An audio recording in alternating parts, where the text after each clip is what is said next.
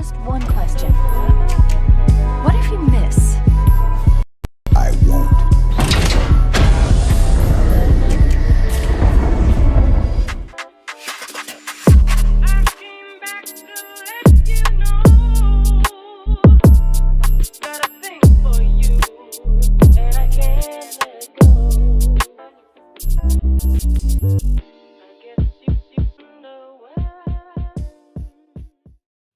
I don't think he had me adjust anything this week. So okay. On a show, I was low though, but let me know. We'll ask the chat. We will ask the chat. You are hitting the reds for me here, but I'm also touching the reds as well. Chat, what's going on, beautiful people? Let us know if you can hear us, if we sound weird, off, for whatever reason. Let us know what is happening. So I'll put a little bit of the late start again, as we have been doing as of late. We're just trying to catch up, man. You know, life is always life in the background, but it's time to go live raw and uncut with you guys. And you get to enjoy me getting my ass tore up, by the Ginyu Force in Dragon Ball, sparking 0. So there is that. Any of that meant. Ginyu Force is just a squad. It's just a team. They're essentially like the power. They do poses and stuff like that. They're like the Power Rangers. The way that they bring them across and stuff. They do poses and stuff in between their moves. It's just fun to the way that they portray themselves. But anyway, so you get to see me do a 1v4 for about an hour, and then after that, watch me obviously catch on and get a rhythm in the gameplay, because unfortunately I haven't had a lot of time to practice and really get into it with Sparking 0. I've mainly only played the story content, which is more episodic based than anything, more like stage based and stuff like that. But I've been liking the way that they've been portraying the story as well, because they kind of treat it a little bit like I wouldn't say like a manga, or like a flip book kind of say, but they do bring up screens to where it really quickly would tell you, hey, this is what happened in those moments, right? Kind of like how JRPGs would do when they don't animate the in-between scenes. They bring up the little scene and the character will pop up, say whatever they're going to say, and then come off the screen, or it'll bring up a picture and you just have to get as much context from this picture while there's a narrator saying, hey, this is what happened during this area, whatever. But I am appreciating that as somebody who's played these stories once, twice, 3 times, 10 times at this point. So I like the way that they're doing it, along with the what if stuff that is possible in here. That's adding a lot of variance, which I find is really dope. Very beautiful game. Can't wait to dive more into it. I am really leaning on the fact that this is probably going to be the only game that I'm going to end up playing like that for the rest of the year. I know me and Pong got some plans to do some Mech Warrior 5 mercenary clans, which I didn't know it was a whole new game. I thought it was like the existing game and it was an expansion. Okay. No, that's why it was so shocking that it was coming to Game Pass. So if that's the case, if it's a whole new game, then there might have been even more balancing and retooling that was done. And maybe there isn't the same amount of damage and cost and all the other stuff. Maybe we can have a lot more of that fun that we were looking for in that initial time when we jumped in. So we'll see. We'll see how hardcore it ends up being. It's had a lot of content updates and everything, MechWarrior 5 overall. So that's also very interesting. But Decado says I'm low, Steel. You're low? Yeah. He says I do sound low. And he also says I sound like I just woke up. Well, that's not the case, Decado. I actually got to the gym this morning. Okay. So I'm definitely not just waking up. So we're good there, but low. Yeah. See if you. What's your percentage on your end, Paul? Let me go in real quick. Hold on. I got you at max in Discord. I mean, I can turn you up more if I need to, but there's no big deal. No. I mean, I can do it on my side, obviously. So hold on for a second here. Yeah, I'm still at 77. So I'm okay. Yeah, Decado, let me know, or anybody else in the chat, let me know. It's peaking now. It's peaking. I went up 10%. So tell me how that feels. Tell me how that feels, everybody. Does it feel good on an early Saturday morning? Because the other thing too is that if you turn it up on your end, it can start making you peak. Where if I turn it up on my end, it'll just bring you. It'll just make you louder. So. Oh, MF Great says I sound fine anyways. He says I'm the audio complainer here, and I sound great. Oh, okay. Well, I guess go back down to 70. Go back down to 77, 75. Maybe Decado. Oh, okay. Now Decado says it's good. Okay. All right. So this is good. All right. Tim's a source who says this is good for him too. It's good for you. Good for y'all. Yeah, All it's good. All right. Thank you. Well, thank you, guys. hopefully it sounded good. No, it's really important because when I listen back to the shows, it's noticeable to me. And it can be an issue. So, and MF Gray says, nah, keep it. Perfect. All right. He says, Nam says you sound a little bit muffled, but other than that, I think it'll even out. Don't worry about it. I think it'll even out. At some point, I'm buying a new mic, guys. At some point, I'm going to buy a new mic. I'm done with this one. This one gives me so many issues back and forth. I'll go much more expensive the next time around. So, I mean, if you do that, you might as well just get a Shure SM7B. Yeah, I know. I'm looking. Either that or get an Audio Technica. I mean, it's $100 mic. Yeah, it's the one I as use. I clear a couple things. I think New Year. After New Year here, I think I'll be picking up a new mic. So that's what I use. I use Audio Technica. So okay, USB mic. But I mean, of course, you want better audio quality than that. And I have a big ass fan running in the background and everything. So you guys aren't hearing that. So there's that. But ladies and gentlemen, this is a living split screen, a non-console centric platform talking about everything going on within the gaming industry. This is the home of that RTS view, that's real-time strategy, where we pull ourselves out of the world, look at the darker crevices of that map, pull our resources together so we can not only build up our own foundation right here on Living Split Screen, but also the foundation for the potential 3 billion gamers that are out there. And wait, real quick side note. I've been seeing more people get in their bag about, hey, I got this many viewers and subs and all these great things. Look, as long as you got a nice, good audience that believes in you and follows your content, that is all that matters, man. If you're in a rat race, hey, all power to you. But again, like me and Paul say all the time, we're not here necessarily for all the extra drama and other BS that happens, although we do speak on those things. We don't mind having those conversations, but we haven't built our channel off of that, right? That was never the intention to live in split screen. If we ever end up getting to 100,000 subs, hey man, great. But I want it to be 100,000 people that truly believe in the conversation that we have here in that RTS view, right? Because not everybody does. Not everybody cares about the industry overall. I was talking to somebody at work the other day because I wear an Xbox lanyard to work, and he was like, hey man, that's cool. It was like, hey man, that's a cool lanyard, but it's the wrong one. I was like, oh, what do you mean? He was like, oh, it should have been a PlayStation lanyard. I was like, wow. I was like, why you say that? He was like, oh man, because PlayStation got all the better games. He said it just like Did that. You be like, you fucking pony? Did you just whip it out? You fucking pony. I said that's. I was like, that's what's up, man. I was like, yeah, I'm pretty much just an overall gamer, man. So hey man, that's what you're into. That's super dope. I said it just like that. He was like, yeah, man, because Xbox, they just can't get it together, man. They ain't got no games over there. Jesus. It's a rental service. So it's like, hey man, I was like, what kind of games you like to play? He was like, yeah man, that God of War, that new Ghost of Yotai, you gotta announce that stuff is really dope, man. I was like, yeah, that's what's up, man. I was like, good to hear you got some good games you're playing. I was like, you playing Call of Duty this year?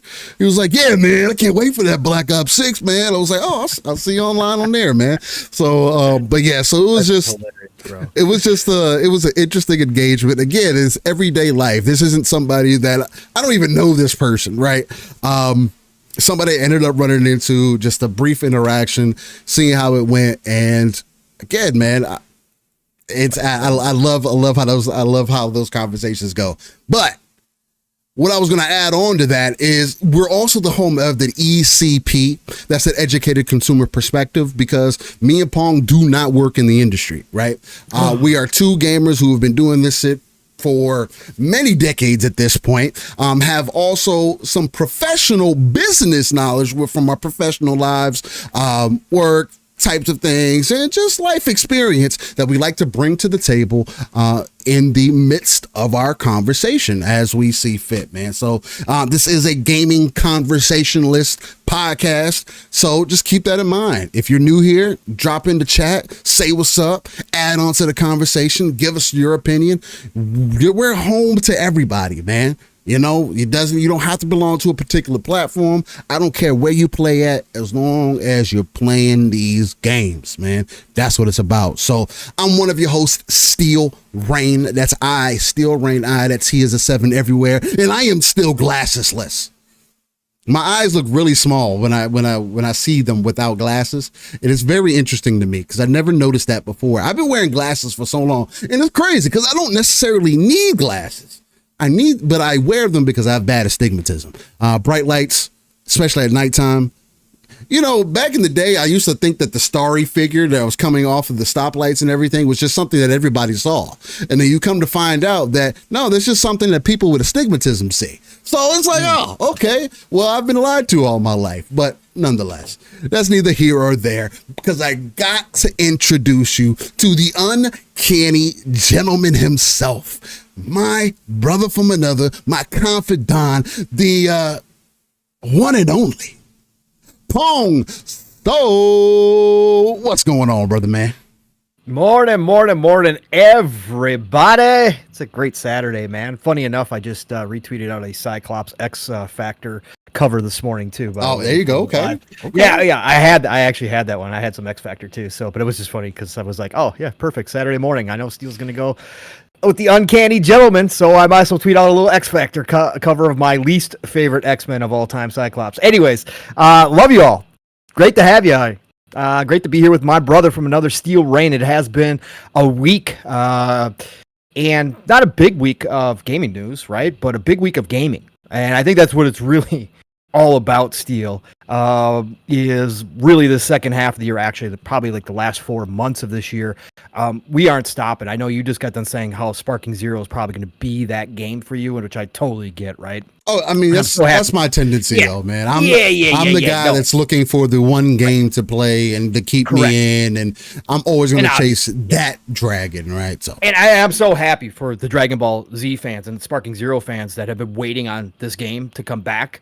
And to have it come back in the way it has, where everybody is just like, Jesus, this is my game. I've seen game of the year, like, for people, right?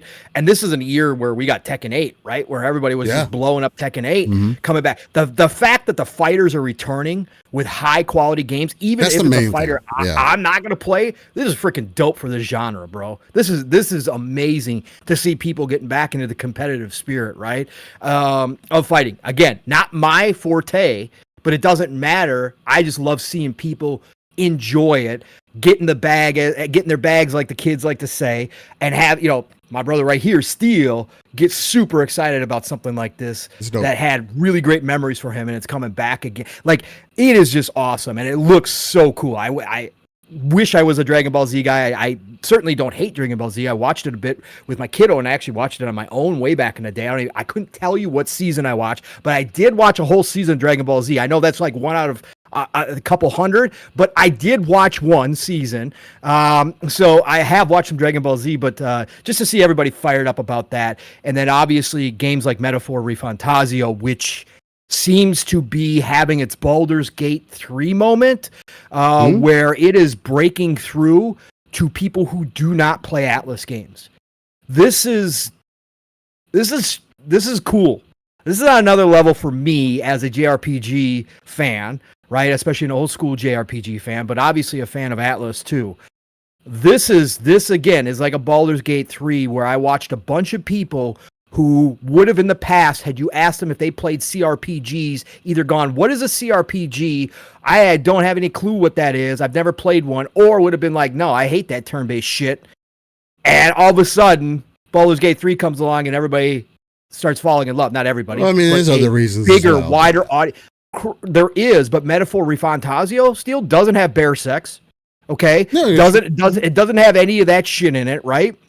Metaphor Refantazio is an Atlus game through and through, right? It is a Persona formulaed game, and there's a ton of people who hate Persona or dislike that formula that are now playing Metaphor Refantazio or never had any interest in trying that formula before, right? One thing is removing the high school factor, right? That's Mav's big hang up with Personas, and that's a lot of people's big hang up with Personas is the whole high school thing, being in school, right? But removing that, but then still, the again, opening it up a little bit more, changing how the battle system works, a little bit, and all of a sudden, everybody wants to jump into Metaphor Refantazio. The hype train rolls both ways, right? We can have the hype train be positive. We can have the hype train be negative, right? The hate train or the hype train.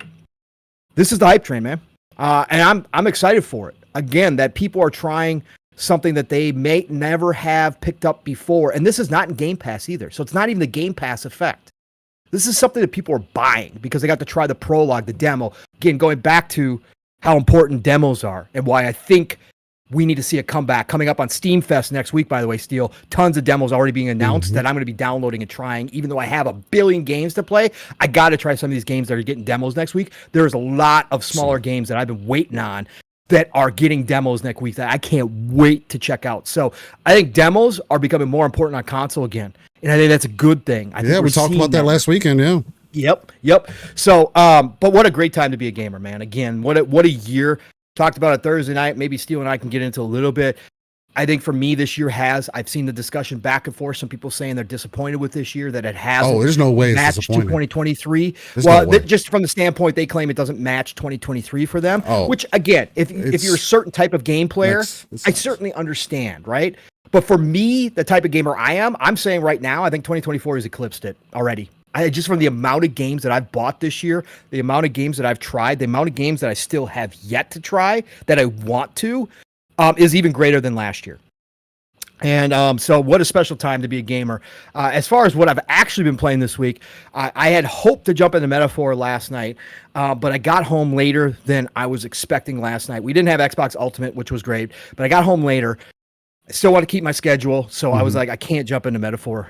So I didn't jump into Metaphor, but the game I've been playing all week, once they got things fixed, so you could play it after the first night of being an utter failure again, was, of course, Diablo 4 Vessel of Hatred expansion. Listen, I don't understand why Blizzard has a hard time with launches. Me and Steel talked about this at the launch of Diablo. This is an expansion too. It's a massive change to the game, so I understand it was a big patch. And apparently there's other issues still as well. So. Other issues right now as we speak. But the big thing for me was, you tell me you're launching it, I pre-order it, and you can't get your servers straight. And you can't launch it and then you decide to hold everybody back because you can't launch them all at worldwide. So then everybody's got to wait. And it turns into, we're going to be down for an hour or so, into, we'll see you after midnight sometime. Like, again, it happens. It's tech. Nothing's perfect. But why a company like Blizzard continuously has issues like this on launch days for their games, I don't understand and never They're making money, bro. Like, that's the thing. Yeah, like, and what happens to their back-end testing, Steel? What happened? Where is this break that they can't do it, right? We got smaller teams who have minimal experience building online multiplayer games like Pal World that show up and don't have the types of issues that Blizzard has. So for me, I'm like, whatever. Anyways, small gripe out of the way. I went to bed. Cool, whatever. Right. Got up the next day, had to go to work. I was disappointed, but I came home. Been playing Vessel of Hatred. There are other issues with the game, with the expansion.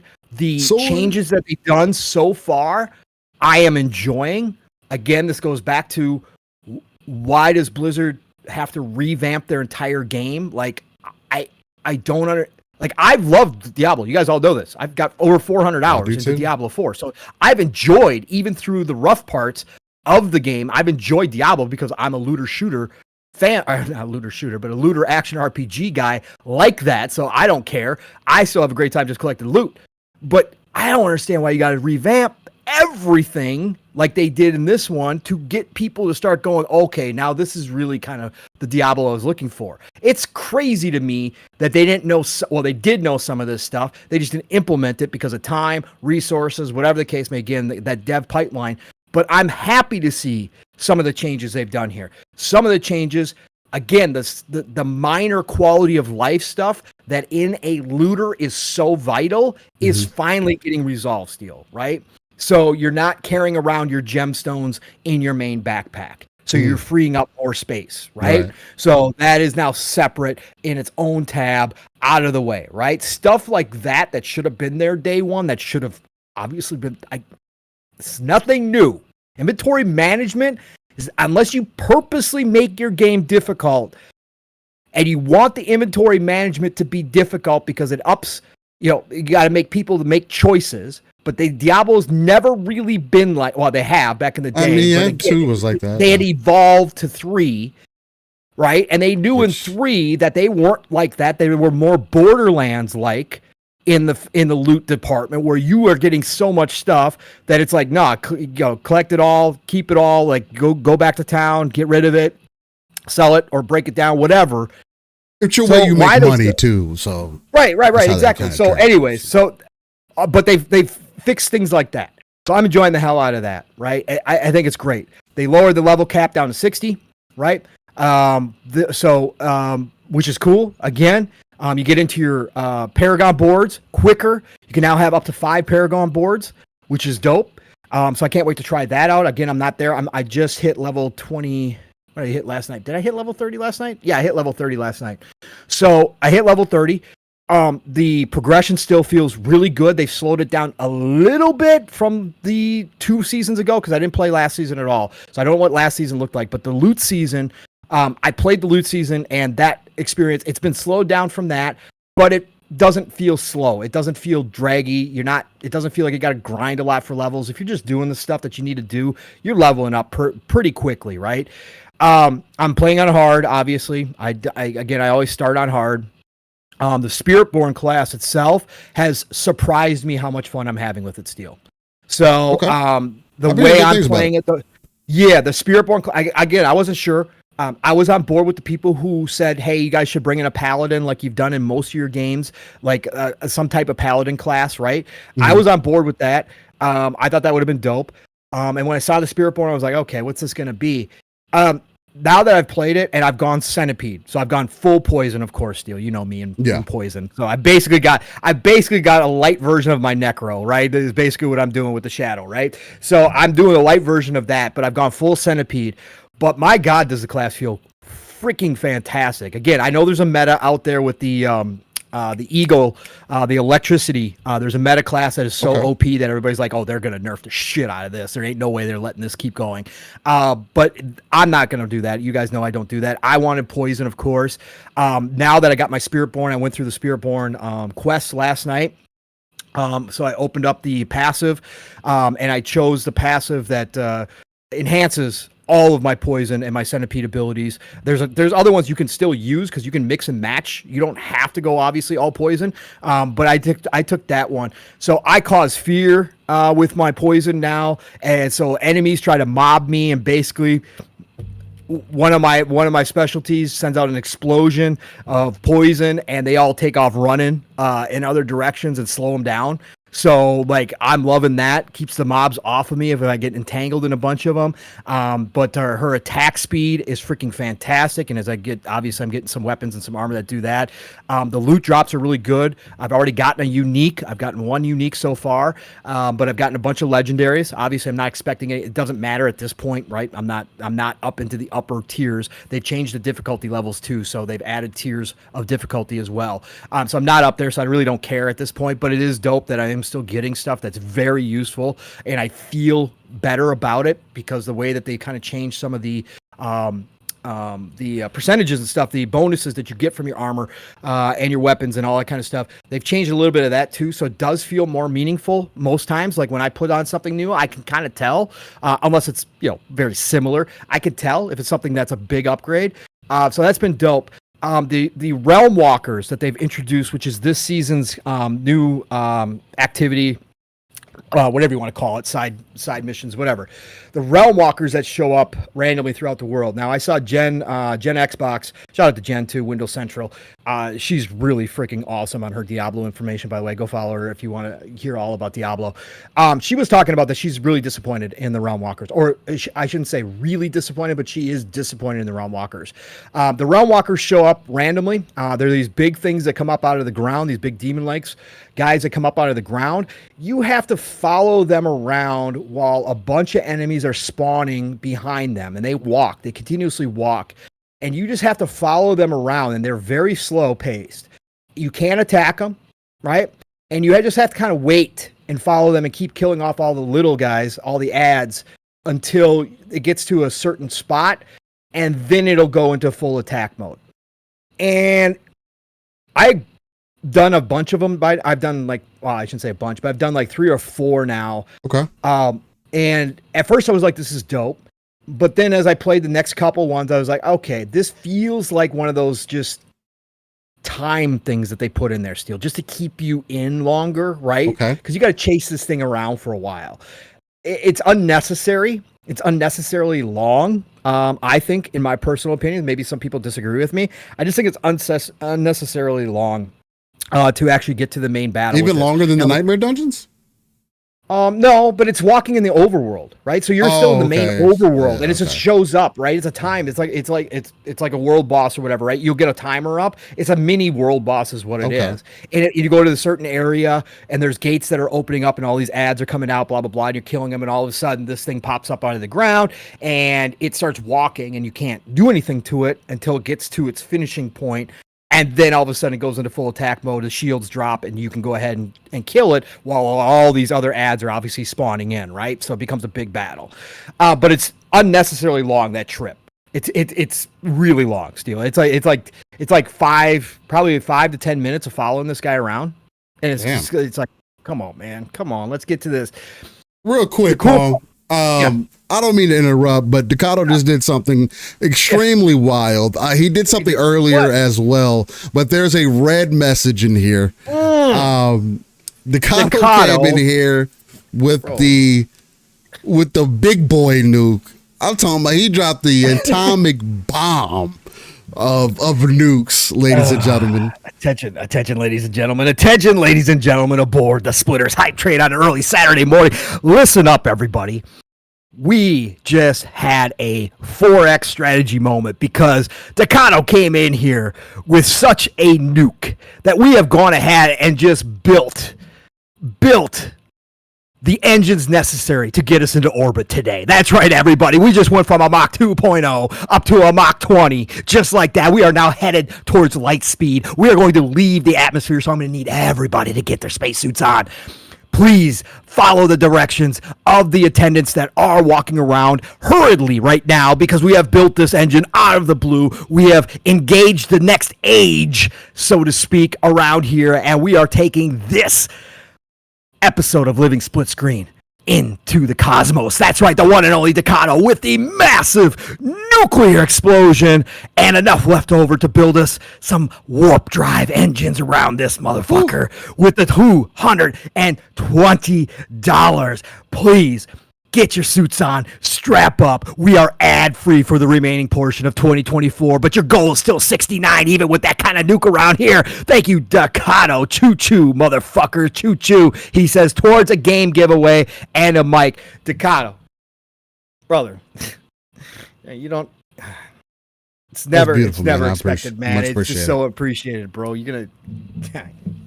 tearing an old man's heart up, man. Come on, man. Stop. Thank you, Ducato. Much love, brother. Much love. All love, man. All the time. 1,000,000%. Ducato also sent a shout out to everybody that got the 5 living split screen memberships from Ducato earlier as well. Yeah, another car too. Jesus, Ducato. Not only did he have that car, Pong, but he also came in with another 5 bones. And he says, congratulations to Atlus and so far my game of the year. Yes, sir. Yes, sir. That's awesome to hear, man. I'm going to be jumping into that this week as well. And I see that Brandon Martin, member for 1 month, Lord of Wars, came in with the Silent Hill 2 remake is great. Got it on CD keys. We'll talk about it later, but I am shocked. It's not going to be a big discussion, but I am shocked how this game turned out from where it was in previews and how people, I personally turned around on Bloober, yeah. I personally like Bloober. The hate for Bloober has always been over the top, in my opinion. But again, I'm a AA guy, so I love teams that do AA and know what they're doing. I like the medium. So again, I'm not gonna play Silent Hill just because they lean way too much into horror, bro. It's much worse than Resident Evil, but so no, we ain't doing it. I loved Silent Hill back in the day, but I ain't doing this. I'm not. But anyways, I think it's interesting where they went from the excuse me, where they went from the previews and everybody was, again, even the people that had hands on a little bit, but we saw that one video and people were like, oh, this ain't it, man. No, it looked off. I mean, of course it was an upgrade, but it was still, so it was something off about it. Time frame, that was crazy. Anyways, so to get back to Diablo 4 and Vessel Hatred, overall, so I was talking about the Realm Walker. The cool part about the Realm Walker is that once you kill it, it opens up a gateway. And then you go into this small dungeon steel. And you go through the dungeon kind of like normal. It's short dungeon. Okay. But then you get to a point where you got to open up another gate. And you got to either have the murmur, the stupid murmur coins. I forget. I'm calling them murmur. I think that's what they are, but I can't remember ever. I always forget. But the purple coins that you can collect from other things, doing other things out in the world. Okay. Murmur coins or some iron chunks, right? And you can open up a gateway that will take you to another battle in another area of the dungeon where you can get extra gold or equipment and stuff like that, right? But you choose, and you have to have enough to open up the next gate so that you can go through. That's super cool, and I have a blast because there's like an ending mission with that's where I got my unique from, in fact. Because it's a short dungeon. There's some chests in there. Sometimes you'll get a loot goblin in there that opens up another gate steel that takes you to another little tiny area where either there's chests or there's a group of enemies that you got to defeat, and you get some more stuff as well. So it's kind of cool. But you get to this ending level, and then you have a big battle, and you got to clear out the realm, right? And so that part is cool. It's just the Realm Walker stuff. It's a little long. So I'm having a great time with that. Overall, I got to say this is an awesome expansion. I'm really having a good time with it. The story beats so far, right, are living up to kind of what we thought. I had a whole story beat last night that I activated. That I was like, oh, okay, all right. Liking the characters, liking the acting so far. Again, would I like to Diablo 4 to center around Lilith the entire time? Yes, I would have, because I loved her. I loved Mother. But Mephisto is a badass, right? Mephisto is pure evil. He is nobody to F with, right? So, and the other characters that are now in the world that kind of have taken over after the events out of the first one still are kind of cool, man. They're kind of cool. There's the one main kind of, I guess I'll call him evil dude. He doesn't think he's evil. He thinks he's on the righteousness, right? On the path of righteousness. But he's over the top with it. And so that obviously turns in on itself and becomes evil. He's pretty freaking dope. So I'm enjoying my scenes with him. But yeah, overall, Vessel Hatred has been fantastic. And that's mostly what I've been playing this week. I will say this too. I didn't get to talk about it, but Aura History Untold. I talked about this on Thursday, Steel. I went from, again, I'm on still the first mission, the first game that you start out in that where they give you all the tutorials, right? Right. I am now on Steam. It says, or on Xbox, I should say, it says that I am at 24 hours. Okay. Okay. I probably, again, I played last Sunday. I had a lot of other stuff going on. Mm-hmm. So I had that game on because, again, it's turn-based, so you can just walk away. So I will say legitimately I'm probably at 20 hours, right? Legitimately I'm probably around 20 hours. I went from turn 193 to turn 370 something, 376, 372, something like that. In that day. That is over 170 turns that I did on Sunday. God damn. I'm still not to modern times yet. Damn. Okay? Now, everybody's play style is going to be different for X strategy games. Some people whip through the early game. Some people don't really give a shit, or they have a pattern. But again, since ours is new, and since they turn some things on its head, I'm taking it slower in my decision making, and I'm reading kind of the upgrades that you get to choose from, right, as you progress through the age, that kind of stuff. Like I'm reading, I'm trying to understand kind of the flow. I'm starting to develop my long-term strategy, thinking into the next age, what I'm going to have coming up. Like right now, I'm mining. I've collected, Genghis Pong is back, so I'm taking over land wherever I can, but I'm finding all the heavy metals still, because obviously the heavy metal, I can't do any shit with it right now. Right. But you're going to be able to do something with it later. Because I just developed gunpowder. So now I'm starting to get up, right? Next age, I'm going to start getting into tanks. I'm going to start getting into that stuff, in which case I'm going to need those heavy metals to start developing the bigger stuff. So I'm starting to formulate that far ahead already. So I've been collecting the heavy metal mining spots all over the world, man. I've been gobbling those things up like Pac-Man, bro. So that is how dope this game is. But this is still just the first game that I started brand new when I fired up the game for the first time. So I'm in first place. I love the scoring system that they have for this game because you don't necessarily have to focus on one thing or two things like you did with other 4X strategy games. Like you basically decide from the beginning, like I'm going to go military, right? And I'm going to go for a military win, right? A military victory. That's how I'm going to dominate this game. You usually make those types of decisions early on in 4X strategy games. This game allows you to get points across the board in all different ways, and you don't have to focus on one thing. I am heavy on military. I've got one of the strongest forces in the game right now, but I'm not just centered on that. I've been creating masterworks of art, books, all this kind of stuff. I've been creating all these. Just lost it. What the name of those are? I'll call them wonders. That's Age of Empires. I know it's not a wonder, but anyways, I've been creating, building a ton of the specialty buildings that you get throughout. Like I've got all these famous buildings from across ages, right? Because I open them up. So I'm not focused just on a military victory here. And I've been making friends with people. I've got some really strong alliances with some of the other leaders, which has allowed me to keep my first place. So this does change the 4X strategy a little bit. R is freaking awesome. Shout out to Oxide Games. I can't wait to jump back into it again. But this week, that was, Sunday last week, but for the most part this week, played a little bit more Metaphor, Refantazio, the demo early in the week, and then I hopped into Diablo, and got into Vessel of Hatred, and that's where I've been putting my couple hours a night into is Diablo and Vessel of Hatred, having a blast with that game, really loving what Blizzard did. They do have to fix some things. Some people are having some massive problems. So again, it's not perfect, but just as the expansion goes, I'm having a great time. As a new class goes, loving the Spiritborn more than I thought I would love the Spiritborn, which is saying something. So I think that that's really cool too. And I'll end it here and pass it back to you, Steele. Yeah.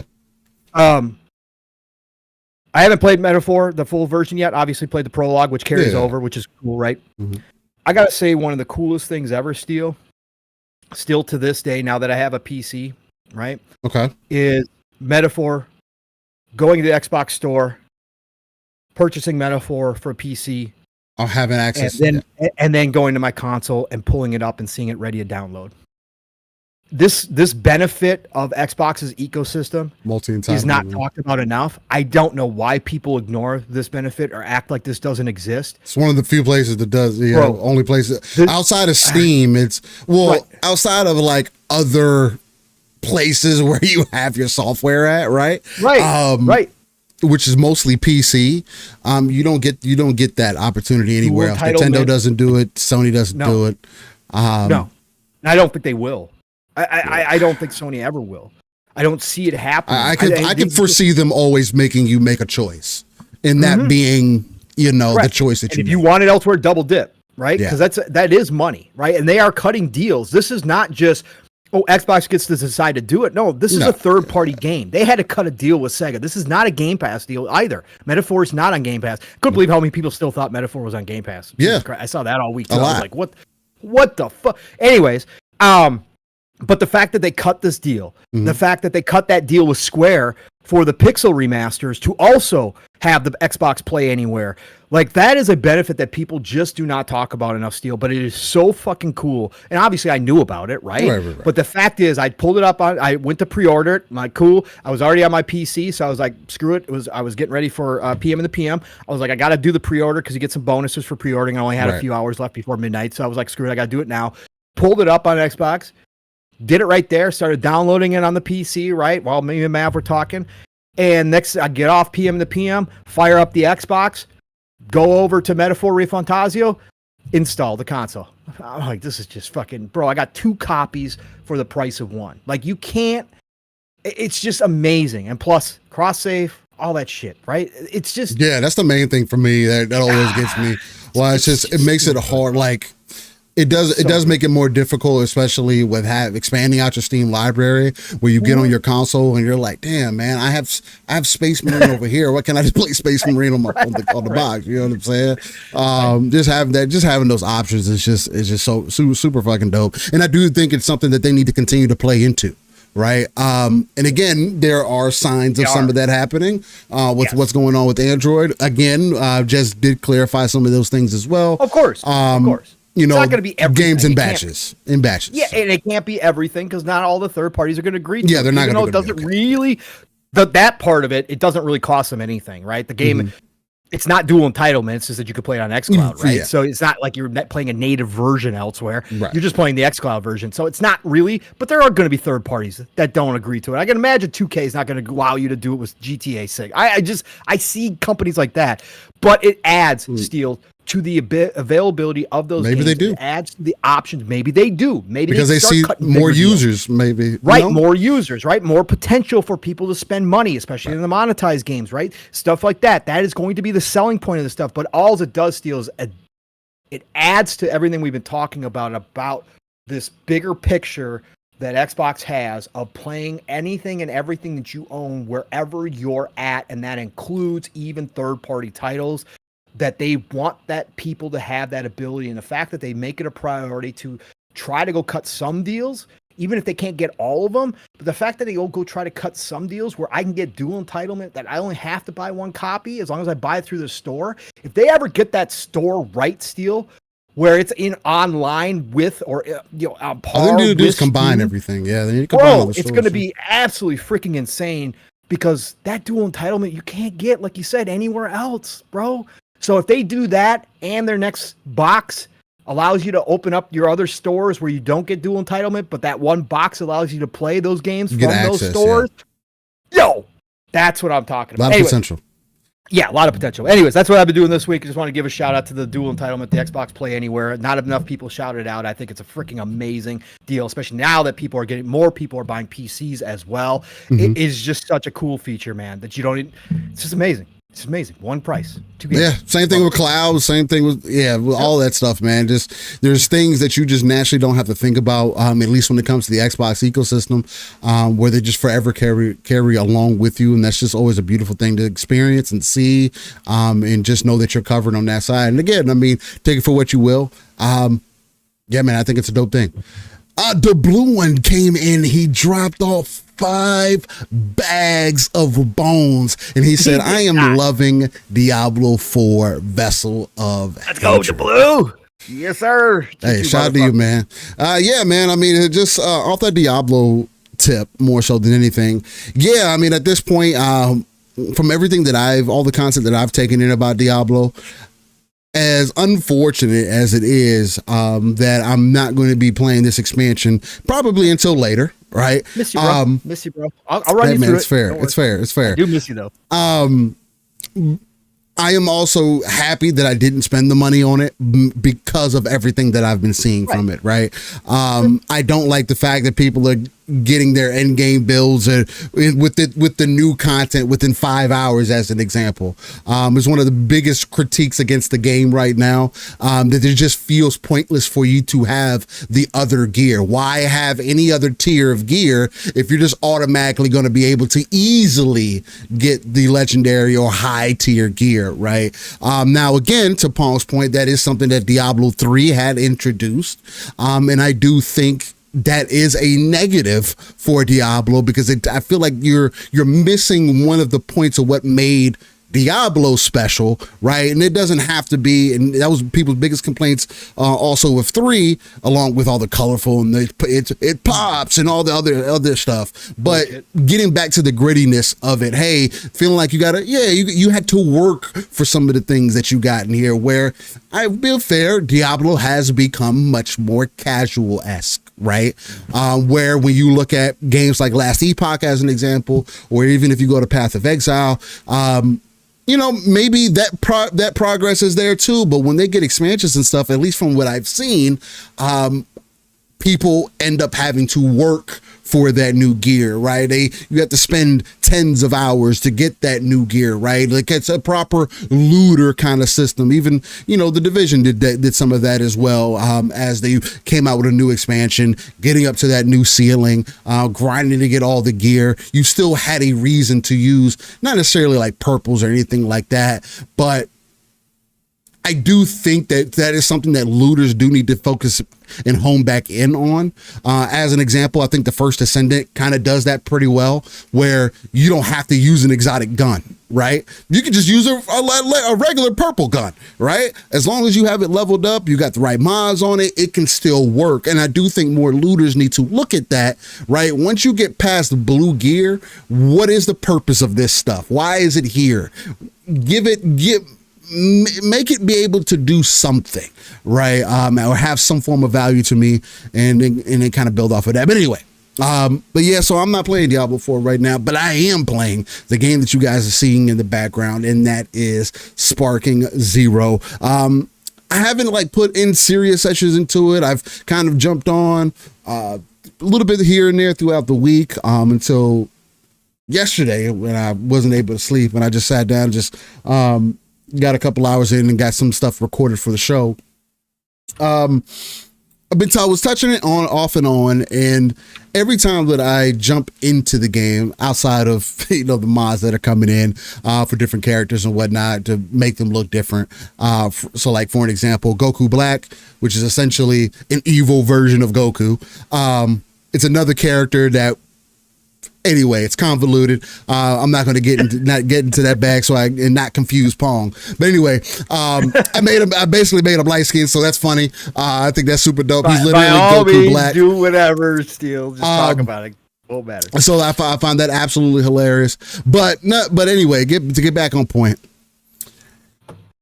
Sparking Zero is literally what I wanted out of the game. As far as like a Budokai Tenkaichi 4, the next in line of the series, I wasn't super aware that in Japan the Budokai series was called Sparking, right? I saw people referencing to it and stuff like that. And I was like, oh, I've always known it as Budokai Tenkaichi or whatever. They're like, nah, it is, over here it's called Sparking. That's why this one is called Sparking Zero. It's kind of like it kind of bringing life back into it. So I thought that was dope.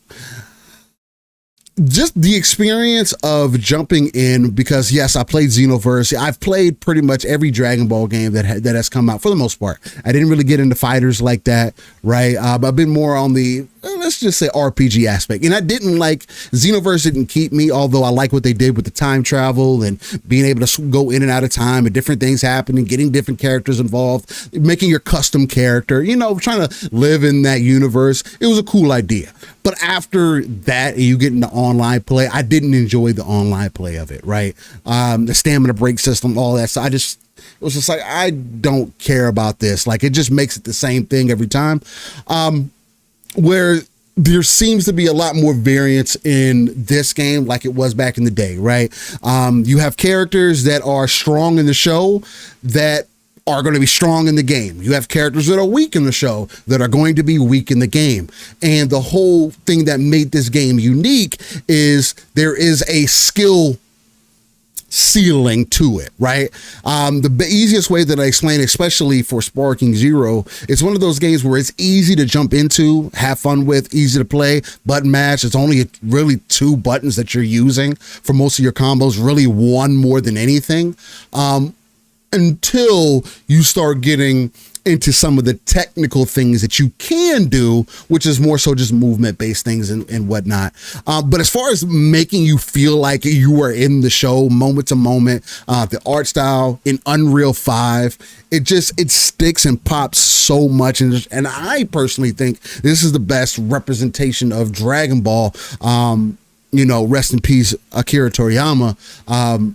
It's very unfortunate that he wasn't able to see this and his Dragon Ball Daima, which the first episode just came out yesterday, which is essentially it picks up after the Buu series, and it's supposed to be like GT but canon, so not really, but still fits into the timeline nonetheless. just seeing all these creative works kind of come together and be also received as well as it is. That's the other thing that's also really dope about this. This has superseded every previous Dragon Ball game as far as attention goes, right? It's even superseded the fires of this year as far as attention goes, at least especially on Steam from what I'm seeing. And honestly, I'm on YouTube, Twitch.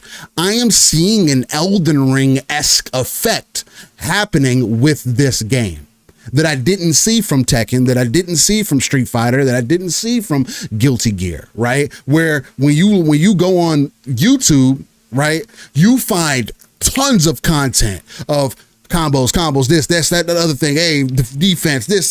There's a bunch of people that are either small subscribers, decent sized subscribers that are all getting in and just talking about this game, what's available, the amount of custom and what if scenarios that you're able to bring into reality.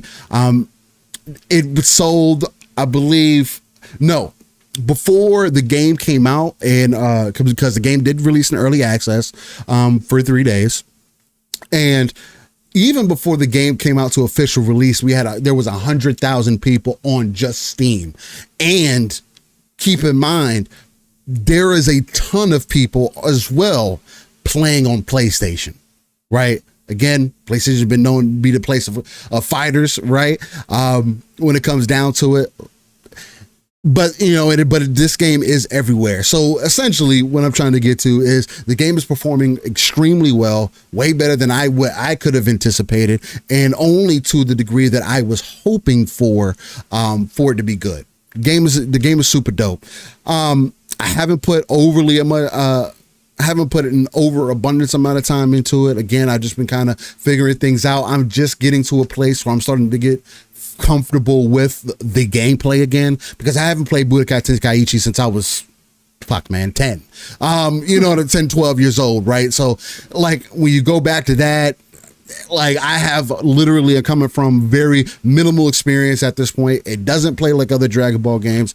So just getting back into it, like how I felt, I came here on and I spoke about Tekken in a very heartfelt way, and Tekken did have me, right? But it got to a certain point, it was just like, now I got to sit here and go through their whole combo list and learn exactly how to play this dude and every fast in the scenario that I can. And now I want to go through the ranks. And if I don't get a certain rank, there's going to be like, this has some of that, but it's also much more simplified. So it's not like, oh, you need to press triangle, X, square, triangle, square, X, hold L2, then press square. Like there's none of that. It's just like, hey, press square a couple times, then press X, press back square a couple times, and then press X, and then press triangle, right? It's things like that, right? So it's much more, for sure, simplified. It is an arena fighter still at the end of the day.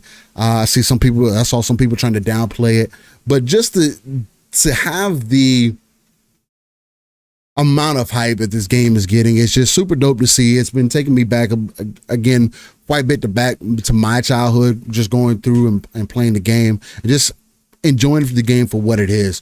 PvP seems to be doing pretty good. Again, it's not balanced again, but there are people who are beating very strong characters with weak characters, right? So it goes back into, there's that whole skill ceiling thing there, right? If you know how to play the game, just because somebody has a stronger character doesn't mean that you can't beat them. There's still some balancing that needs to be done for sure. Some cheap things like you being able to constantly teleport, or that being a key moment that happens in some of these fights. It's just some other character adjustments that need to be made, not necessarily for power, just on how the game is played, right? Which I'd imagine they wouldn't really see until everybody started getting their hands on and trying things and trying to break the game and find out what's possible, right? Which that's what the gamers are for. So we'll see how things go. I think this game is going to get really good updates over time, especially with the amount of engagement that it gets. And it's going to be up to them to uphold it. I mean, again, they gave Xenoverse. Xenoverse 2 is still getting content to this day. And the game is, man, I think it's over 4 years old at this point.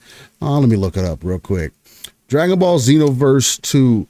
Xenoverse 2 came out in 2016.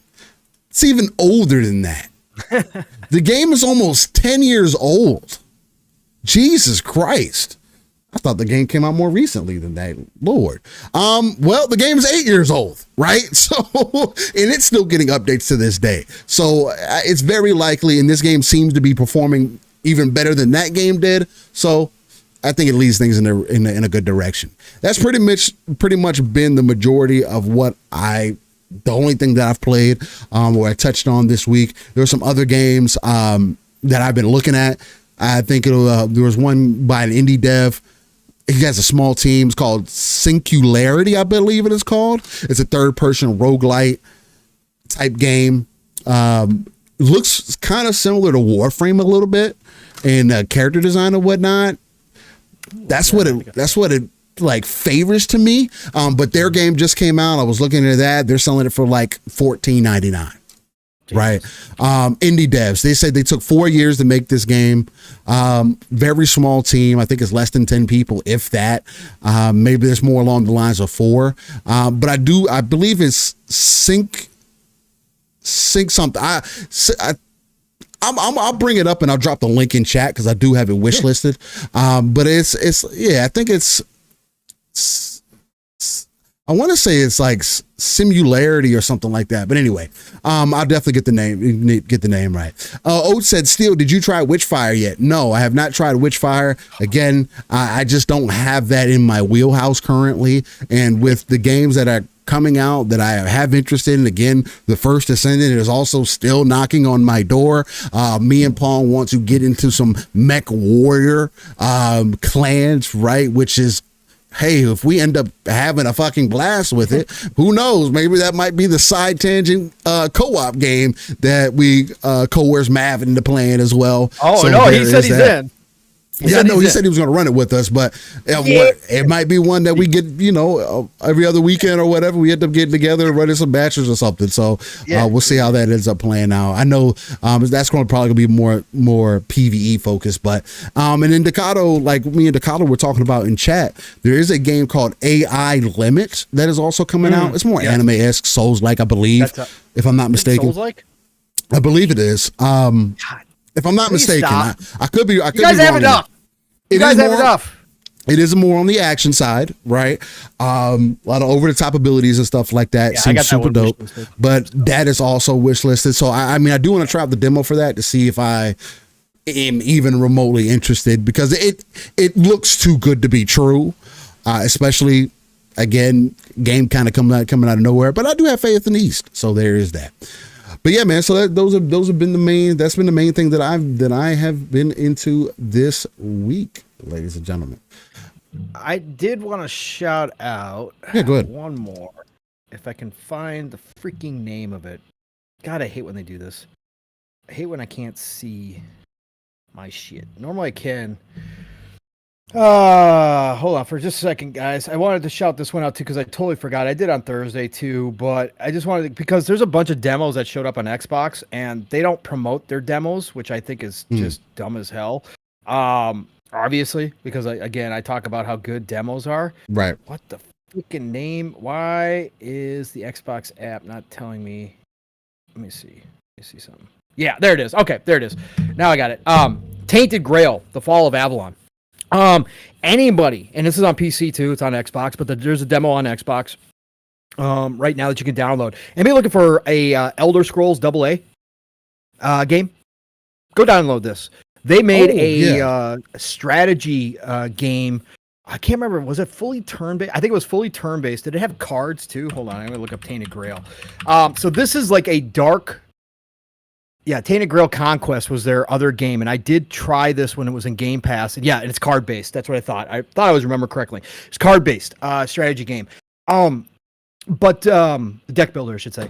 But this is based on a very dark King Arthur mythology, which we don't always get. But then they went ahead and they went from a deck building game to making a full open world Elder Scrolls like AA version of it.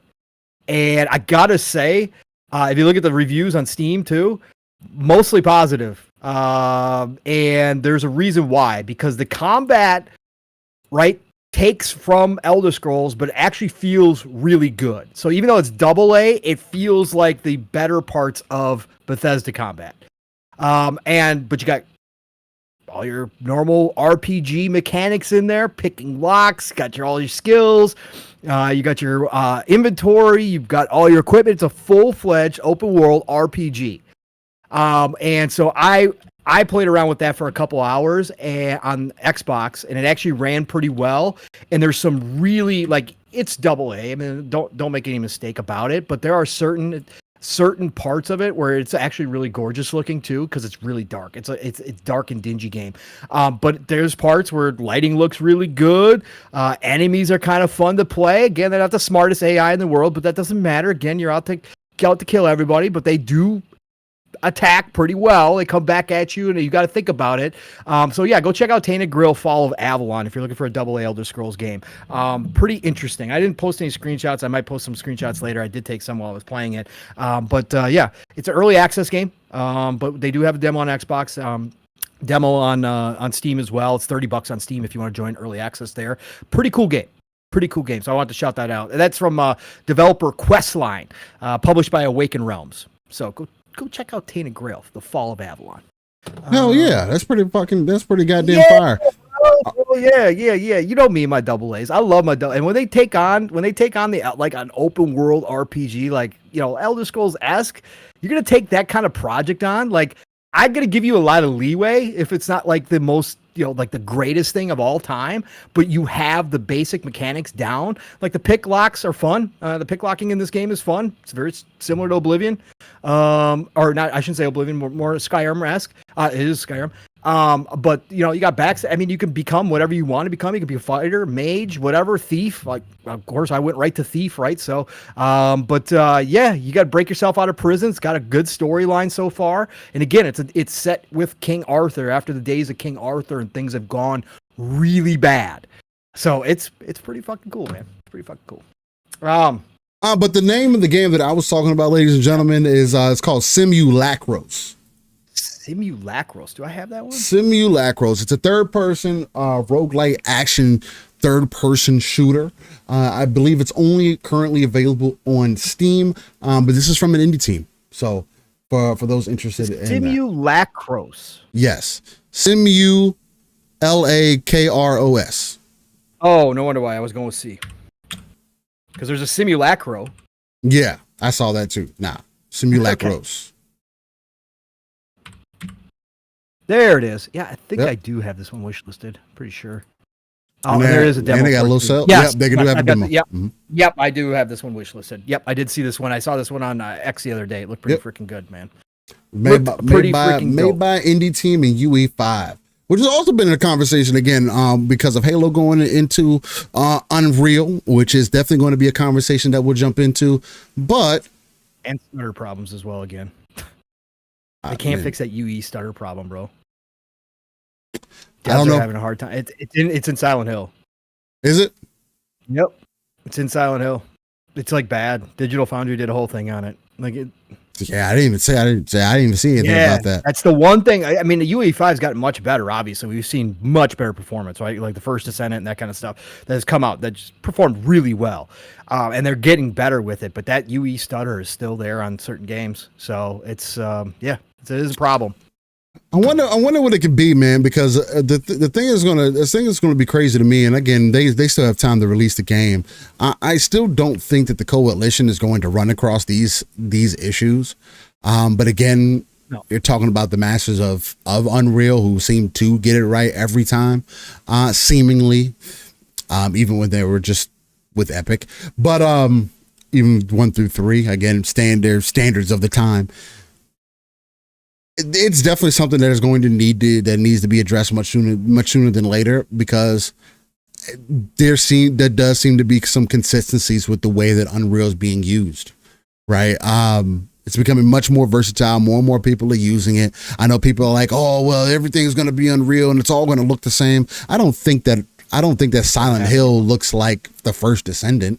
No. And I don't think the First Descendant looks like Gears. Like Unreal Tournament looks like a Gears, Gears looks like Bulletstorm, you know, like 360 days. That was a UE thing. all had similar games. You pull up character a UE style, game, all that. 360, it all looks similar, bro. You were like, oh, this is Unreal Engine, Yeah. right? That has obviously, I believe it's gone to the wayside. I don't believe. There's people who still think it looks very similar. Yeah, I don't agree whatsoever. I would not look at the first Descendant and say it looks like anything else is in Unreal. Like again, I wouldn't Unreal has assume become Unreal for First Descendant. Unreal has become very adaptable to your art style, right? So whatever your art style is, Unreal now adapts to. Whereas back in the day, Unreal kind of, again, all the games had a very similar art style that came out in Unreal because of the tools and because of what they had built into it.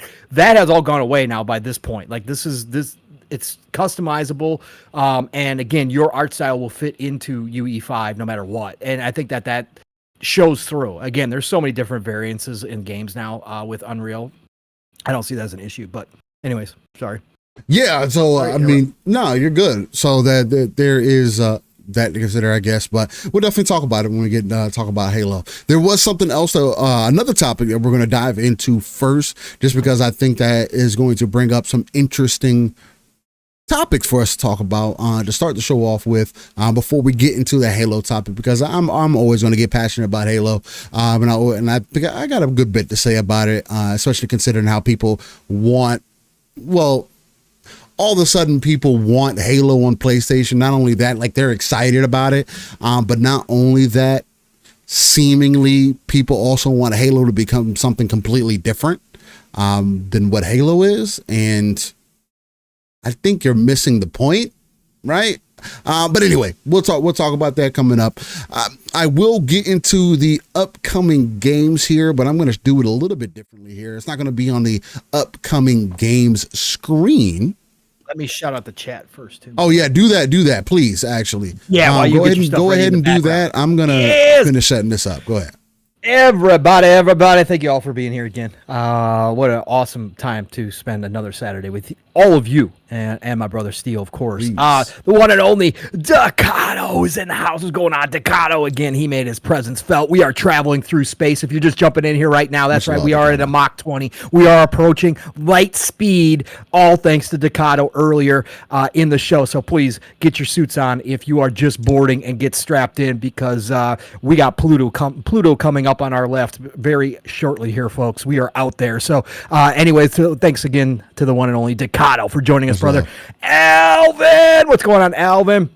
Great to see you. Alvin says Borderlands is Unreal and it looks unique. Yeah, exactly. Yeah. Exactly. There was experiences, and it's grown even further out where, again, I would never say Unreal has a look anymore. I really wouldn't. If some devs choose to use the same type of style and you can say, oh, well, that all looks like Unreal, fine. But I still think in a lineup, if I showed you a bunch of games and said, point out which one is Unreal, I think there would be a lot of people who would point out wrong games. Okay. I don't believe it's like universal that you could tell what an Unreal game is. Ghost Wolf 3599. What's going on, Ghost Wolf? Great to see you. Nixie's in the house. Nixie says, thought that was a baby feeding game. What the fuck? What are we talking? That must have been your solar crop or whatever it was.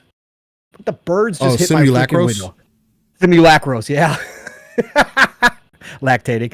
Obviously, now I get it. Okay, now I get it, Nixie. Now I get it.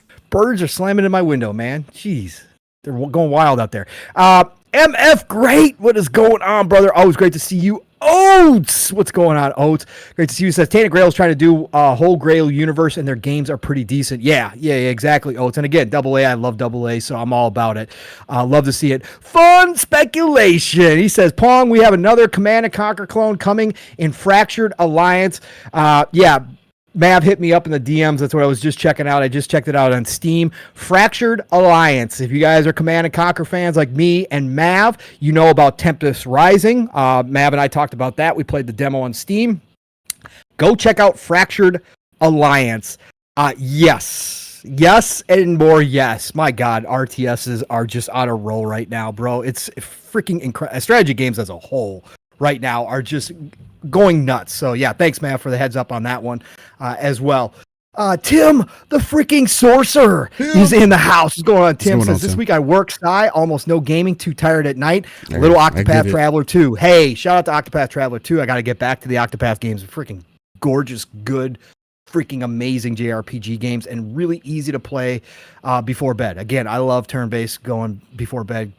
It's just awesome, man, because you can end it anywhere, and it just, you're fine. You don't have to worry about getting stuck somewhere. Again, I got stuck playing Diablo last night and was like, oh, I got to clear this out. I got to get to the save spot. I got to get to a good spot. I got to clear out this dungeon. So I actually played a little bit longer than I was expecting to last night. But shout out to Tim the Sorcerer, back from the dead, of course, is in the house. Good morning to you, sir. We got the blue one in here. What's going on, the blue one? It says Mech Warrior Clans looks fire. Yeah, the blue one. We're going to check it out and see. Who else we got in here? We got, scrolling up. Guys are, God, gabbing. You guys are all gabbing. Dan the Man Cunningham. What's going on, OG? Great to see you, brother. Thank you for dropping in here and spend some time with us this morning. He is working and listening. So working and lurking. Appreciate it, Dan the Man. We got Andrew Cullinane, of course, is in the house. Man, I missed the notification. Show's probably almost over. Close. Yeah, close, Andrew. Close. You got in right probably as we were saying hi. Anyways, actually getting around to talking anything other than our nonsense. Who else we got in here? We got the Brett Bingham in the house. Brett Bingham, what's going on, brother? He's been teasing us in the DMs, talking about stuff Brett? He knows about. He was on fire this week.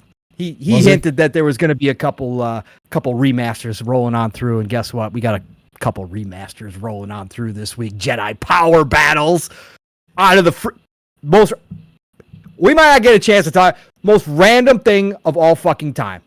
Like, who in their right mind ever asked for Star Wars Jedi Power Battles to be freaking remade? I don't know. I don't know. I know a bunch of people claim that they loved the hell out of that game. The game was tough as hell. Game was ridiculous at points. I don't know who you all were playing. Like, we played co-op, and I was in my 20s when that came out, right? I was in the bachelor pad when that came out. We played the hell out of that game co-op. That game was tough, but I would not consider it one of the great Star Wars games of all time. But people have this really nostalgia for it. But that was random.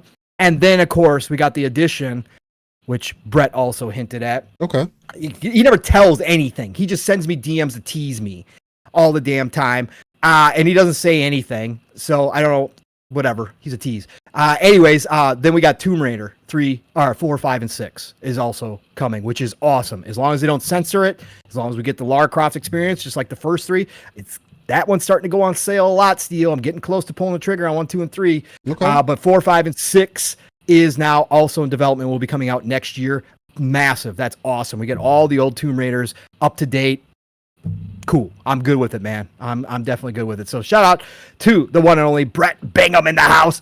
Let's see. I got scrolled all the way down for some reason. Fahim Scott. What's going on, Fahim Scott? Great to see you in here, brother. We got the Nam Omar in the house. What's going on? Nam, great to see you. Yeah, Fahim, you walked into the lactose stuff. You must have. Anyways, lactating.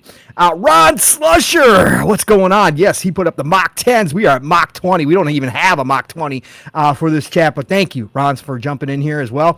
El Nini, let's go. He says, let me get a shout out. There's your shout out. Choo-choo, motherfucker. Thank you for dropping in here, El Nini. Appreciate you so much. Yeah, we got the lad in the house. What's going on, lad? Great to see you. He says, Microsoft are on to something big time with this last Metaphor venture. More to come, perhaps. This deal with Atlus and Sega is not going away. It's successful. Yeah. This is a partnership that has led to Sega having massive success, right? Mm-hmm. Again, they sold over 1 million copies of Metaphor in under a day. Okay, so Metaphor is the biggest launch that Atlus has ever had, including Persona 5. That is saying something, and that's not just Sony fans.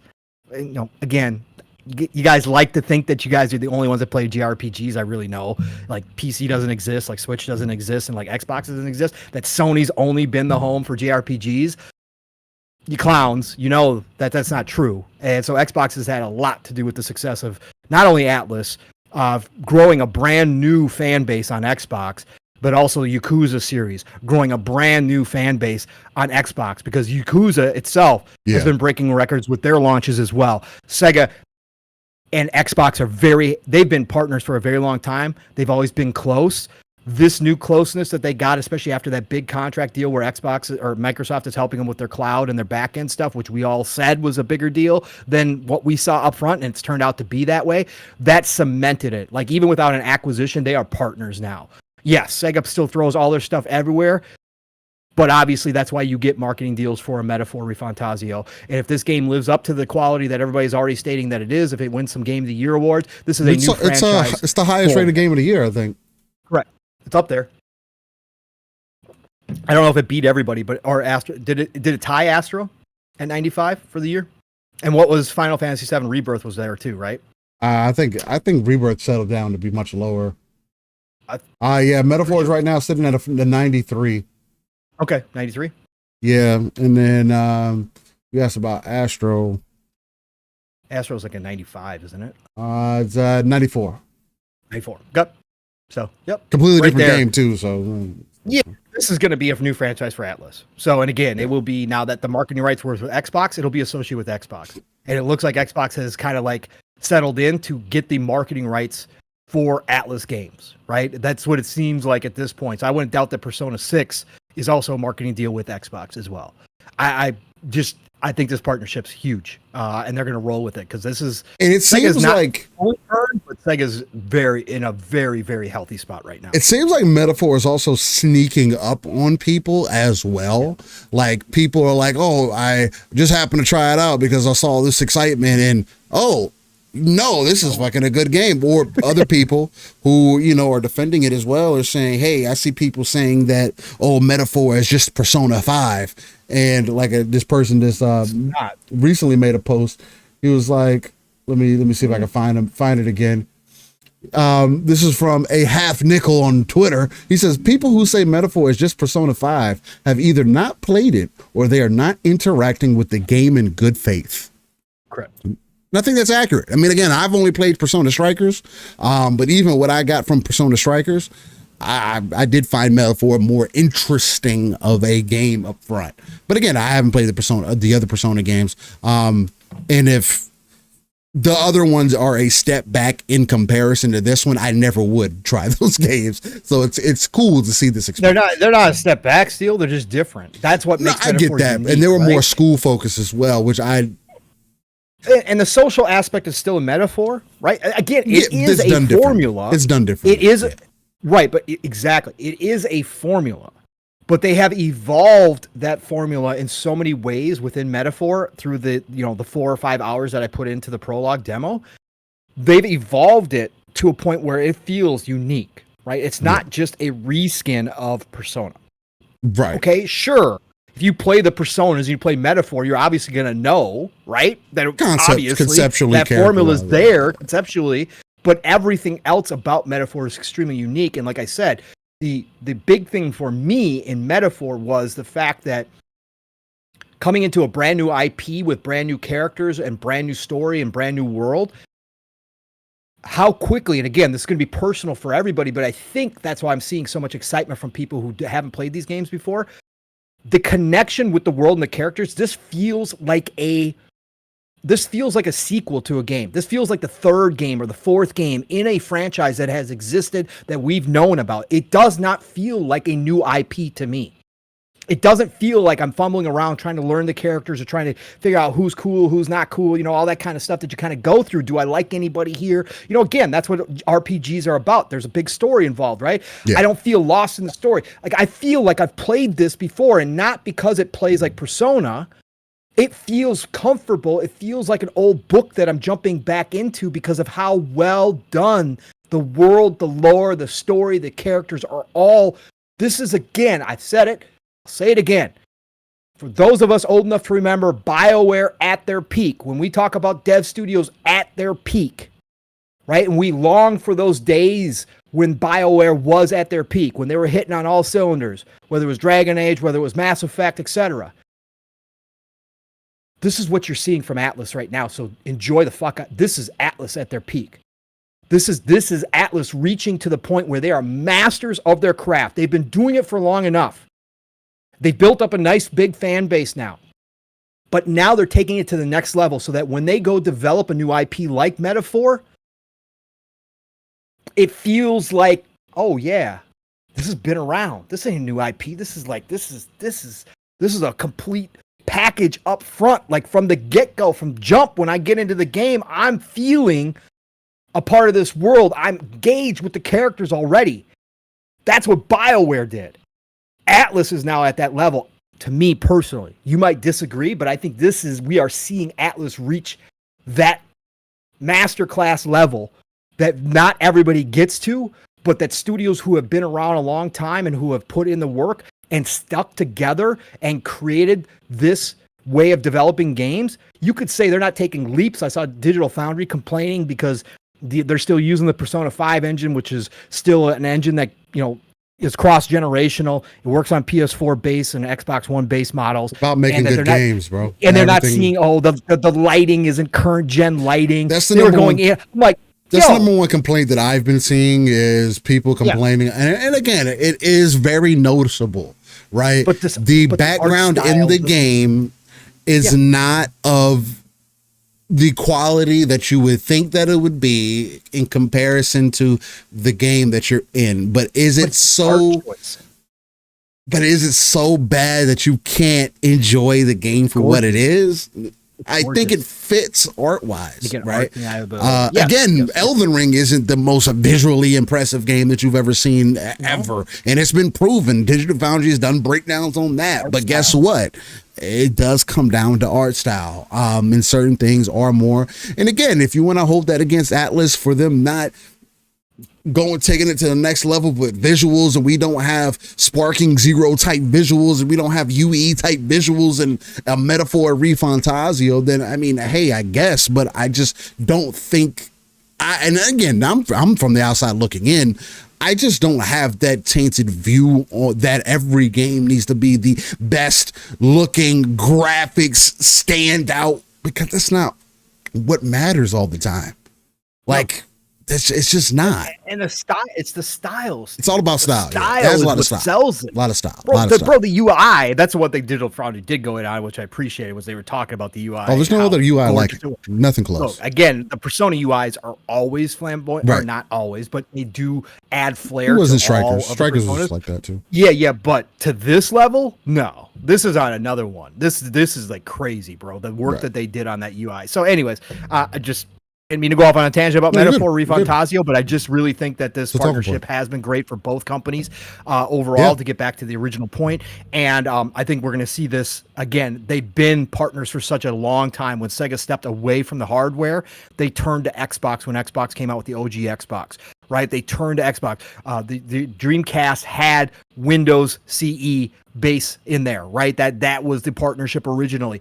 They have always felt close, but I think this partnership is now completely solidified, even without an acquisition, where Sega is obviously looks at Xbox as a very beneficial friend in this industry. And I think Xbox obviously feels the same about Sega for this kind of thing, right? Where they get a marketing rights for a Metaphor Refantazio when people are bitching and complaining that it should be on PlayStation because PlayStation is the home of JRPGs. It is. Why would they? No, but not talking about the marketing. Marketing rights. Why would they ever give it to Xbox? That's so stupid. What a waste of time. What a waste of money. Blah, blah, blah. They're they're cultivating a whole entire new fan base. They did it with Yakuza, they're doing it with Persona, and now they're going to do it with Metaphor Refantazio, and they're seeing the benefits of all this. So, I mean, 1 million on release is impressive. So, in under a day, yeah. I mean, take that for what you want. I mean, it is impressive. I mean, we'll see how it ends up panning out within the next 90 days, within the next month, at least. We'll see how things go. I mean, again, it's not like it's hitting 300,000 people playing it actively, but it is getting in. It's still high. Yeah, it's still high. For JRPG? Yeah, 1,000%. It's still, it is getting more attention than I think a lot of people have expected. It having the Xbox marketing is seeming to work. Again, I saw some people mentioning that, to your point, Pong, where people thought that the game was only coming out on Xbox, right? Again, that's why these marketing deals happen, right? It is a way to, you don't always have to make a game exclusive to only your platform for you to get a message across, right? So, so it's super dope to see. What did I just see? Hold on here for a second, Steele. Hold on real quick before you jump into this upcoming games. Let me see if I can find it. Go ahead. It was one of those things, again, when you pull up X and then all of a sudden it disappears because it refreshes, but you get a quick glance at it. Who just reviewed? Did somebody actually give Concord a higher review Then Dragon Ball Z Sparking Zero. They got the same. They got the same score. They got the same score. Who was it? Do you remember? IGN. Oh, Jesus Christ! Was it really? Yeah, IGN no, it was. Gave it a 7. Yeah, IGN gave Concord a 7. They gave Sparking Zero a 7 as well. Yeah, they said it is a flash. It's a flash from the past, but it's not perfect. One game no longer exists. The other game just came out and is getting more traction than any other fighter has this year. Just burn it all down. IGN just burn it all. I mean, down. again, I had somebody actually say something to me in a tweet as well, because I made a post that ended up saying, let me see if I can pull it up here, because somebody had just decided that they had to get smart with me. I ended up muting them, so I don't even think I could see their stuff anymore. But the Dragon Ball Sparking Zero news and fan community, they said IGN gave Sparking Zero a 7, but they also gave Concord a 7. This means Sparking Zero is at least an 8, 9, or a 10 by default. I reposted it, and then I followed up with a statement that said something along the lines of, but one of the biggest review companies doesn't need to review their grading scale. Right. And then I had somebody write me and say, oh, well, you obviously can't read because they said it was still a good game. And I was like, you're obviously, and I just said, I told him straight up, I'll say, you're obviously just gargling balls. So that's not what I'm saying at all.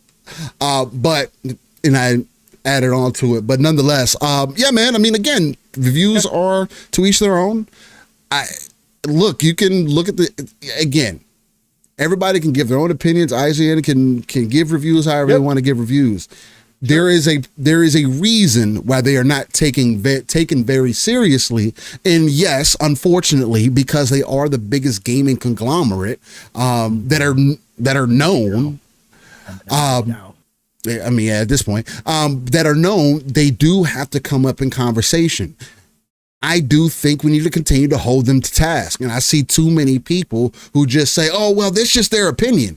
No, it's deeper than that, man. They're literally giving bad reviews.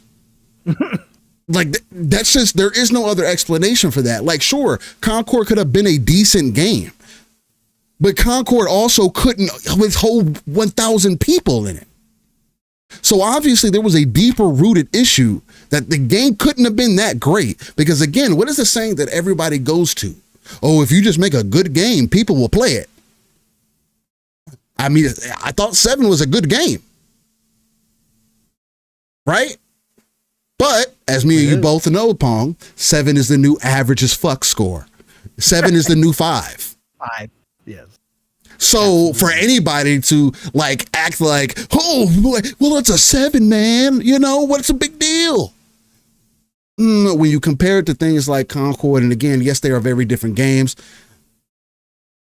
I just don't see how even on a remote level, without you going through all the content, if you were playing it on easy, even that on a visual standpoint, on a gameplay standpoint, just as a game overall, I don't understand how these reviews are looked at the way that they are. And I do think that the grading scale needs to be changed. Like we talked about here before, I do think it needs to go back to how we used to look at things, right? Where you break it down to the gameplay side, you break it down to the visual side, audio side, mechanics, however you choose to break that tree down, that's how it should be. And I think all reviewers should be given the same weight for their score.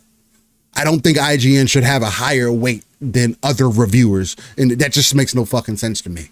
It doesn't. Especially when they have constantly proved that there is something off. Regardless if it's their opinion or whoever opinion that does the review, there is something off. Because the majority, the masses, have a problem with IGN. So, hey, man, but, to each their own. Agreed.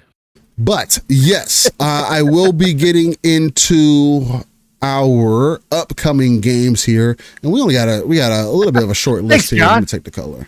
Thanks, John. We got a mid grade on our conversation from John Wolf. So mid grade.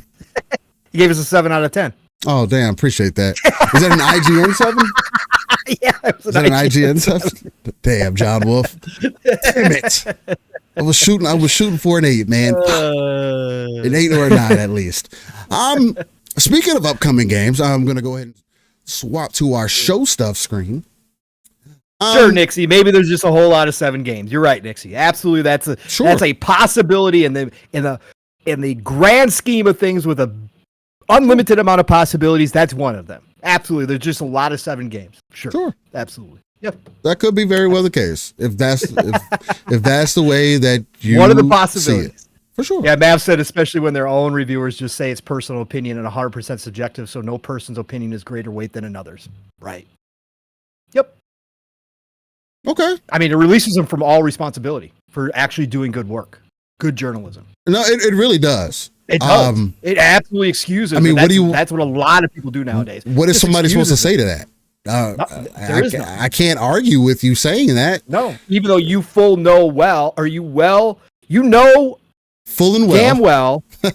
damn well, can't speak this morning. You know damn well that you, as the company you are, with millions of followers still to this day, who do read you for that review and make their own opinion based upon your opinion, because there is a ton of sheep in this world, and you know that as IGN, that's how you make money. You know that's false, what you just said. You have weight with your reviews. But again, when you just say, oh, no, nobody should take us seriously. Nobody should take us seriously. You remove all that responsibility from doing actual, real good work. And taking a look in the mirror and saying, are we doing our best for those types of readers that come to us for good information? Are we doing our best? To your point, Nixie, he says, not trash, not epic, a lot of mid to good. Just throwing it out there. Would be great to have someone from IGN on here to talk about it. There'd be only one person that I'd be willing to talk with about, and honestly, I've heard that person already defend himself. That's Ty Guy. I've heard him already defend his point on that. Guy. I like him too.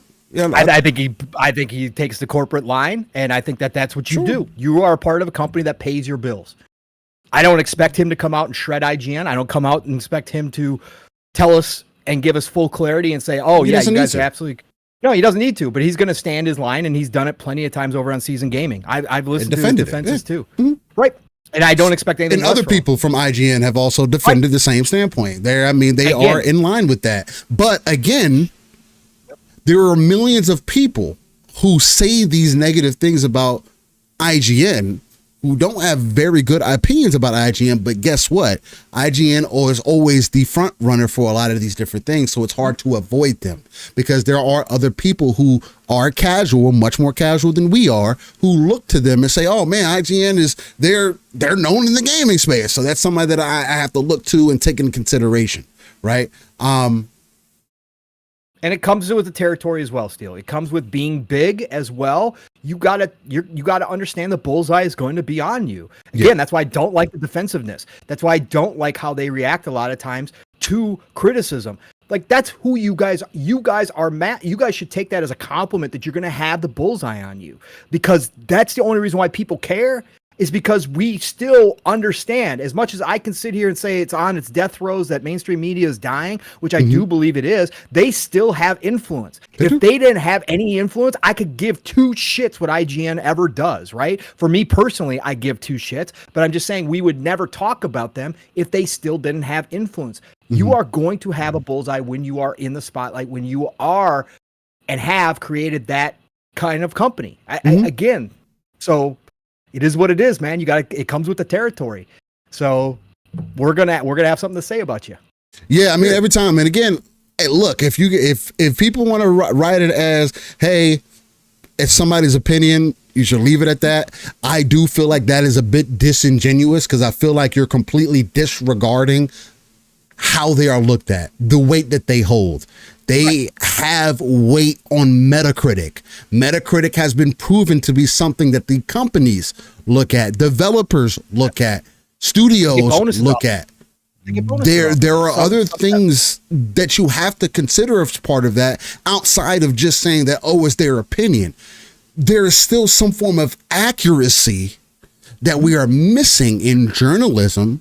That is something else that me and Paul talked to, where there should be some overall, there has to be a better way to break these things down so that people can understand why you gave it the score that you did. In the way that it is right now, when I read your review, like the IGN review for Sparking Zero, me reading through that review, I still do not understand how you got a 7 from that, especially when you compare it to the other 7 games that you have in that category. Correct. So there's just something needs to be addressed and adjusted, and that's always been my thought and opinion on that, is that across the board, whether it be IGN, or GameSpot, or whoever else, whoever else decides to do reviews, there needs to be a streamlined system for people to be able to understand why. Was it the gameplay? Was it the visuals? Was it the audio? Was it what was it? The content? Say, give me some more. Because again, like, you guys want people to read your review, and people don't read. Right. They look at the number. Just because I did doesn't mean that the million other people will. They're going to look at it and they're going to be like, oh, why'd you give it a 7? They're going to read the first 2 sentences and be like, oh, no, I didn't. Whereas, still say that 7 should not be mid. To Nixie's point, point. 7 is not mid. 7 is not. It's above average. Right. IGN should be giving out more 2s, 3s, 4s, and 5s if they honestly think a game is bad or mid. But they don't do that. They lump them all together at 7, and that's what's crazy. Causes controversy, because it causes conversation, because it gets people to click, because of all of those reasons. That's why they give out 7s. It's purposely why I believe, again, just my opinion, I believe they did give Starfield a 7, is because they wanted that discourse. They knew what was going to happen if they gave it a 7. They knew. Dixie, on that point, you say that IGN's rating system is online. There was actually, and I can't remember what game that was now. My brain isn't there. But there was a game that I talked about on the show that IGN gave a 6-2 or a 5-2 or something like that. And in the review, in how they break down their scores, it had to be like a 6, because a 6 is determined as, there are broken components in here. I forgot exactly what it's. You know what? Why I got to guess? Come join me on a ride to Google, ladies and gentlemen. I'll be right back. Yeah, go ahead. Because there was a specific part of this. Where is it at? Was it the first Descendant that brought that up? Playing a good game is time well spent. Could it be better? Absolutely. Maybe it's lacks ambition. No, it wasn't that. Perhaps turn a blind eye. It was a game because they put 100 hours into the game, but said the game wasn't worth your time. And I was like, huh? Okay, it was a 5. That's what it was. This is the kind of bland, unremarkable game we've mostly forgotten about. I think that's what it was about the first Descendant. About a day after we finished playing, a mediocre game isn't something you should spend your time or money on if you consider either to be precious, but they'll pass the time if you have nothing else better to do. And it didn't, how are you saying that as a reviewer? If you put 100 hours into the game and then tell people that it's not worth your time, you got 100 hours out of it. If it wasn't worth your time, you knew that in hour 40. You knew that in hour 10. You saw that in hour 20. You are obviously enjoying something that doesn't equal a 5, as an example. You know what I mean? So that's the main thing. It's things like this, right? And again, 7 is good. Could it be better? Absolutely. Maybe it lacks ambition, a few technical lumps in the road, or it's too repetitive, but we came away happy. I don't see that about Sparking Zero. 8, these game levers was something outstanding to remember them by. Usually novel gameplay, ideas for single player and multiplayer, clever characters and writing, noteworthy graphics. Like, when you look at this scale, they said this was Concord. The Concord was a 7. And Concord no longer exists. I know you're not, Nixie. And context is always important, but that's why I don't mind getting at IGN, and I don't care if people don't like us getting at them or critiquing them, or if they feel like we don't have a place to speak, but we are the gamer at the end of the day. I know what I'm looking for in games. And if Concord was a solid 7, what does this say about your score? I've never seen a 7 game get shut down. Unless somebody can point out another one. I don't even think Bleeding Edge got a 7.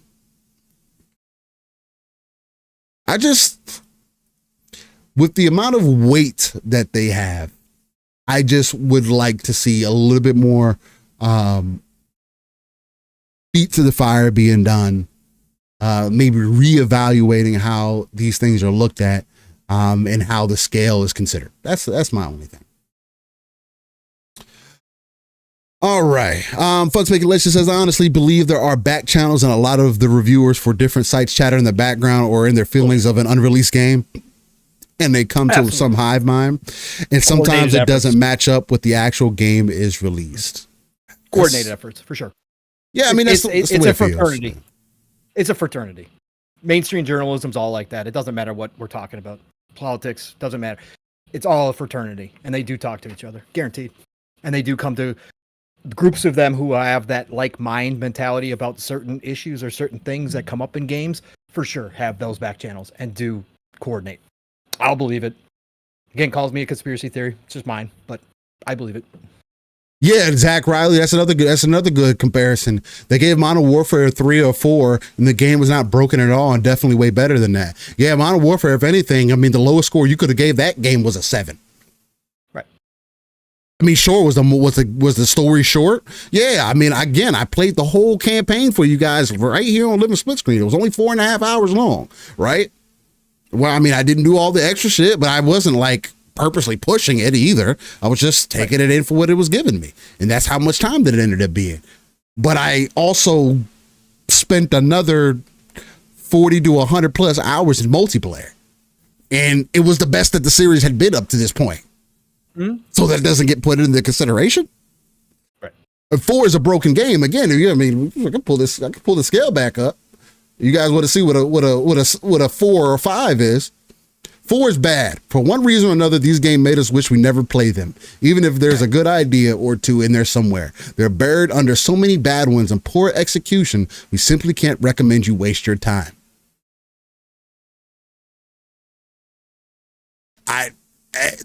If that's not a good example, I don't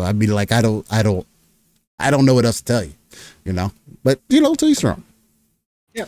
All right. So in this week of upcoming game releases, this was a game that was shown on an Xbox stage, if I'm not mistaken. It was the game known as Unknown 9 Awakening. Apparently, this game is coming out October 18th. I didn't realize this game was coming out so goddamn soon. This was the game it was an action game, I believe, yes, that has real-time strategy elements to it. You get to jump into the enemy, and you can actually control the enemy, right? And set up shots yeah, exactly. Yep. So yeah, man. So I'm gonna play this trailer, and then I'll just say a little bit about the game. Unknown 9 Awakening is a third-person narrative-driven action adventure game created by Reflector Entertainment. The game tells the story of Haruna. Let me up the quality on here so you guys can see it pretty decently, at least. Let me get back into it. The game tells the story of Haruna, a young woman raised on the streets of Kolkata, India, and haunted by visions of her own death. Haruna struggles to understand her mysterious, innate abilities to manipulate the unseen. A mentor soon helps her hone her gifts, teaches her to access the mysterious hidden dimension known as the Fold, and propels her on a journey to unlock the mysteries of this new realm. So yeah, man, Unknown 9 Awakening, super dope. It was a super dope looking game. Seems to have a lot of dope, interesting concepts to it, right? Especially on it seems to be like some sneaking good things going on here. The supernatural side of it as well. It seems to be also another very artistic game. And again, was this game coming to Game Pass? Was this one of the ones? No, okay, it wasn't. Okay. No. But this feels like to me one of the, again, this is a game that I had my eye on. It feels like the other game, Ghost of New Eden, right? Ghost of New Eden. Yes. It's one of those games. I'm just saying, it's one of those games that is coming at a time when there's so many great games. Yes. Like this is in my wish list, right? Same with Banishers. Like I want to play these games. This looks freaking cool as hell, Steel. It's coming at such a freaking bad time, bro. It's just like, oh, this is gonna be one of those games that I'll probably wind up going back and playing it, months from now, next year sometime. And I'm going to go, damn, this is a really good game. And it's not going to get the credit that it deserves. Like Banishers. Like I've heard nothing but positive about Banishers, right? But Banishers just got lost in the middle of everything. I feel awful for these types of games that obviously have a lot of talent behind them and have a lot of good mechanics that I really am interested in, but just don't have the time to go get them and play them right now. Like it's crazy, man. So, and this is from Bandai as well. It looks good. Yeah, it looks great. It looks really great. From the opening trailer, from that first trailer that we saw, that gameplay trailer, I was like, yeah, this is a game on my list. So it's going to be in my wish list. I'll eventually play it. Yeah, man. So Unknown 9 Awakening, that comes out on October 18th for those who are interested. Let's see. What's the next here? Then we have a game called Neva. Neva is an emotionally charged action adventure from the visionary team behind the critically acclaimed Gris. You said yes. What? It's called Nevea. Okay, yeah. Yeah. Nevea chronicles the story of Alba, a young woman bound to a curious wolf cub. Oh, okay, I remember this one. Following a traumatic encounter with dark forces, together they embark on a perilous journey through a once beautiful world as it slowly decays around them. Over time, their relationship will evolve. So yeah, man, dealing with a spiritual wolf. It's a 2D side scroller. For those who are interested to see, it has some decent combat in there, man. It seems like something I could even get down with for sure. I like the art style. I love it. This is a Devolver game, Devolver Digital. Neva. So shout out to that. October 15th, 2024 for those people that are interested, man. And it is coming to everything as well, as it looks like. Then next on the list, you had Super Mario Party Jamboree. Well, I mean, do I need to say anything about Mario Party? Y'all know what Mario Party is. They add games, they take away games, they add more games. It's Mario Party, guys. I've had fun with Mario Party in the past. Mario Party is one of those. If there's one Mario game that I do like, I do enjoy a good Mario Party.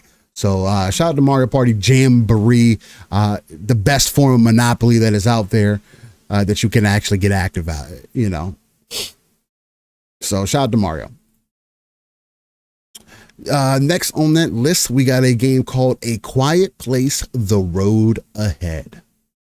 A Quiet Place: The Road Ahead is a single-player horror adventure game inspired by the critically acclaimed blockbuster movie franchise, focusing on a unique survivor story after an invasion of deadly creatures. In this exclusive spin-off, players experience the journey of a young woman enduring a treacherous apocalypse amidst interpersonal family conflicts. Is that Saber? Did I see Saber? I believe it is. I believe that's what it said. Huh. Yeah, it's Stormmind Games and Saber. Yep. Okay. Looks to be first person. It's coming on the Series X, PC, and PlayStation 5, so next gen only. Or current gen only, I should say. And that comes out October 17th. Let me see if I can get a little bit more gameplay in here for you guys, for those who may be slightly interested. looks like as an artistic game, looks kind of dope. I'm not into horror games, so there's that. I don't need to be scared. All right, then we have Teenage Mutant Ninja Turtles Unleashed, or Mutants Unleashed. I actually like the art style of this game.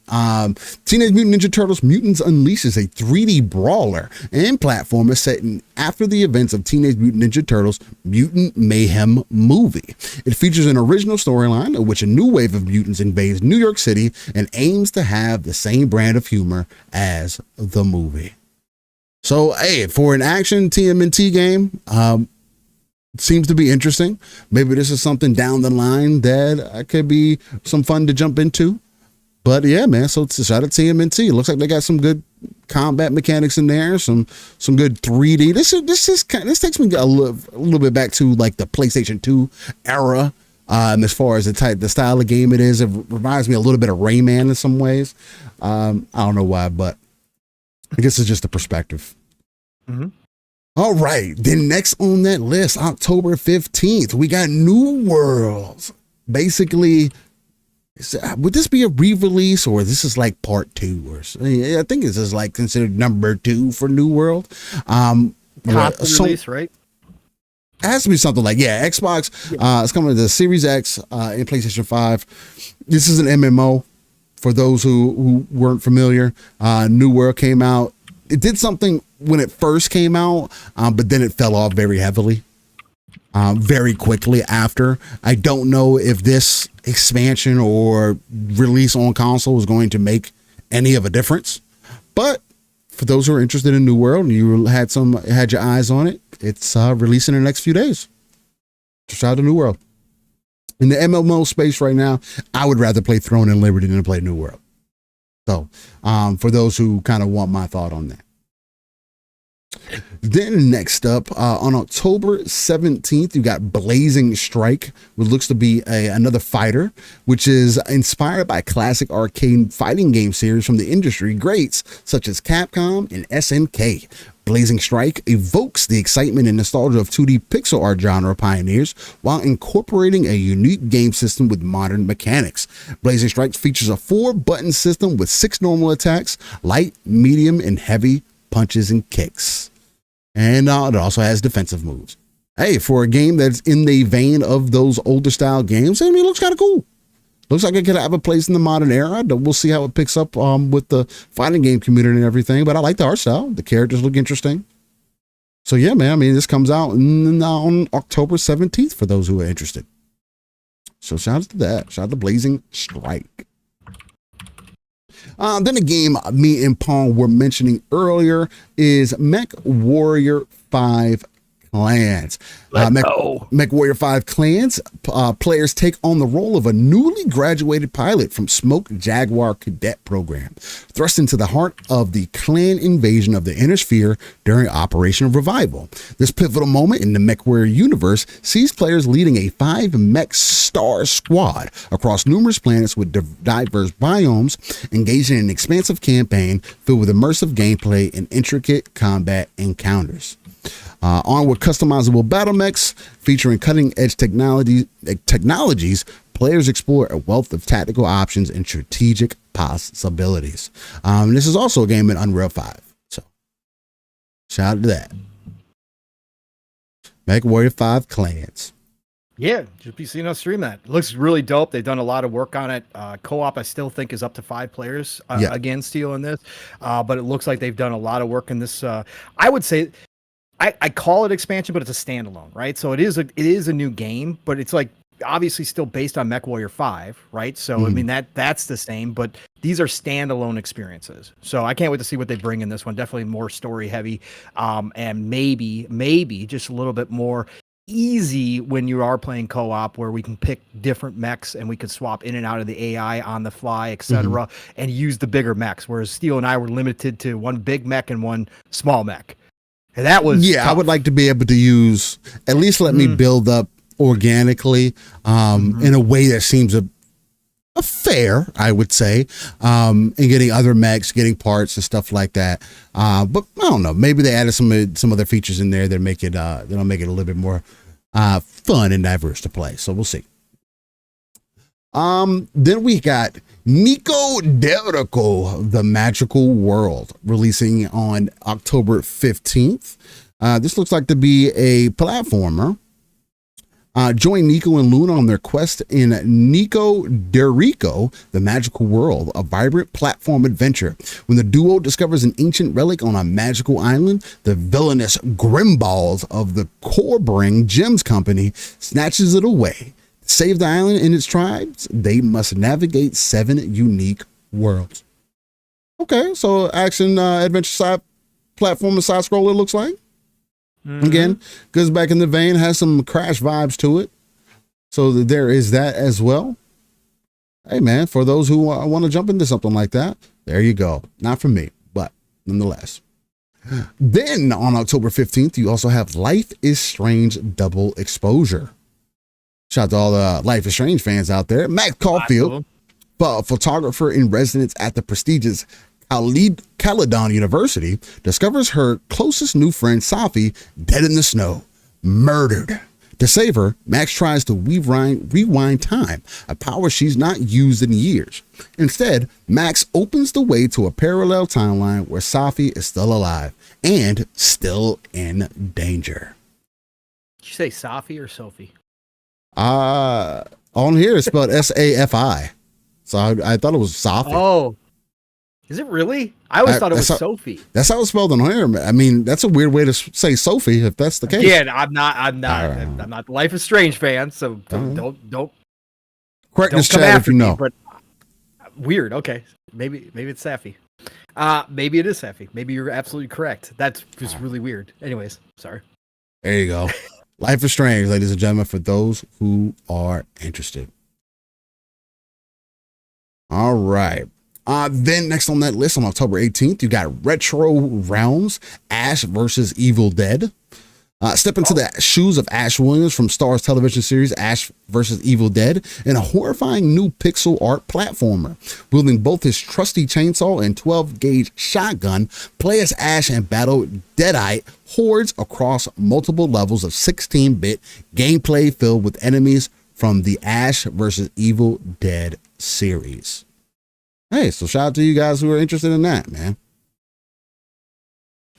So I can get it looks like you can get your Michael Myers on. Looks like it has some interesting gameplay mechanics that I can see some people rocking with. So there you go. So many games, bro. It is. Then I guess this is the official release, or maybe it's just a console release. Squirrel with a Gun. Yes, let's go. Comes out October 15th. It's not easy, but it's a squirrel with a gun. It's fun. $15. Doesn't take itself seriously. It is exactly what it says. It's fun as fuck. So just jump around, have a good time, collect some shit. It's cool. Get different outfits. They give you different bonuses. It's funny as shit. If you like squirrels, you got to pick it up. It's funny as shit. I love it. Well, after Squirrel with a Gun, ladies and gentlemen, that was your upcoming week in games.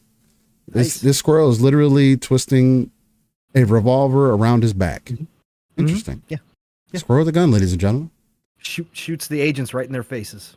Right in their faces. It's funny as hell. There's no blood though, so it's all good. No. There's no blood.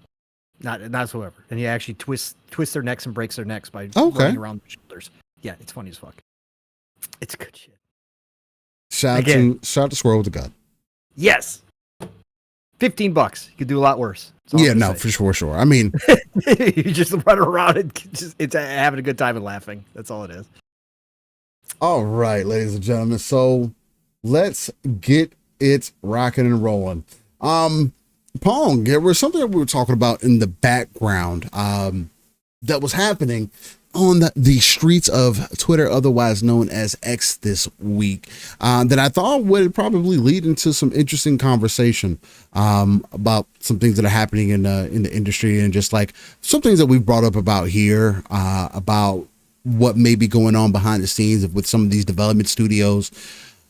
But you were telling me about an engagement that I caught some wind of online, and I wanted you to provide a little bit more detail, because I'm pretty sure other people haven't quite picked it up, or maybe they skimmed over it a little bit like I did, right? So tell me a little bit about what we were discussing in the background. With that situation, and tee it up if you can. One of the people have protected their account, so you can't see their posts anymore. So I'm not going to have the exact quotes from those posts, right? So you have to bear with me a little bit. But anyways, this person, Ingenuine, @Xingenuine, had made a post talking about some of the problems or some of what they considered issues within the industry as far as toxicity and developers, blah, blah, blah. Then they had made another post that they were, I believe, looking for work, if I remember correctly. But they had worked on many games in the industry. Mm-hmm. And she had posted screenshots of Ori and then of one other game too. And I can't remember what the other game was. So right after this, and she had gotten into discourse with people through her conversations and had been calling people names and whatever else. So Thomas Mahler, if you guys know, Thomas Mahler is the head of Moon Studios, who obviously made Ori, jumped in because he jumped in underneath her tweets and said, I'm the director behind both Ori games, and I don't know who you are, and how are you affiliated with Ori? Okay, again, she's got her stuff protected, so I can't read exactly what was said, but what she did was explain then. She came out and said, oh, well, I was a part of the Xbox Worldwide Marketing Partner Program, okay, which is obviously Xbox internal team that helps their third-party development houses, whatever else. And, who knows what her exact title or role was, but she just said, I was a part of that side of things. And he goes, that could explain it. I didn't want to cause you any trouble. I just saw you posting that you worked on Ori, and I had no idea who you are. Since you're calling people names online, I thought it was important to inform people that you never actually worked for Moon Studios. Always be nice to people, Ray, even those you disagree with, didn't work for Moon Studios, and that you didn't ever directly engage with anyone at Moon. Always be nice to people, Ray, even those you disagree with. All right?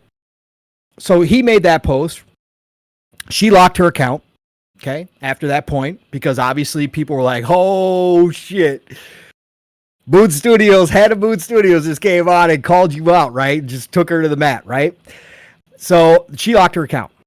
Well, then, and again, if you guys like this person, more power to you. She's got her defenders. I am not one of them. I think she's a POS. Alyssa Mercante jumped in. Okay? Out of the blue, Alyssa Mercante jumped in, replied to Thomas, and said, you're a dickhead. For anybody who doesn't know who Alyssa Mercante is, she's an activist turned journalist who is senior editor at Kotaku, has been at Jezebel, Games Radar, Jalopnik, and a variety of others. She is obviously known as one of the loudmouths out here who has gotten into it with many people, who has called bunches of people names. She hates gamers, a wide range of gamers. One of the people I talk about in this industry who has no love for this. She tries to claim that she's an old school Halo player, which she certainly may be. She posts pictures of herself as a teen gaming and all that kind of stuff. But she grew up to obviously not enjoy the gaming industry anymore. Okay. And she hates gamers. All right. And she's got recent posts, which I can pull up, where she wants some. I'll pull those up too, because they're relevant to the situation. If I can find them again too here as well. I think I did post them to Steele, so I'll pull it up here. So anyways, that's Alyssa Mercante. Okay. So she said, you are a dickhead. And Thomas Mahler comes back and goes, I don't know who you are. And she replied, maybe you forgot. And then she posts a snapshot, a clip of her hit piece that Kotaku did on Moon Studios, which she was the writer on. Mm-hmm. And it said, and the specific piece that she clipped was, Mahler sometimes argued with the veterans that he brought in and he changed his mind about the decisions they made and would overrule them. Mahler would also forget about agreements and then argue for the opposite to happen, and that impacted the work of multiple people, multiple developers said. So, Thomas Mahler goes, "Oh, hi, hey, Alyssa.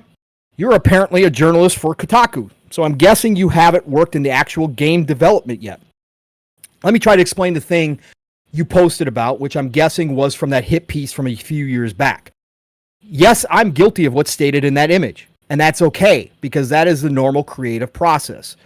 We brought lots of veterans into Moon because generally great people want the opportunity to work on great projects, and that's our goal at Moon. We always set out to create the kind of games we'd love to play ourselves and fill some hole in the market because for some reason these holes haven't been filled yet. And so we're all incredibly passionate about what we do. With great talent comes lots of enthusiasm and passion, which absolutely leads to arguments because ultimately everyone is working hard on getting their vision into the game. But also, everyone at Moon understands that we are working together as a team.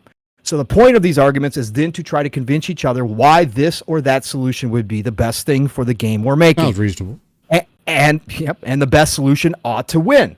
Most of the times, the beauty behind these arguments is that everybody gets a chance to contribute, and more often than not, the actual solution will be one that ultimately everybody contributed to because we're dealing with very complex issues all the time, and complex problems often also need complex solutions. It's often a chaotic process, but it's controlled chaos. And yes, absolutely every now and then, I have to put my foot down and set the direction, because I am the game director, and ultimately it is my responsibility to ensure that everyone knows where things are headed and that decisions get made. And yes, it has also happened that I agreed to a certain decision, play tested some more, and changed the direction after. Again, to me, this is a normal part of the process since things get clearer and clearer the more stuff gets implemented and the more we play and test. To me, all this is just how creative work happens. It can be painful, but my job, like any good director, is to understand what's going on and make sure the right decisions get made, even if some work might get rendered useless in the process. See here, even Miyamoto is guilty of that. And then he links a Wikipedia or a Zelda. It's an article from Zelda Dungeon, which they talk about Miyamoto having to make hard decisions, etc. on Zelda. Exactly. A few years back, we hired some folks that didn't really fit our culture, so we had to part ways with them. And then this article happened. Wasn't a great feeling to see some ex-Moon folks talk badly behind our backs, but ultimately it just made it clear that these folks shouldn't have worked at Moon in the first place, and I hope they're happier now wherever they landed. I don't know why you're out here cursing out game developers and what your whole deal is, but I hope that gave you some insight into the creative process and its messiness and beauty. I hope you have a nice day. Yours, Dickhead. That's how he ended it. Okay? And then, interestingly enough, hold on for a second. I got to scroll back here and find her post real quick as well. And the thing for him as well, because, Twitter, and people always say, well, Twitter's crazy. People do whatever online. These are things that, these are, when I say, hey, sometimes you need to take people at face value and for what they show you.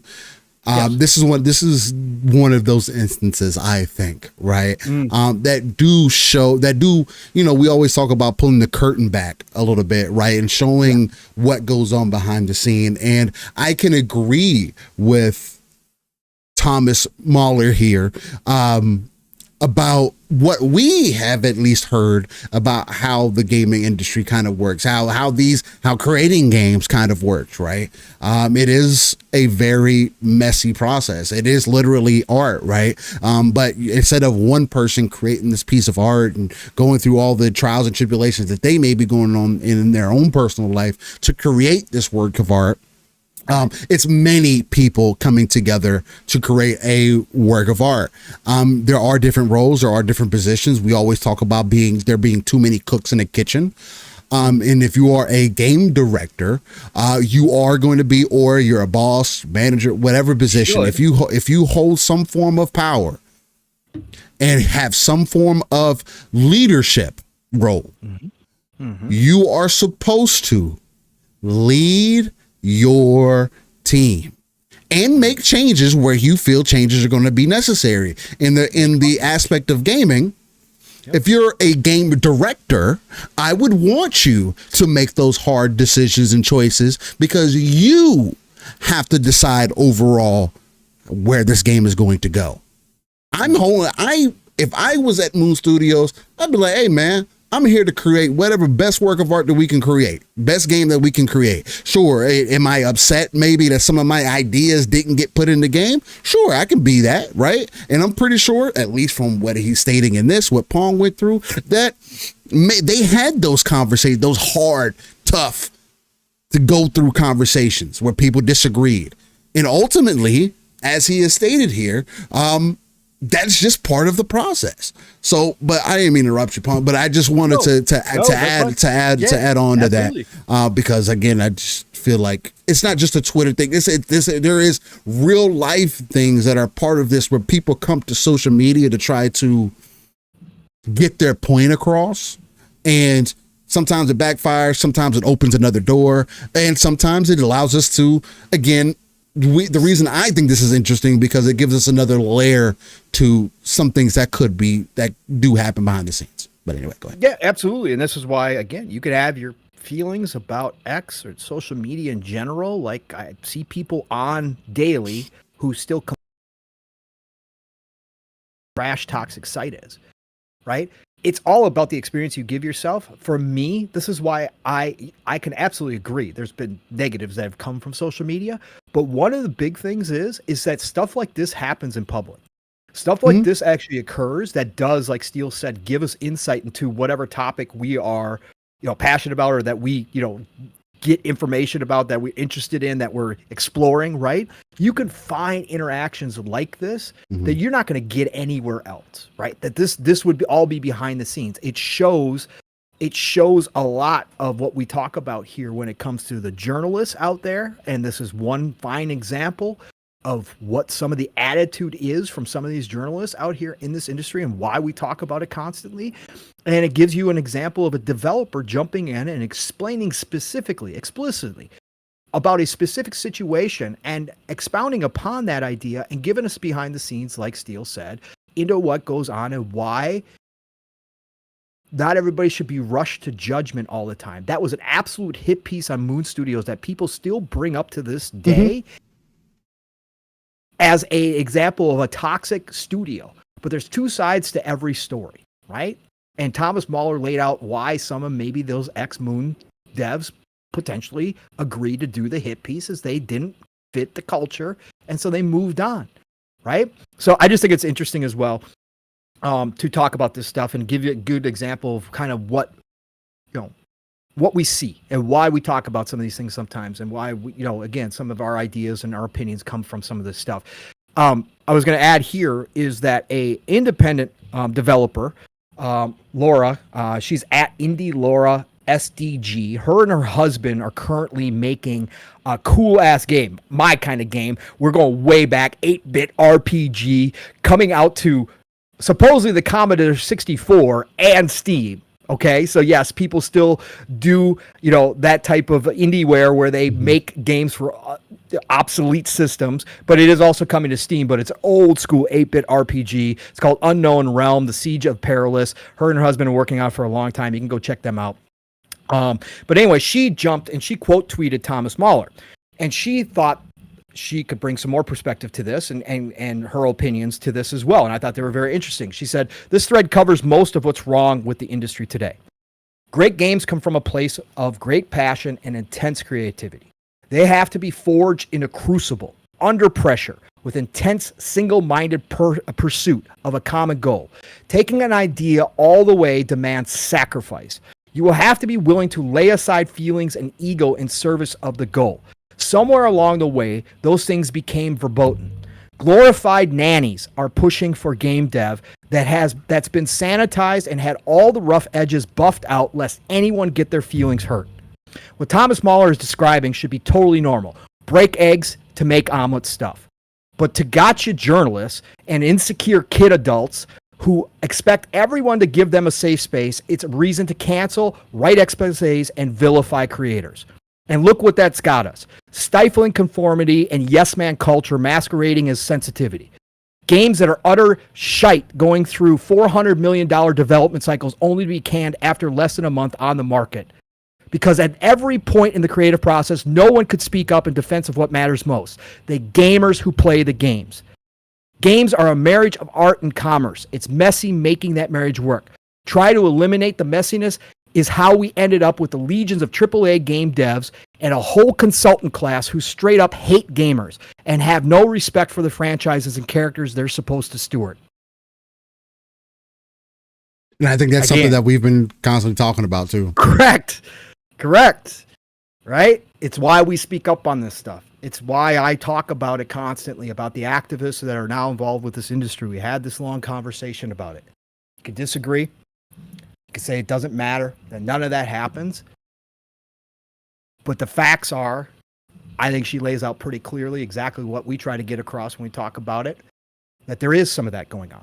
And it has affected this game industry, and it has affected how games are made and the product, the quality of product being put out. Mm-hmm. And what do we always say, Steele? These companies need to develop fun games first. Everything else should be secondary. What else do we talk about, Steele? Somewhere along the line, the dev process has been broken. That's why we have out-of-control budgets. That's why it takes up to 3,000 developers working on a game to finish it, like we hear Assassin's Creed Shadows is. Okay? There's something broken.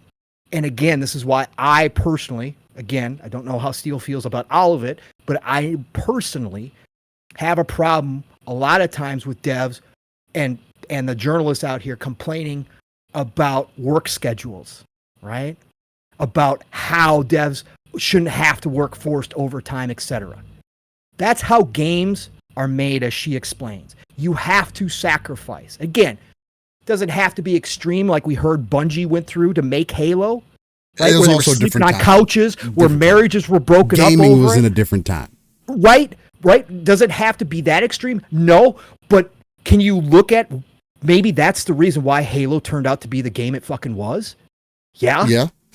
Because those people, like she said, all, even if they didn't like it, they all had that same goal in mind and they were willing to sacrifice to make that fucking happen. Matter of fact. And do you think that was driven by a lot of passion to put into that game because they believed in the product? A lot of devs say that. Right. Like, no, it wasn't fun at the time, but look at what we were able to put out, right? We were all passionate about this thing. Yeah, some of it ruined relationships. And just to kind of answer your question on that point, on like how I feel about that as well. I'm not necessarily against the whole overtime side of things. I do understand where people are coming from. You know, I want people to be treated more fairly, especially when, you know, I constantly see people and we hear, again, we have people that are in the industry as well, who tell us about the type of pay that they get and whatnot. Some of these people don't get paid very well, right? But with that neither being here or there, if the publishers and these companies are not going to find out ways to help streamline the process and make it easier, find better ways to make it more efficient to develop games, then something has to give, right? And I think what we're seeing is, hey, instead of us figuring out more ways to make it better for people, where you see people finding ways, or not even finding ways, but bringing in people into something that could be having the opposite effect, where, again, you see a lot of that with the couple generations that are behind me, where these people don't have a work ethic, as an example, right? Or these people think that their activism journey is more important than what is going on than what is happening at their job, right? And if that's the case, look, maybe that is not the place for you. And not to say that there may not be something wrong happening there, but to try to find the most negative thing in every situation and say that, oh, well, these people have to be complete shitty people because I experienced this one thing. Unless, I mean, again, there are some very taboo things that we can't look over, right? Which Activision, Blizzard, Ubisoft, these people are or have gone through sexual allegations, stuff like that. People who've been treated completely unfairly, right? And like Understanding says, what is fair? There is no such thing. Fair is people being treated is people being treated somewhat equal. Now, in business, not everybody's equal. Gaming is a business at the end of the day.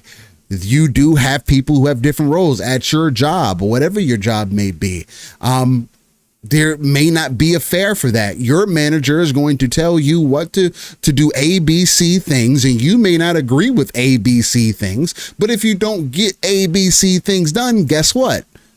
That's going to reflect negatively on you, regardless of how you feel about it, right? Because you have to have faith in that person as the manager in that, or as the person in that role.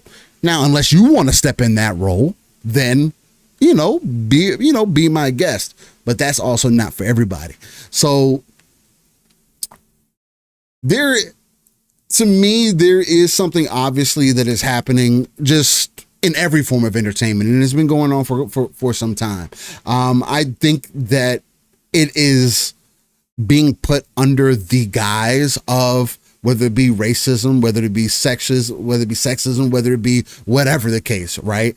A lot of these things I don't think would be a problem if the games would just be good, right? But we're seeing sacrifices, seemingly the focus being put on the wrong things. Like, as an example, and again, I haven't played Spider-Man 2, but hearing that they made Peter even softer in Spider-Man 2. And look, Insomniac can create whatever Spider-Man universe that they want, but Spider-Man is he has his moments, but he is not an overly soft character. Mary Jane should not have a more of a presence than he does. Peter Parker, especially when he got the Venom symbiote, was not a bitchy person.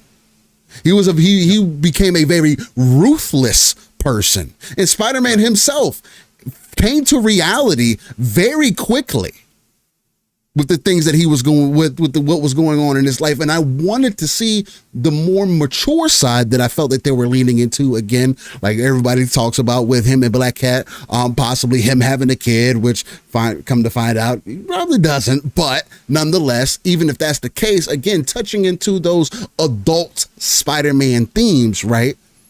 Why didn't you go that route? Right? Why did he have to be the soft guy in that? Why is the main character in this story in his second game soft, right? At least from what we've seen. And anybody can have a reason for that. And that if that was their creative vision, I can't argue with that. But could have that had effects on why they spent so much money on the game? Could it have had effects on whatever decisions were being made up through development? Sure. So taking those things into consideration, it pulls back the curtain, it opens a door, and it allows you just to see what else could be possibly happening behind the scenes, right? And and again, not every game needs to be overly aggressive and everything else, but it's just like it has to be a good game, right? Whatever other thing that you're trying to incorporate into this has to feel like it is a part of what you're trying to bring in here and not feel forced. And right now, there's a lot of things that feel forced just for the sake to have them there. And I want inclusivity. I want there to be diversity and things like that, because again, I grew up in an era in gaming where I didn't see a lot of that. Now, did I care about a lot of it? No. But I will say, when I started seeing more of it, does get me excited. It's like, damn, well, that's what's up, man. Hell yeah. I can create my character. He can look like me, or, oh, I got a main character that kind of, resembles me. I can kind of connect with, got a deep background, maybe has a diverse background, whatever the case. There's multiple levels that I can connect with a character on, right? But most of the time it's you got to have a suit and you got to be a cool character. But outside of that, it's always going to come down to, hey, what is the overall goal? What matters more than anything? And I don't know if anybody can argue and say that the Ori games weren't good. Oh, they were excellent. People love them. So obviously he did something right. Right. I mean, it may have not been perfect. Right. Everybody could have their critique. They should have been game of the year. People think they got it robbed. They not getting game of the year. So, I mean, again, in Ron Slusher, that's a good point. Space Marine 2, yeah.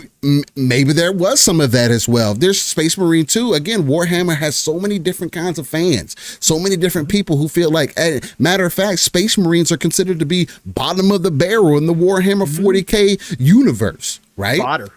So I'm pretty sure there was a lot of creative decisions that went into that.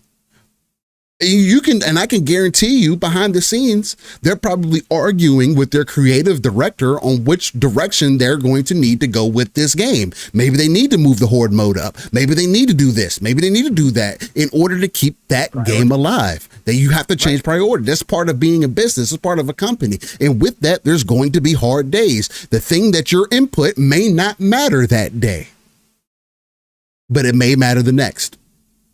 Yep. That's just part of the process, man. It's the creative process. Yeah, and I feel like anybody would understand that if you've been on a team.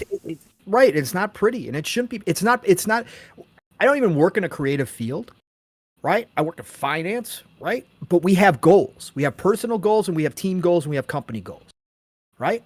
So the end result is the same. It's not even about the creative process that we all have to be. If we're not on the same page, if we're not working towards, yes, we have personal goals that we have to hit, which influences how much we make on bonuses, etc. But we have an overall team goal. We have an overall company goal.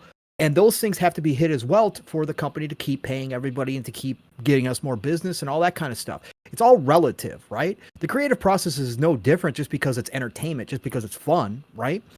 You have to go through the steps. And the main point is the leadership has to put their foot down. Again, she was alluding to the fact that, Concord had supposedly a culture of toxic positivity where nobody could say no. Well, that leads to disaster as well. Like, it's great to be upbeat. It's great to have confidence, great to be positive, but you need those people in the leadership roles when these things happen to say, no, this vision is not where we're going to go. We need to go this path because this is going to lead us in a better direction towards A, B, C, D, and E. If we go this route, it may take us way over here. We might find something cool, but chances are we're not. And it's going to be a whole waste of time, and it's going to screw things up even more. Like, you have to have somebody, you have to have at least a singular voice, if not a couple voices, that do say when the noise gets to a point and when all the arguments are laid out, to make the final decision, say, no, we head this way. Right, wrong, or indifferent, we head this way. Mm-hmm. And when some shit goes bad, they got to be able to say, this is bad. We got to fix this. This ain't good. This ain't going to work out. And you saw to the point about Space Marine 2, we saw the director come out and leave those comments that have been up for discussion, whether or not they were his comments, but he pretty much verified they were his comments, where he talked about this. He saw what's been going on in certain dev houses, right? Man. He's seen the complexity, or I should say the overthinking, the overanalyzing, the other things that are not important to games that take away from creating something that is fun for the gamer. He talked about how that frustrated him to no end. And so when he made Space Marine 2, it was to get away from that, just to go back to the basics. And what if Steele and I talked about when we talked about Space Marine 2, and a lot of people have talked about it, this is a back to the basics game. This is just pure fucking fun. Much like we described Helldivers 2. Right? That's all they tried to do was set out to create a game that was cool as shit, that was fun to play in a great universe, right? So again, it all makes sense. I'll leave you guys with this too. And again, this is going to be an ongoing discussion. It's not going to go away anytime soon. Okay. But I'm going to leave this here so you guys can think about this. Okay. Okay. Alyssa Mercante earlier today, or about yesterday, I should say, she made another post following all this up. She made a couple posts, and I'll get to them here. But the one post that I want to bring up here, she literally put this out on Twitter. Okay. On X. I don't support all gamers. Most of you are bigots. She's in this industry. She's a journalist. So I talk about the influence factor, and we have activists here. You have people. She's made other comments about that really show her hate for men too. I won't get into all that, but she's done plenty of posting. There's that going on too. Okay. You make a post like this publicly. What do you think is going to happen? You know exactly what's going to happen, but you are showing your true colors. Again, when people tell you who they are, believe them. Yeah. Right? And that comes in all form, across the board. Keep trying to tell believe you. them. Right. So she says that. Alexa Ray Correa, who is potentially a friend of hers, okay? And anybody who doesn't know who Alexa Ray Correa is, she happens to be the writer, narrative designer on EA's Black Panther game that's currently being made. She responds underneath Alyssa and goes, "Need this on a shirt." We can have discussions. We can have. Hopefully, it doesn't leak into the game. We could have arguments about whether or not this affects things when you're making a game. To me, when you are this wrapped up in it, when it is a part of your identity, when you feel even in your position, knowing full well that you are publicly out there, you list this in your byline on X, that you are the writer, narrative designer for Marvel's EA Black Panther, and you still are willing to put that out there and say that, you are bold. You're you bold, don't care. but I also believe that is such a part of your identity. How can it not in some way influence your creative process when you are creating entertainment for a bunch of people that you agree with somebody are bigots? How can that not influence you in some way? Whether it's minor or major is where none of us will ever know. This goes back to you'll never know the hearts of men. But I will always be on the side that if you are willing to put yourself out there like this publicly, it is affecting the creative process in some way. Nah, Palm. Okay? Nah, Palm. Did she had a LO? Was it an LOL there? No, there was no LOL. Oh, just need this on a shirt. Oh, well, no but LOL. She was just playing. It was just a joke. She locked her account immediately. She locked her account immediately because she got the pushback. It's just jokes. As should be. But she locked it then because it's just jokes. So she locks her account. Alyssa Mercante comes back and has this to say 16 hours ago. If someone locks their account, it's because they're being harassed, and celebrating that makes you an asshole, you fucking turkeys. Playing the victim. This is what I fucking hate. Jesus Christ. You come out and make goddamn statements that you know are the gasoline and the match. You know you are making hateful statements about a large group of people. And then you run and play victim and defend your friends as victims. She goes on to say, I see so many of these chuds going, they locked their account. They don't owe you shit, and they certainly don't need to face heaps of anonymous harassment that you sent there. You sent there. You attracted it. You brought it to your house. You don't get to say other people sent it there. You brought it. Yeah, you can't throw stuff. You wanted it. House. Yeah. You can't do this. This is not a difficult concept to grasp, but you are all cruel, so I guess it's not surprising. Here's a suggestion. Get a life. I'm off to watch Housewives and maybe get laid. Peace, dorks. Yeah, you're missing the point. Yeah, this is her whole attitude, though. This is not like a one-time deal. This is her whole attitude in the games industry, right? I have problems with this, folks, and I just wanted to bring this up because we talk about this a lot. This was a great example on multiple levels. Yeah, right? Having somebody the head of a studio come in and explain a lot of what goes on behind the scenes, a lot of what we talk about how, again, the creative process. There's a reality. There's a reality. And having an indie dev jump in who was creating her own game with her husband, putting in the work, doing a lot of sacrificing to get the game out, who is also talking that she's seen. the effects on the industry of this whole softening of people and this whole idea of, oh, everybody's got to feel okay. Everybody's got to be okay. We've seen article after article being written about crunch. Obviously, that's one of Jason Schreier's big thing. And again, I'm not going to sit here and say all crunch is equal. I'm not going to sit here and say that all crunch is good. Yeah, but what I will say is that you can look at the history of this industry, and you can probably see that something has been lost along the way in certain areas. Not to say we're getting more great games than we ever have before, like I said.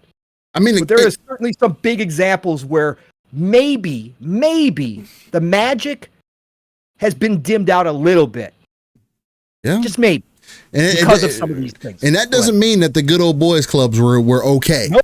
That's not, like, I don't want anybody to get that confused, because when you start talking about these things, that's what it starts to sound like for some people, that, oh, well, then you feel like how things were doing before, people being behind the scenes, the less people talking, that was okay. It was okay for there to be a good old boys club back in the day. There should be no, like, and no, that's not what it, at least that's not what we're saying. If there's anybody else making it that way, which I know some people who hint at that and don't say it directly, right?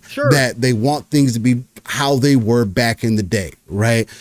But there's also disruptors can be also just as bad as the good old boys club. If you purposely are coming in to disrupt things with an agenda, and that takes away from making the games fun, which we have seen multiple times. If you are that person just to say, I want to blow this shit up, like we've seen, like I want to blow this industry up or burn this industry down, well, that can have the same negative effect that the good old boys club does. Yeah, that's right. It can be just as bad. Yeah. Anyway. So no, it's definitely about finding a balance. Just the same way. How about this segue? Just the same way that Halo is finding balance in the Unreal Engine 5, ladies and gentlemen. Who would have known? I think it was Jess Corden. He did do a little bit of bragging this week.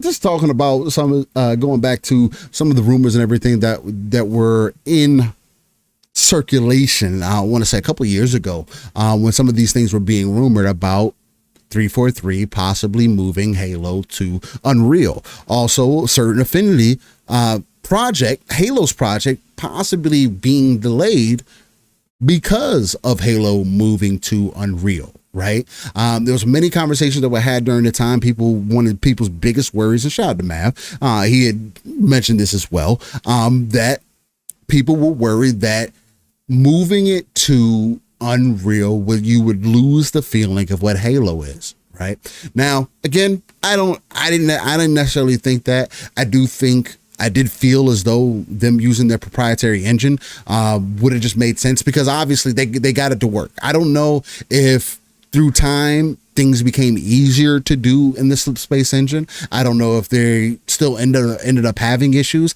I would have to assume, even with everything that they were able to do with Forge, that moving it into Unreal was going to be the smarter play.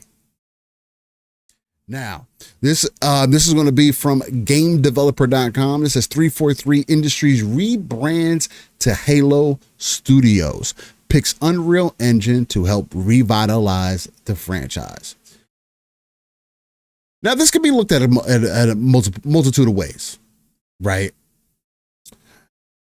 This can be looked at as 343 giving up, one way, right? That they couldn't make things work, that things were in more dire straits, that they needed to get back to the basics.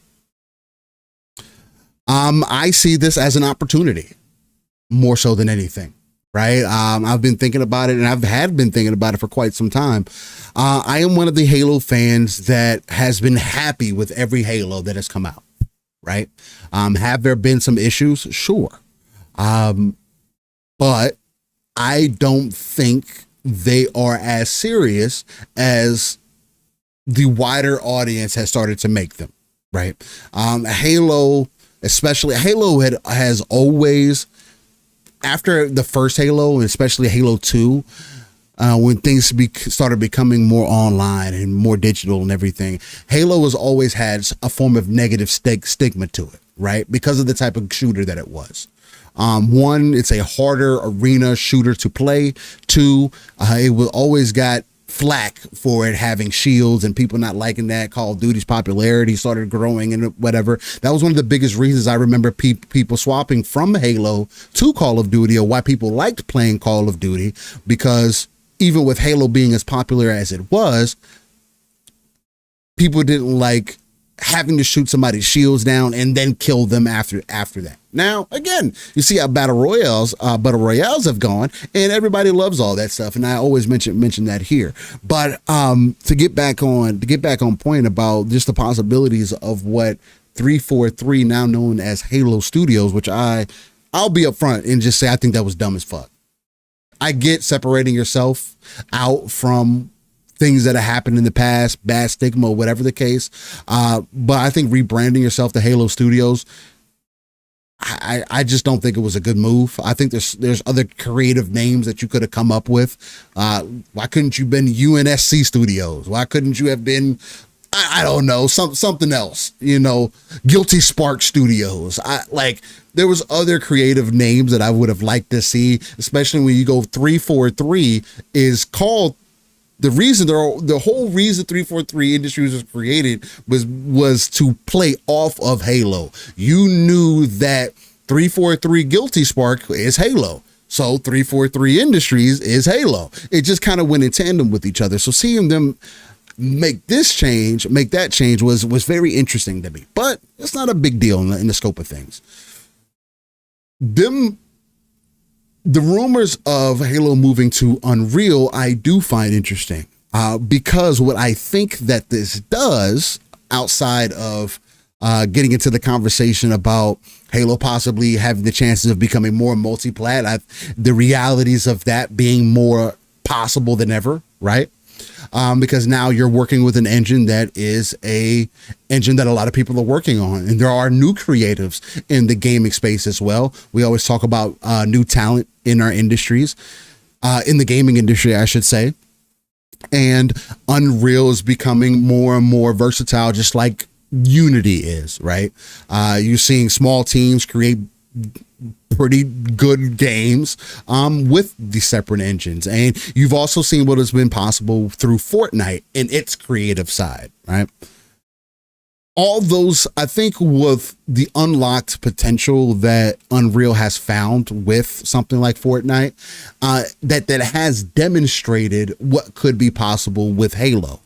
I do think that this is a way for them to revitalize the IP, but a little bit of a different manner. Because what I'm hoping for, if the rumors are true that they are going to remake Halo Combat Evolved, as much as I could say, hey, there's an Halo Anniversary Edition, or there's already something like there's already that in Master Chief Collection, I do think doing it in Unreal is a way to reestablish Halo as a franchise, right?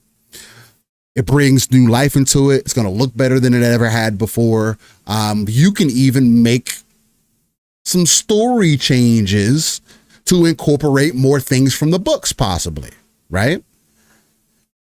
What that also does is, if they do a Halo 1 remake, because I was thinking about it a little bit, like, hey, well, if they do 1, then they do 2, then they do 3, or what is their plan? Are they going to completely reboot the entire franchise and tell a different story? I hope not. My biggest thing was is that I hope that this allows them to create more games within this universe, right? You getting on a streamlined engine that has a facet of people that get trained on this, that can work on it, that this will allow a third-person Halo to be made in between these possible remakes that they do in Unreal, right? Along with maybe fixing some of the things that people didn't like with Halo 3, 4, and 5 story-wise, right? And also create paths for the other games that you create to connect, right? Not saying that you completely disregard Halo Wars can still be relevant to the story, but maybe you get some additional details in Halo. Let's say Halo Team Osiris. That is your third person shooter of Halo. Or maybe you get some additional information about the Flood in Halo ODST game and an additional Halo ODST games. And then you have these ever branching titles that could spin off of that and be created as their own things, tell their own stories, even be easy enough to transition into maybe even other Spartans. Right? Maybe we start getting the Covenant's perspective now, right? Where, hey, now we get to play as an alien, right? Much more visceral. They have more of the religious practices at play. A lot of the things that we have not seen, like we get little glimpses of it from Chief, but we haven't experienced that hand in hand, what that's like, traversing through that, going to planets, glassing them, how that feels to really be the kind of have that Viking, that conqueror mentality that the Covenant had, right? That for when they first invaded, right? There are so many different possibilities that they can now do with streamlining the engine and allowing, again, if they're going to keep doing this contractor thing, I want there to be some consistency for the IP moving into the future. And that's the only thing that I can ask as a Halo fan. Right? Because again, I see people getting back in the conversation and saying, oh, well, Halo needs to be a completely different game. They need to change the idea of what Halo is. They need to completely change the guns. They need to completely change this. It's like, but that's not what makes Halo Halo, right? Or just like what makes any other IP what it is. You have to dig deeper in that bag than you have ever before. Just like I feel about, I do think that, as an example, the Coalition going with Gears E-Day is very similar to this, right? To what Halo Studios could be doing. Taking full pride and saying, hey, we understand what you're asking for from this IP. We know the direction we want Halo to move on. Or we know the direction we want Gears to move into, right? Hey, this is what you're going to get before you get the next Halo Chief story, right? So you can bring some of the people that maybe didn't get to experience that back in the day. Maybe they don't want to revisit an old game. And again, the number one thing and biggest critique that I can give to Halo and why I think revisiting Halo Combat Evolved and remaking it, although it is in Master Chief Collection, is you can add so many more gameplay elements that were not possible during that time. Spartans do so many more things than just run around and shoot a gun, pick up guns off the floor. Chief was able to do great feats beyond using a grapple hook. It didn't take him all the way to Halo Infinite to be nice.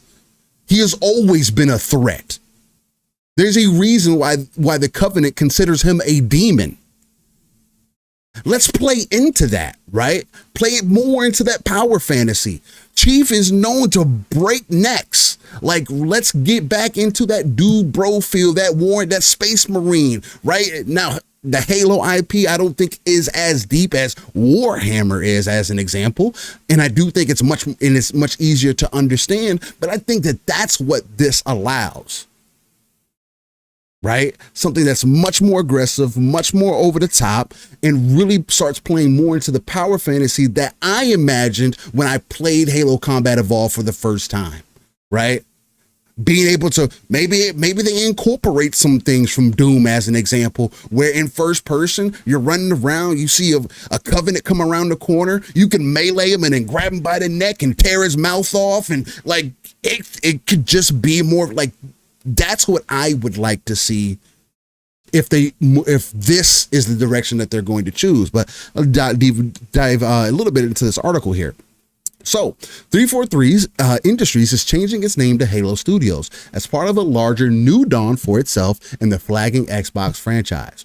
On Sunday, which is the past Sunday, the Halo Infinite developer revealed it would switch from its in-house Slipspace engine to Epic Games' Unreal Engine 5 for multiple projects in development for the series. Now, the only thing that I will also say about Slipspace is this is proving to have been a waste of time and money for Halo. Point blank, period. Them making this transition, that is the biggest negative. All the effort that went into this, Forge, community maps, everything. To me, it now comes across why. So now you have an engine that you're never going to use again? Wow, what a waste of fucking time. But again, like we talked about earlier, sometimes it's part of the creative process. You felt like this was what the area that you need to do. Again, Slipspace is just an iterative engine on what was there before. Again, I mean, much of it was much newer, but it was trying to build off of things that existed before and had all these other things, and obviously it didn't work. Per studio head Pierre Heinz, the name and engine change will both improve development efficiency and change the recipe on how we make Halo games. Again, that's the biggest thing. I really hope that it does, right? Where we get branching Halo games, expand that universe out, and show people why this is an important IP. The shift to Unreal was previously reported in January 2023, and I think Jez reported it on even before that in 2022. So hey, take that with a grain of salt. A decision made because Slipspace was the source of headaches during Infinite's development. Heinz acknowledged the engine's issues, saying it required the team to develop games and a tech stack simultaneously while making Infinite. With Unreal, the goal is to use it to create games with a focus that can satisfy fans and establish teams to develop several games at once, a noted difference from how the franchise has historically been handled, which is 100% true. Typically, it was one Halo game at a time. They spend a certain amount of time making that game, and then they move on to the next game, right? This definitely does open that up. More people can get access. Maybe they bring more people in. Maybe they are able to build a more solid base and foundation with a better team because of this. The way we made Halo games before doesn't necessarily work as well as the way we want to make Halo games for the future, said Halo Studio COO Elizabeth Van Wyk. I do agree with that as well. Halo is not the same game that it was, and it can't be what it was 23 years ago. It is a completely different generation.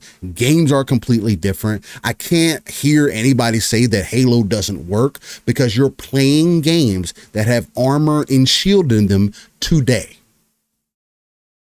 There is no difference there is no issue now for Halo outside of it just becoming a better game, or even better as an IP, or finding ways to reinvigorate itself.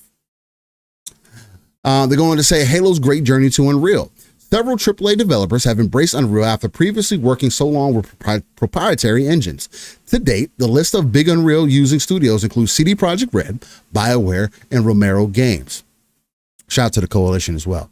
As Kotaku's Ethan Gach noted, most of Xbox's first-party studios have moved over to Unreal for their immediate next project. To fully prepare for making a Halo game in Unreal, the studio worked on a research project dubbed Project Foundry, which Van Wyk said helped the team educate and understand what our capability is and know we're on the right path.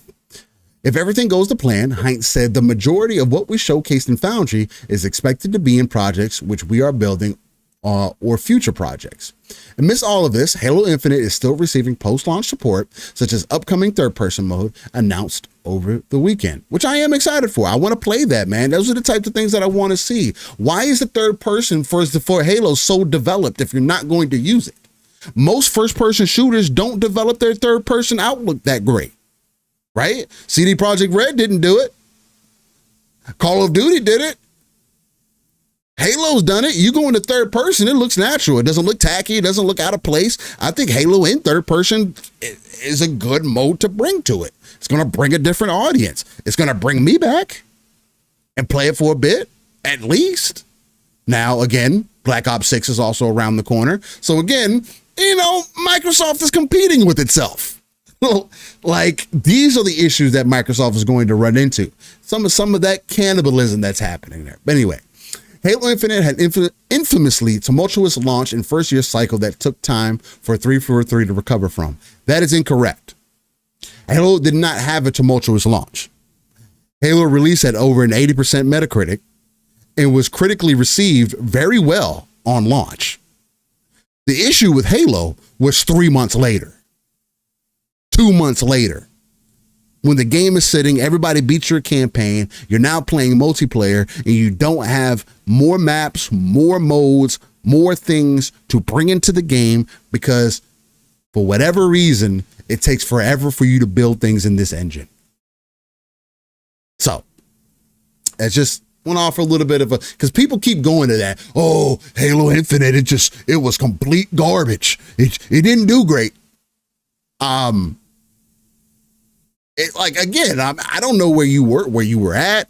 Maybe you just have a recency bias. And again, that's fine. Yes, I can admit to you, I load into Halo, depending on what mode that you're going to play, it takes minutes to get into a lobby.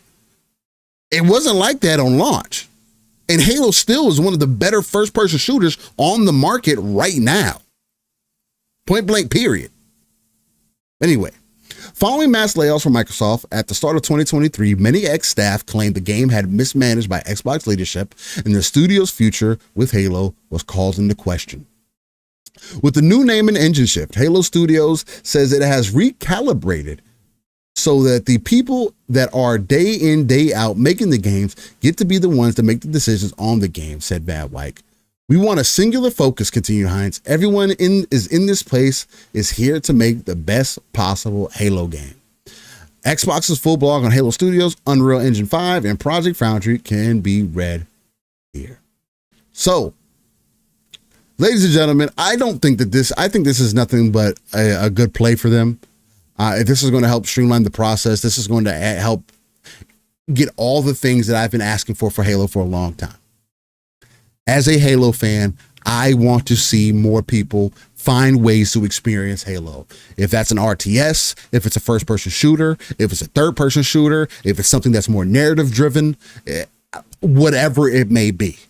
Allow there to be options and expand this universe out. It does not have to just be about Master Chief. There should be a team of Spartans, a team of Covenant, a team of ODST, a team of Oni who are representing this franchise that are cool characters that stand out and truly represent your brand.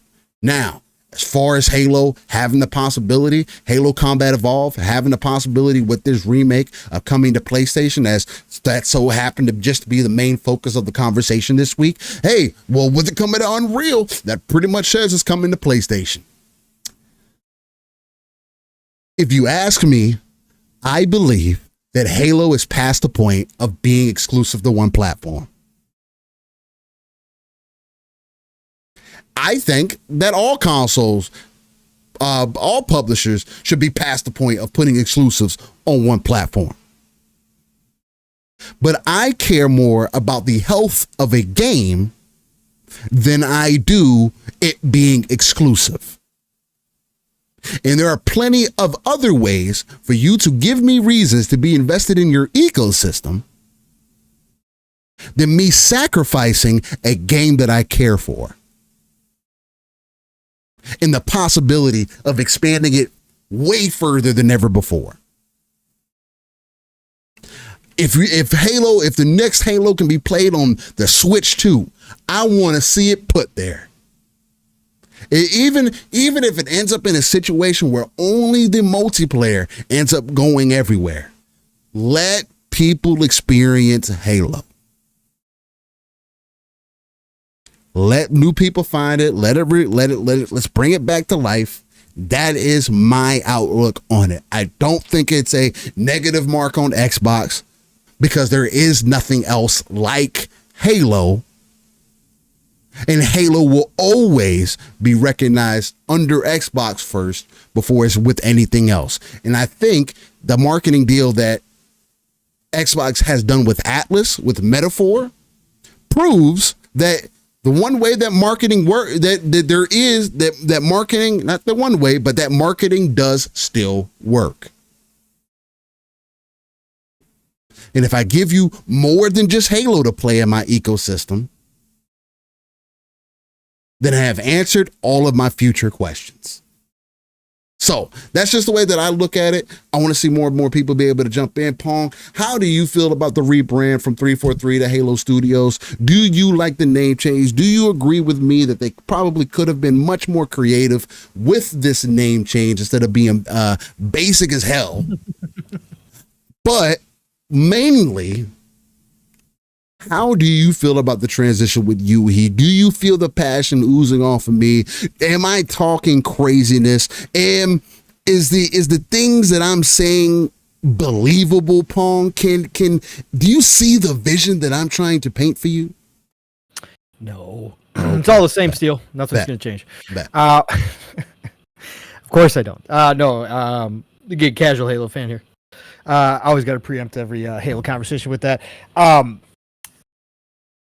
This is exciting to me. First of all, for all the, I got to talk to another passionate Halo fan, obviously Mav on Thursday night. You guys are the ones that really, really are into Halo and have been for a long time.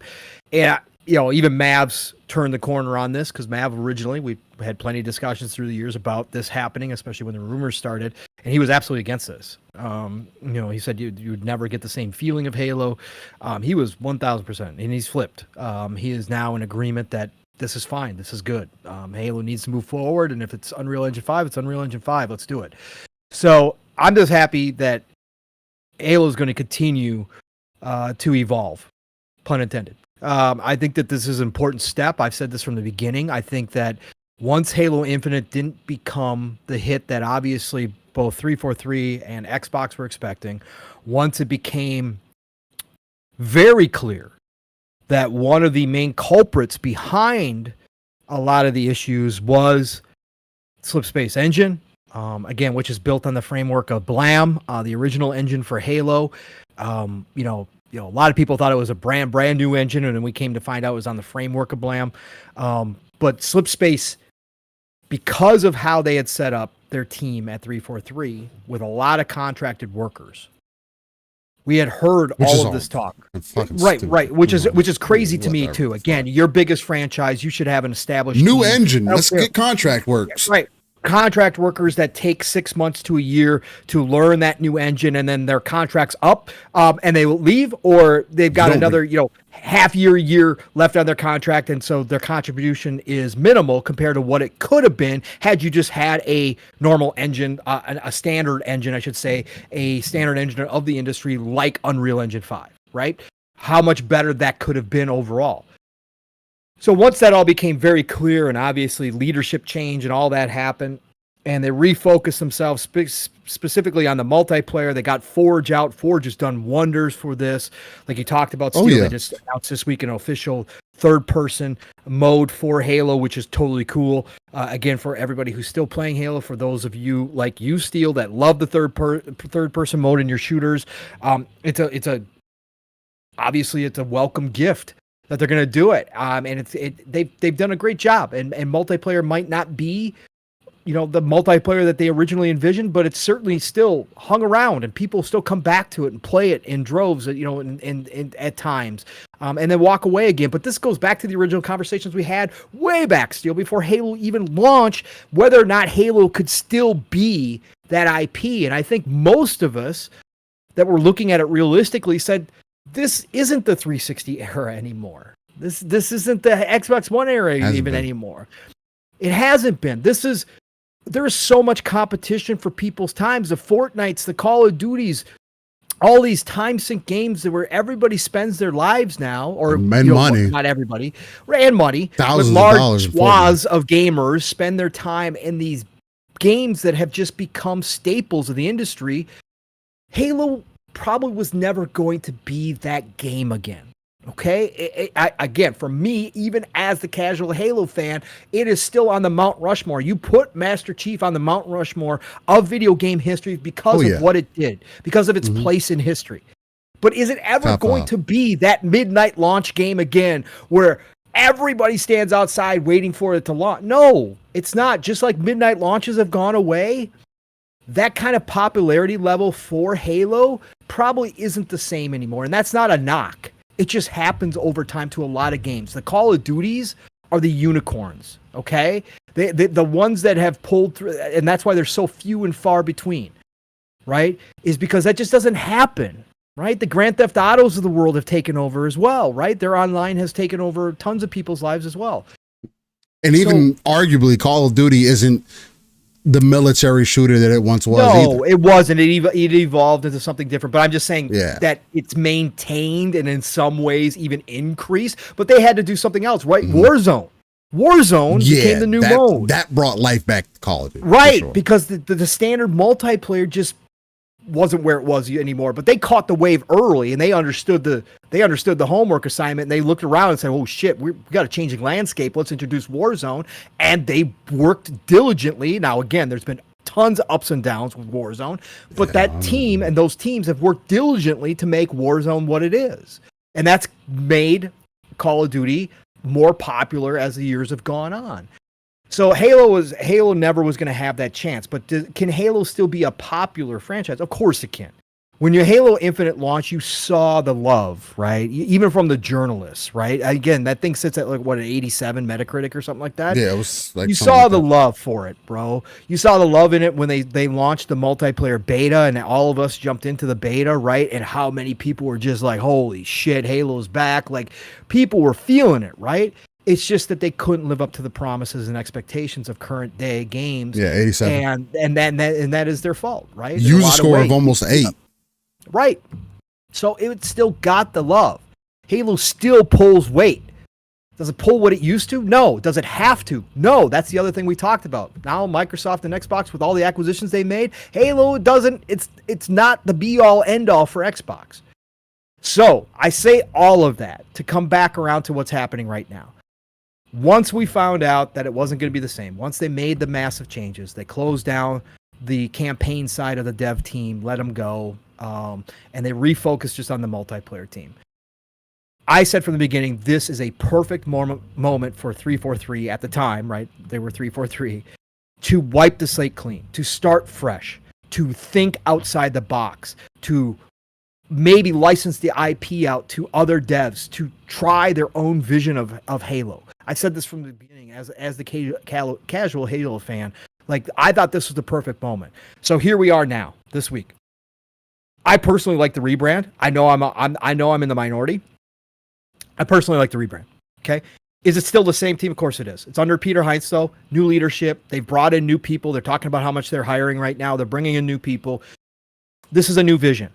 I don't mind that it's just Halo Studios. That's fine. 343 has a negative connotation. Okay. Does everybody still know that it's 343? Of course, most people do. But psychologically, does this work sometimes when you do change and rebrand? Yeah, it does. Sure. It's been proven. It can. And I personally like the logo. I think the logo is going to look great on t-shirts. I think the logo is going to look great everywhere for marketing purposes. I know some people hate it. I personally think it's cool. I don't mind it. I don't think it's the greatest, but I don't mind it. I think it's cool shit. And I think there's some cool things you could do with it down the road that would make I'd get it on a shirt. I definitely. Yeah. So I look at this and I go, cool, great. You rebranded. You're starting something new. Yes. Ditch the Slipspace engine. Was it a huge waste of time, resources, and money? Absolutely it was, right? I can't imagine what the cost was to create Slipspace. I can't imagine the amount of effort that was put into it, and the amount of effort that was lost, again, because of all the people you tried to teach this thing to, and even the potential that was lost from people who said, I'm not coming to work for you because it's Slipspace. I don't want to work on that engine. It's an engine that's it's not used anywhere else. It's a foreign language. Why would I want to learn a foreign language at this point in my career? I totally understand all of that. So yes, was Slipspace a major fuck up? Of course it was. But now, wipe the slate clean. Come in, Unreal Engine 5, one of the most popular engines we were just talking about. Is Unreal perfect? Of course it's not. There's plenty of problems. But do the vast majority of developers in the real world have some experience on Unreal? Yes, they do. Are you teaching them a foreign language when you bring them in to work on Halo potentially down the road? No, you're not. That means they can get the work instantaneously on whatever the project is that they're being brought on, whatever part of Halo they're working on. We need to hammer that down too, though. But does this also mean that if you license your IP out to other developers, that you will have a cohesiveness across the board? Because again, you weren't going to get other developers to agree to work on Slipspace on a Halo project. Now it's all going to be Unreal. Yes, that means you will have the potential for other developers to do projects, and you can share all the art. You can share all the stuff that you've already created for Halo at Halo Studios with these other developers. You can keep it all cohesive, whatever the project they're working on is. Is that a big deal? Yes, it is. It really is when you're talking about a franchise like Halo. Yeah. But to Steele's point, now for me too, wiping the slate clean means that you can go beyond Master Chief. You finally can leave the past behind. However you want to do that, I will leave or build off of it. That's fine too. Yeah. But I'm just saying that you're not tied, Steele. You're not tied 100%. To those big shoes that never quite got filled, that were left behind when Bungie left. Yeah. You could never fill. And again, I know that Halo 3, it was personally my favorite. I played the most multiplayer in Halo 3. I played out of any of them. I know still, even to this day, that there's arguments about whether Halo 3 was good or not. Steele, you brought it up, right? Story-wise and et cetera, amongst the Halo fans, right? You're never going to, with a fan base like Halo, you're never going to appease everybody. But there were some massive shoes left behind. And I know that a big part of 343 was Bungie. But let's be real. We just got done talking about leadership in our previous conversation. A lot of that leadership left. A lot of the original visions left, right? Mm-hmm. Yes, there was still some left over, but they never could quite fill the shoes. They could never quite figure out what they wanted to do with Halo going forward. They tried things, people hated it. They tried other things, more people hated it. They went around in this vicious circle. Now, Steele, you have a chance to completely change and do something completely different, because the expectations, whether you want to say they're an all-time low or you just want to say that the expectations are now gone because now you are a new studio, Halo Studios. Now you have a new engine, an Unreal Engine 5. Maybe that's what you needed. Have freedom. Yeah. In a lot of ways. And I think that excites me, right? And why does it excite me as a casual Halo fan? Because I think now it opens up opportunities for things like ODST to come back, or an experience like ODST. ODST is my favorite Halo experience of all time. Right? I've said I played the most of Halo 3 multiplayer, but overall, as far as the single player goes, ODST is my favorite experience single player wise. Now there's an opportunity to make those experiences happen again, right? That they weren't able to do before, that they got locked into the main story and they kept trying to fix things and all that kind of stuff. But now the other studios can jump in too, right? We know Certain Affinity was working on a game. It's potentially, Mav and I talked about this, right? They were on Project Tatanka. Now, Rebs Gaming, who came out with another video, and the way that Jez was talking about yesterday, that Project Tatanka was, it seems like, maybe scrapped, but really not scrapped and changed into something new. What if Certain Affinity is actually working on the campaign side of things, since obviously Halo Studios does not have a campaign team. They've got a multiplayer team right now, and they're building that out. What if they've already done that part and they've given it to Certain Affinity, who has a ton of experience in the Halo universe, who is a proven veteran team, who is, again, support studio for Call of Duty, support studio for Halo. They're making their own big game right now, but they've said in the past, as Mav said, that the Halo project was the biggest project they've worked on. What if that is the new campaign? And they had already started working on an Unreal Engine 5, and that helped push the Unreal Engine 5 change overall because they saw what Certain Affinity was able to do. I think that's a possibility. I'm not saying I know. I'm just saying it's a possibility. But I think something like that shows the potential here that Halo is finally free of the shackles of the past overall. And maybe it's just all psychological because they changed their name and changed their engine. But I truly feel like this is a new beginning and they can start fresh. It is. And I think that's important still. And I think that's going to be nothing but benefit. And again, the expectations aren't going to be what they used to be. Will they still have the expectations that you have to have a complete game? Probably. Is that still fair? No, that's still that's Halo though. It's not, but it's not fair. But right, but is that no other game is expected? Yeah, no other game. But is Halo going to expect to do what Halo 3 did for Xbox 360 or Halo did for Xbox? No, it's not. Is Halo going to come out and everybody's going to be like, "Oh, this is going to be the biggest, greatest thing ever of all time. It's going to drain all these people." Has to build that back up. Fortnite? Hell no, it's not going to do that. But is it going to make people curious? Is it going to bring people back to try a new Halo in Unreal Engine 5, especially if they hit the marks that they're talking about, where they say they want to go back to being the graphical powerhouse that Halo used to be, and that's the Halo truth. was To be fucking real. impressive. Yeah, Halo to this day still holds up the old stuff, right? So if they get back to that level, is that going to draw some more eyes? Absolutely, it will, right? Especially with Unreal now, yeah. With Unreal, you're right? If they get, and again, Steel, partnerships internally amongst the other Xbox teams, they have some of the masters in-house of Unreal Engine 5 right now. They have some of the masters who can come help them. That is the other big benefit. They had other teams come over and actually learn that foreign language and try to help them out. We heard that there was other teams helping them with Halo Infinite, which means those devs had to learn a foreign language too. But now they have the masters in the coalition. They have other teams that are already working in Unreal Engine 5. Yeah. Fable. Right, so they're or no, not Fable. I don't know why I threw out Fable. State of Decay is what I meant to say. You said State of Decay. Fable's in the Forza engine, Fable engine now. Anyways, but they have people who have worked, a ton of devs who have worked. So when they ask for help, when other teams do come in to work on it, which I'm sure will happen, that's going to be easy now. So I think this is an exciting moment in time for this team, for Halo. You got to see the behind the scenes. I think Peter Hines, being that leader that we talked about, it seems like he's got a very strong vision. The other people that they brought on board with the Foundry aspect, how they went about experimenting in Unreal Engine 5, the whole Foundry project that they created, really was a cool idea, concept that got the team. I could see the team back, they've gone through massive changes. They've lost friends, that have been let go. Lots of uncertainty about what Halo was going to be, where it was going to go. Having a project like Foundry where you get everybody together and really work together, you could see that behind. That's why I love behind the scenes shit. That's why I always say interviews with devs are so damn cool, because I love seeing this. But you could see that everybody saw that vision finally. They could all get together and work on it and see what the Halo potential could be in Unreal Engine 5. And I think that lended them a ton of confidence moving forward into this new era of Halo. So yeah, even as a casual Halo fan, I'm excited by this, man. I'm excited for all the Halo fans to get something new and potentially something that does bring a little bit of that magic back again in a different way this time. But really, the expansion of the lore is what I'm looking forward to.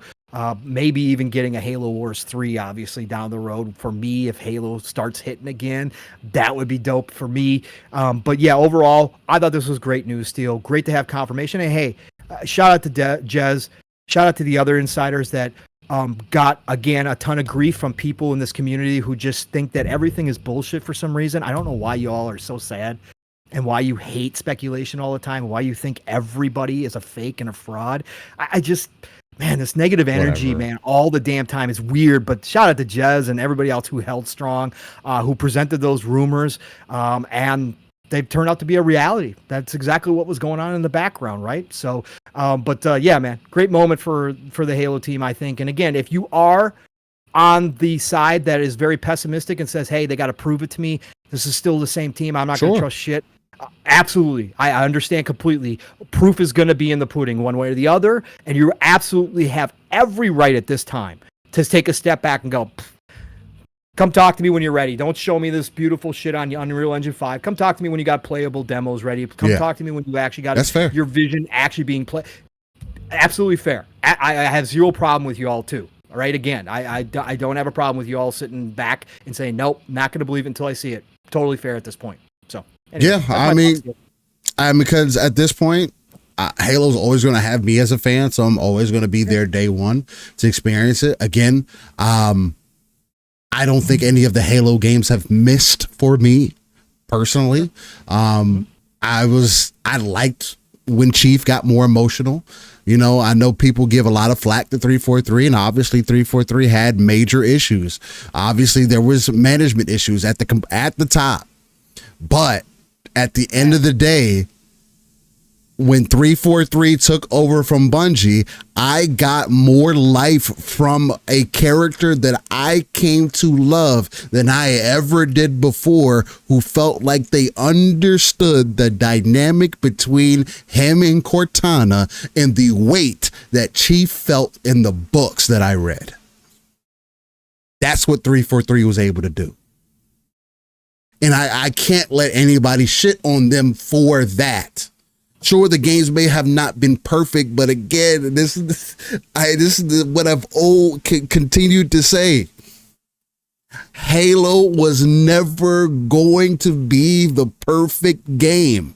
It is the only game where you can have this mode, and then this mode, and then this mode, and you can play it this way, and now we got horde mode, and it's the only game where it has to have all these things or the game falls short. This is not asked of any other IP.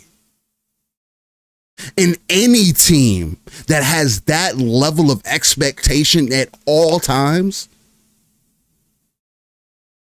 it's going to be difficult. But I have faith in what they're going to be able to do with Unreal. I do. I haven't been strayed far. I always think those conversations are interesting to have with folks, see what they didn't like, what they liked, everything else. Again, I'm not saying they're all perfect, but why would I doubt them now? This is what feel like it was necessary. They lost a lot. What else can you lose other than possibly your entire team if you don't get it together? And at this point, I think the move to Unreal alleviates that. There is no other excuse. If you have a vision, you have a goal, let's work towards that. And I know people were like, man, I don't get why it's already moving in the wrong direction because Chief looks too thick. Yeah, I don't like Chief's look. I'll admit that. I think it's I can hear some of that. I can definitely hear some of that. I would have liked. I don't think that's the final though. No, I don't. I hope not. I hope not. They need. The armor was too perfect. That's why he looked like an action figure. That's why he looked plasticky. There was no marks on the armor. Like it was. Again, I didn't like the look of it. But this is early. But this is early, bro. I'm not worried about it. I just thought it was funny that some people were trying to defend it. I'm like, it doesn't look the greatest, bro. The environments look dope as fuck. The environment looks good as hell. I mean, but I hope so in Unreal. But yeah, correct. They do got my boy Chief in here looking a little thick. You know what I'm saying? Hey, pause, big move. But look, yeah, if you're going to, if they are remaking Halo Combat Evolved, I would just like to. They need to bring the cool factor out of the character. This is not back in the day. I get if you want to honor the old fit and still show the progression, right? In his armor. Do you think they're going to do that? What? Are you on board with that rumor that they are going to remake CE? I think they should. If you're moving to Unreal, you need to. Yeah. Only reason is because to the point that I was making earlier, you can now all the gameplay elements that you weren't able to do before, the movement, the versatility, making you feel more, just the same way that Space Marine makes you feel like a Space Marine. I can now expect for a remake of Halo to feel like you are the Spartan. You have a multitude of tools at your disposal, kind of like Doom, but it doesn't play like Doom, right? Right. Because again, that's a different engine, plays not like that, but visceral, right? It's much more in your face. It feels fast. It has to be impactful still, right? So that's the main things that I'm looking for. But I do think that this is the proper way to do it. Because again, to the things that you were speaking to, and to go back to some of the things I was speaking to, just on a story standpoint, and again, being able to take the cuffs off, you can do a Halo 1 remake, proper remake. I'm not a reskin like what you can get MCC. No, a full-on remake. Feels completely different to play.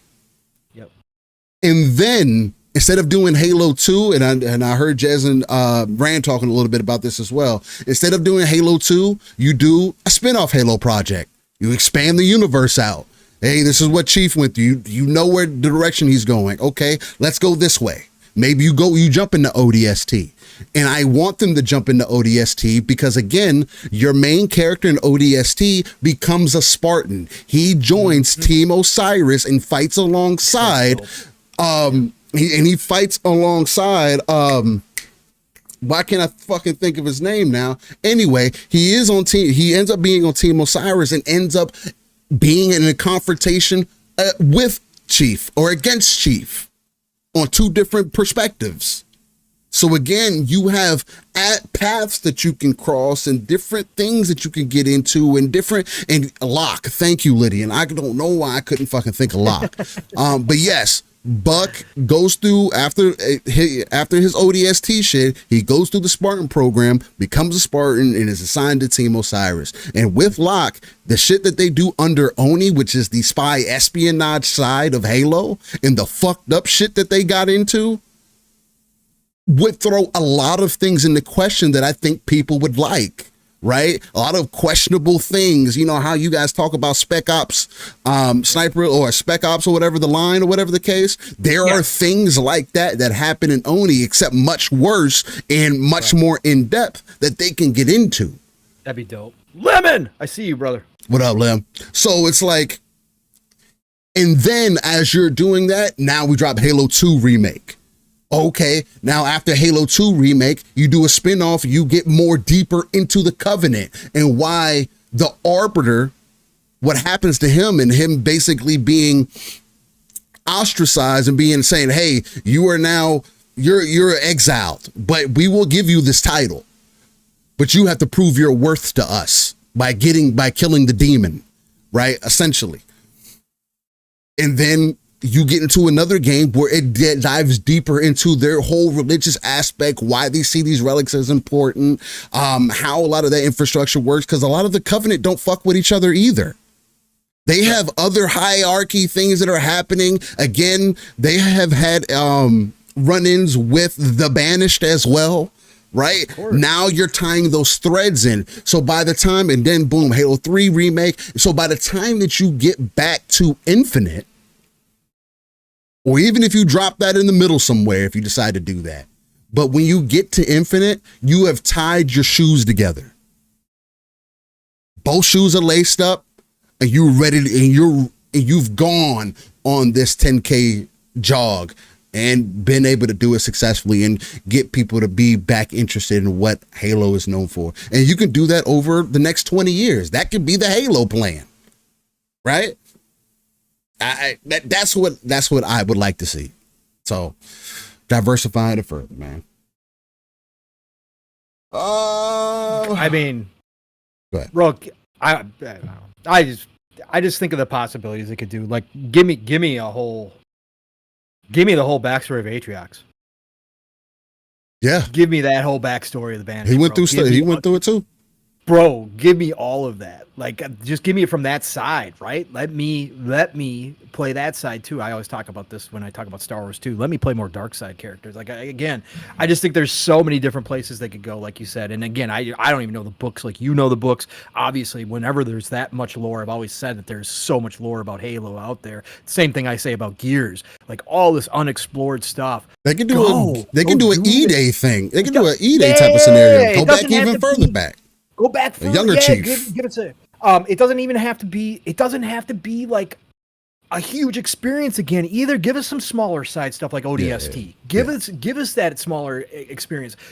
I don't care, but just give me more stories that I get to play through. And I think that they've got a chance now to do it. And I think there will still be devs out there that if they do agree to license out the IP and they ask around, there's going to be a lot of devs who are huge fans of Halo that are going to raise their hands and go, we've got ideas. And I say, let them all pitch you the ideas and go find some studios to make some smaller or different genres of Halo and let them go. Who cares? Let them go. Let them go do their thing, man. Let them go create something in the Halo universe, even if it's off the beaten path. Let it happen. That's how you expand out an IP. Let it happen now. I'm all for it, man. I think so. I mean, I can go on and talk about Halo forever. The things that I would like to see, again, the main thing for me is just take advantage of what you have already. You don't have to create nothing new. The books are there for a reason. The original games don't get into the books like that. I mean, again, to the point that I was bringing up, if you want to do a Gears E-Day type of scenario, go back with Chief, a younger Chief. Go back to when Chief, before Chief lost his team, where he got pulled to the side from his team, when he was you know, you can do it like that. It can be a Ghost Recon type situation. You know what I'm saying? Like where you're commanding the squad and you guys can move through areas and you can send them and they can assassinate this person. Like there's just so many things that you can do that I would be excited to see. So Absolutely. my main thing. All right. I think the next thing that I will bring up here, which is something that I heard you and Matt talk about a little bit as well, for what I could catch, was this is coming from Automaton, but with development cost rising, we need to make games based on user feedback, not numbers and data from the past, says Nexon Games executive. Now, one of the biggest reasons why I wanted to get into this discussion is because, again, if you guys are familiar with what we do here, this is something that we preach to all the time. And this is coming from the executive for the Nexon executive for the First Ascendant. Yep. Well, just coming from the Nexon games executive overall, not just for the First Ascendant, but right. It goes into how they develop First Ascendant. Yeah, exactly. Part of it. Yep.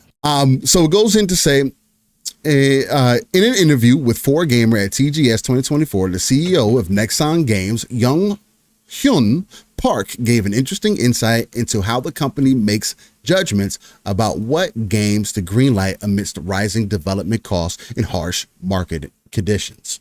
Let me get that pulled up for you guys here as well. It goes on to say, up until now, Park has led the development of successful titles such as NCSoft's Lineage 2, Bluehole, now Krafton's Terra, I'm familiar with Terra, and more recently Blue Archive and The First Descendant. When asked about Nexon Games assess potential games, how Nexon Game assesses potential games, the process Parks describes focus more on listening to users' feedback than analyzing market data and calculating forecasts. Part of this is due to the lack of precedent in South Korea's video game industry. If it's an MMORPG, we can roughly imagine how it would perform. However, when it comes to titles like Blue Archive or The First Descendant, neither my company nor I personally have experience making and releasing such games to the market. And even in Korea, these kinds of games have hardly been made up until now.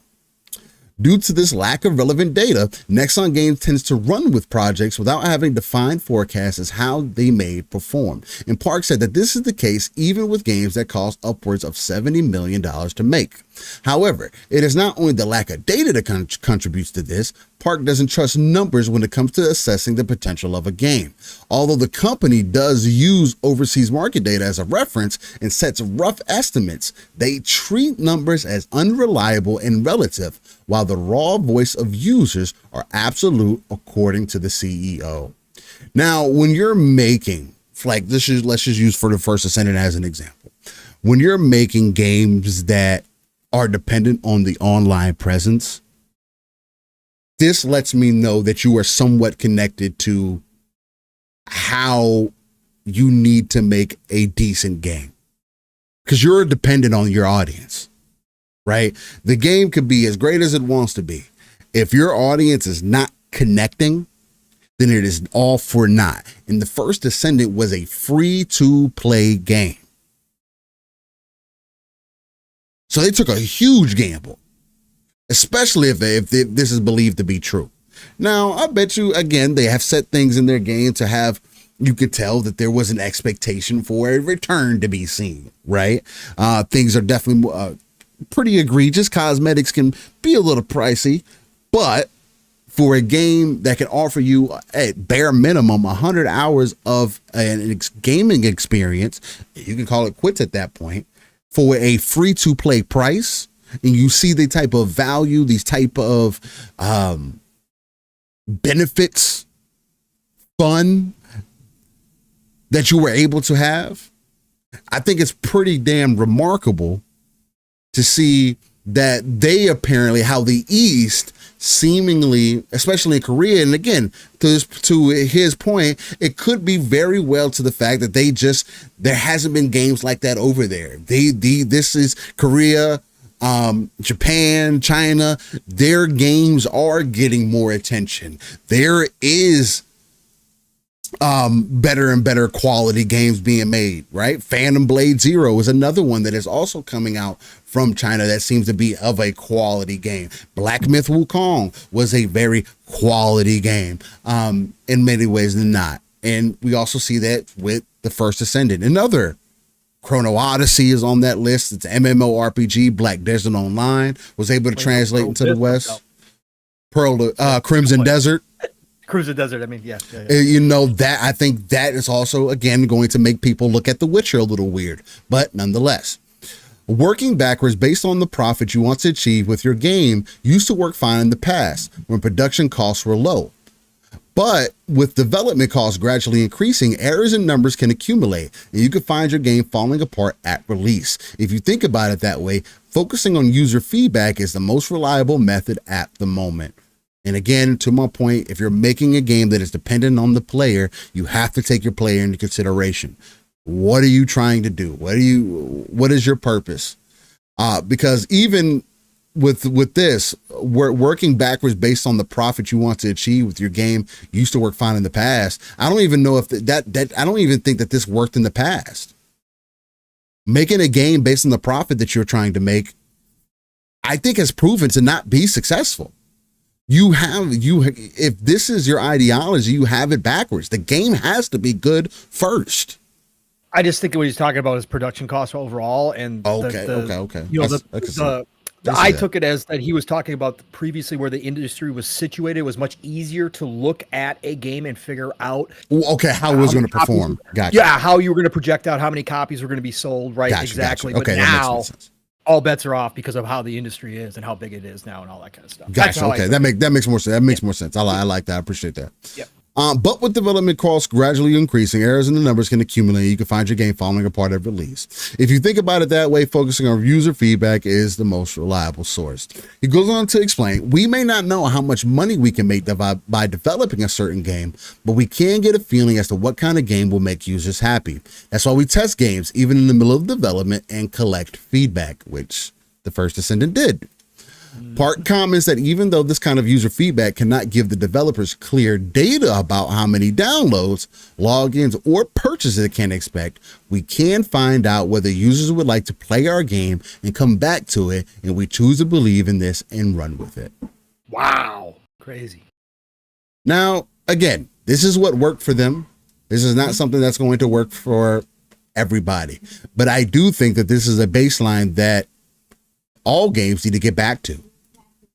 Obviously, The First Ascendant is doing something right. Again, I know a lot of people have fallen off The First Ascendant.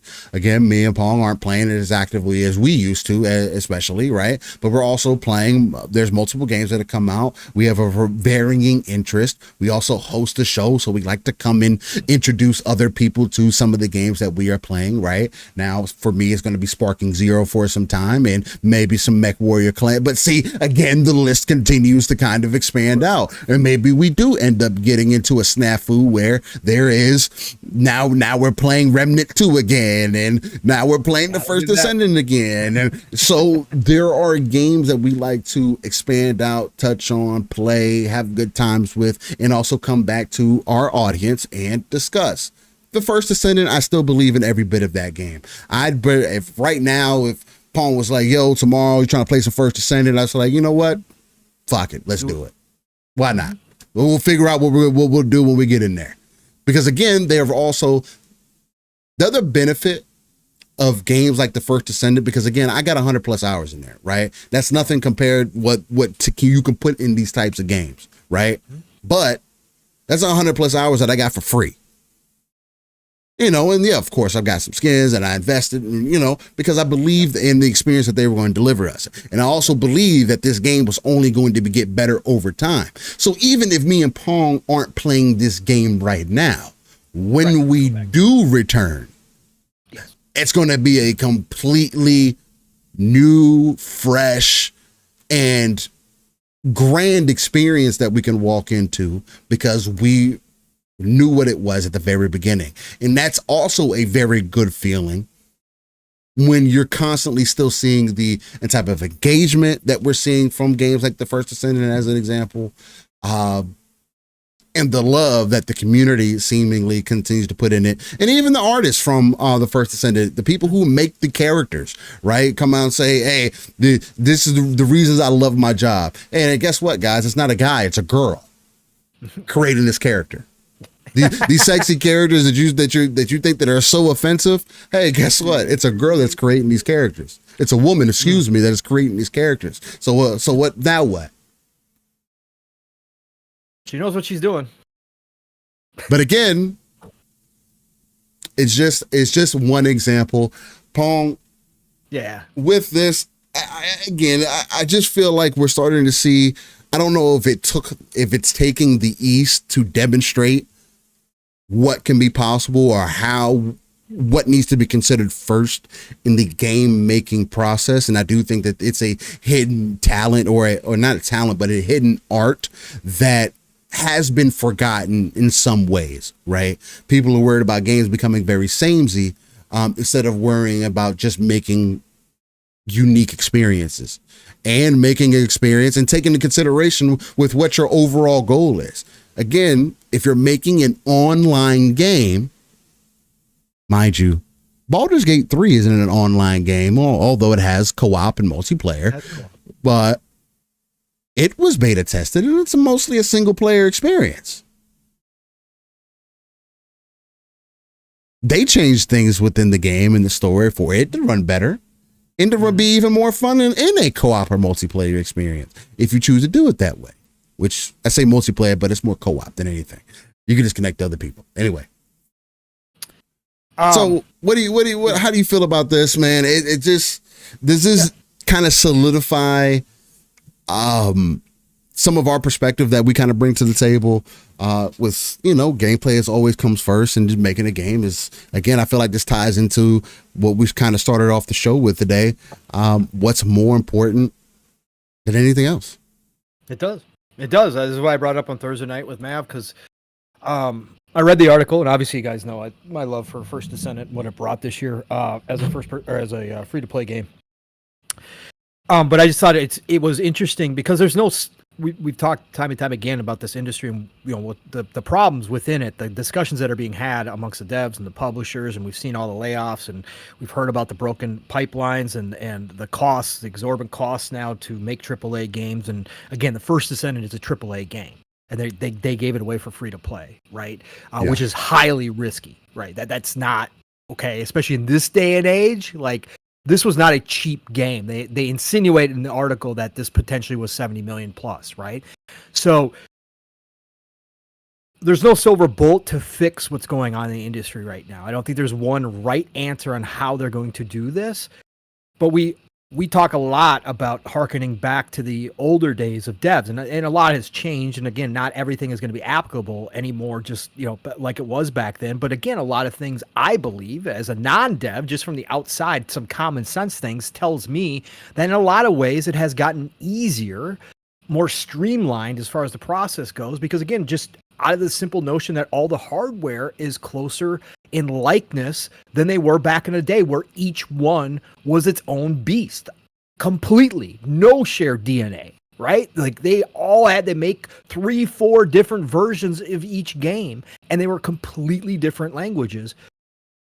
So I think that looking at this and seeing his comments kind of hit me, because like he mentions in the article, we don't have a whole lot of experience in this part of the world in these types of games, so we don't have all this data. And I always, bring up paralysis by analysis and talking about what I think that, a lot of publishers and the higher ups do all the damn time. And we talk about this with Ubisoft, and they're always demanding, and again, we know firsthand, from firsthand knowledge that they, in meetings, when you're talking about a game, the first question out of their mouth is how we're going to monetize this.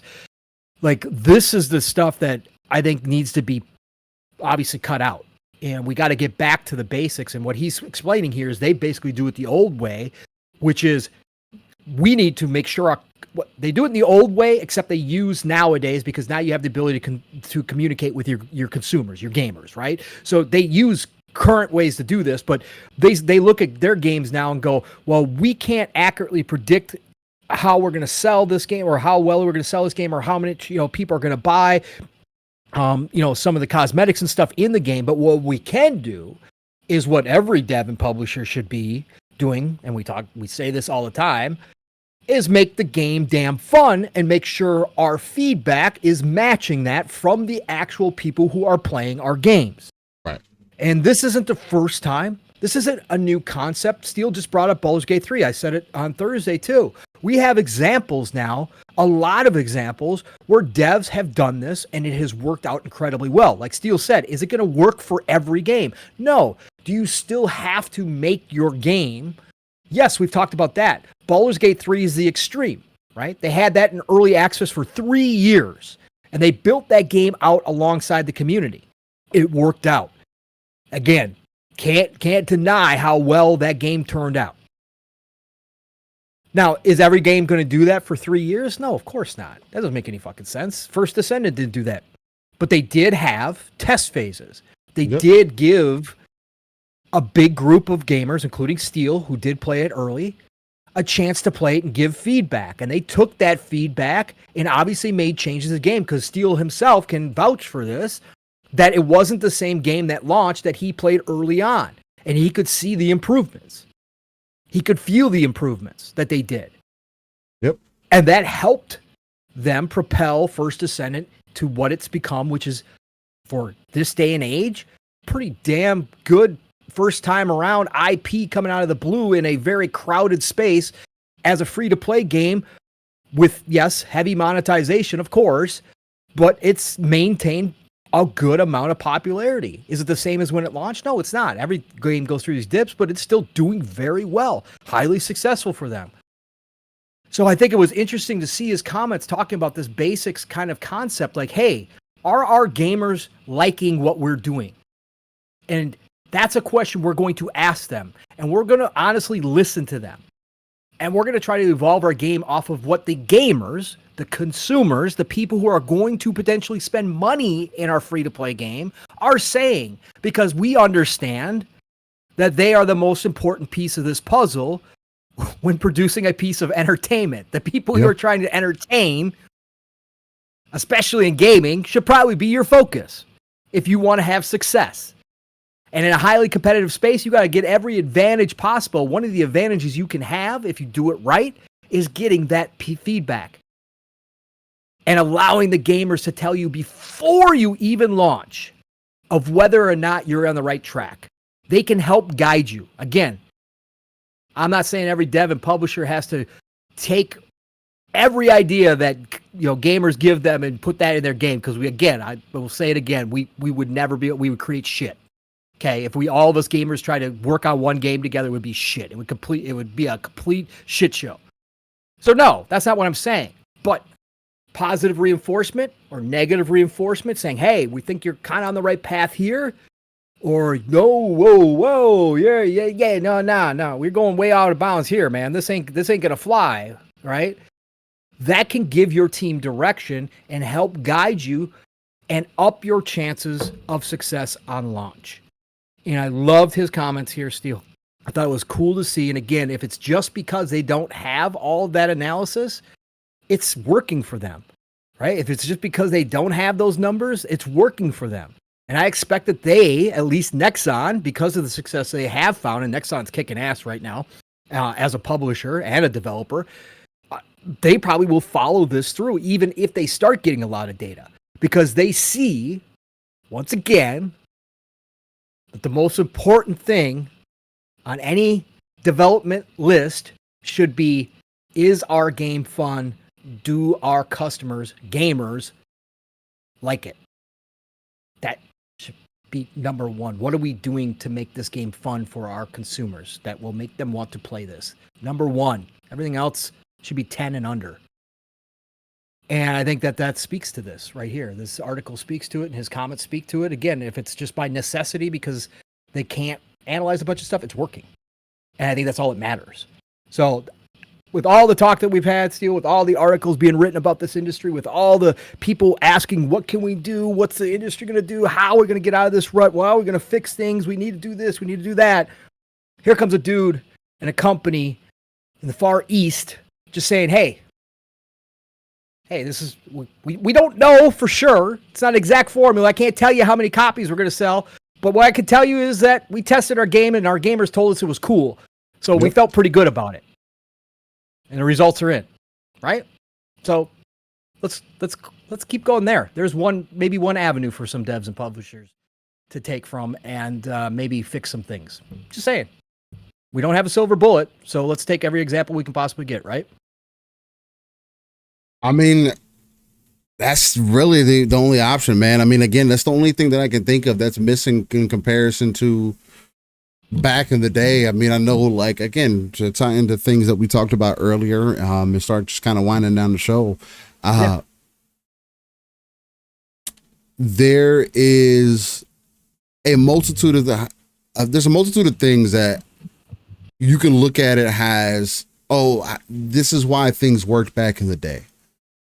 But I do think that nowadays that there is so many tools available and avenues for you to get critique or to get an idea, especially in the West, man, where whether you do it through a demo, and I know back in the day it used to be like, oh, well, we got to cut a demo and it's this slice and it takes time to work on that. And it's like nowadays, I just don't think that you need to do that. There are games that are showing you ways to Last Epoch as an example for Diablo, right? Last Epoch was doing betas and stuff for a year before Diablo released. There's no reason that Blizzard couldn't have looked over at that and said, hey, what do they have in their game right now? What do they have that we don't have? Why they couldn't have looked at Path of Exile? Hey, what do they have that we don't have? The community seems to really be in touch with this game. Hey, the people say, the community says that this feels more like Diablo 2 than what Diablo is now. Okay, why do people say that? Okay, we maybe that's what they took. We need to make it grittier. Okay, so we got that. Do we want to be known as the more casual ARPG of our genre? Maybe.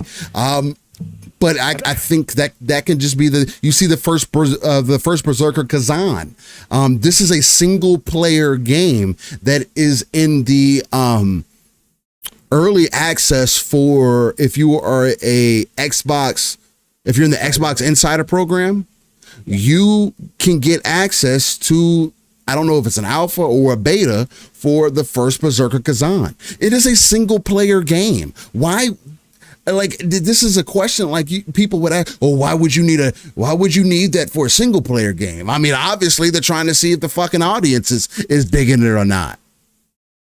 And if you're already developing the game with everything being of the same architecture now, talking the same languages, I think more so than ever, you can start giving people a little bit of slices here and there. It doesn't have to be the most up-to-date build. It can be a previous build. But maybe putting it out into the crowd, into the ethos, people can demonstrate, you can take all this input in that people will give you, because you'll see the people who care, and you can take that back to your game and say, okay, what did the people say and what are we trying to accomplish? And you create your game. But you're not doing it in the blind. You're not guessing, you're not creating a Concord where seemingly there is a disconnect. Regardless of anybody, how good the game may be, if it's a 7 or not, the game no longer exists. It is rumored the game to be free to play, and I don't even think the game could exist as a free to play game. Fragpunk is coming around the corner, and it seems like it's more in touch with what's going on in the arena hero shooter genre and trying to innovate than what a company who spent $400 million to create. Why does that exist? It has to be something beyond, we just took a gamble. No, something is wrong. Something is off. And it's not, you can't just shoulder shrug and said, the gamers didn't get it. This isn't the gamers' fault thing. And that's because that's also the other side of it that we continue to hear as well. Which is why, don't like it, don't buy it, and then they get, it's your fault. No, it's not our fault. So just interesting. It's interesting to see how things are. Seems like the cycle, it seems like the timeline is trying to correct itself. I just think that me and you will end up being happier than most gamers may be because of the type of games that we're into, and because we've already starting to see some of that from the East, and we have always spoke to the East. A lot of what we're asking for and what gamers are asking for is seemingly coming from the East. Black Myth Wukong, 30 million copies of a game in a month, regardless if it's all in China or not. Again, that's a big impact. That's Spider-Man numbers. And it's a new IP. I mean, Journey to the West, I heard it was great. I don't think Journey to the West sold 30 million copies. Again, you could just say, oh, well, they just love these. They love their stories. It has to be something else, guys. Like, somebody's getting it. We'll continue to see if these other people get it. Again, we got Western RPGs that are going to be coming out and hitting it as well. Avowed could be a very good baseline of what is going to be possible. Yes, it's coming out in February now, and we're going to see what they're going to be working with that. But maybe, if it wasn't Starfield, maybe Avowed is able to show people what we have to look forward to. But even with that, I mean, it's not like it. I mean, we know of some people, like shout out to the Iron Lords, Cognito and them. They got a chance to play Avowed, and they said it felt good. Now, will that be what the final build is? No, we'll see. A lot of potential out there, man. A lot of potential. Understanding says he played Fragpunk yesterday. It was all right. All I'll say about Frag, because I haven't played Fragpunk yet, but I will say that I've heard some positive things from people that say it does have unique twists, that it does stand out amongst the crowd already. The characters look cool as hell. Again, all I will say is just from looking at it and watching people play it, the clips that I've seen, it has 1,000 times the soul that Concord ever had. Like 1,000. That's what I was talking about when I said soul. Like, again, in hero shooters, the characters do matter, and it looks fucking cool, man. It just does. It has some really unique shit to it, and I can't wait. If I didn't have all these games right now, I'd jump in and play it on the beta, the closed beta that they have, but I'm not going to do that, so I'll just wait.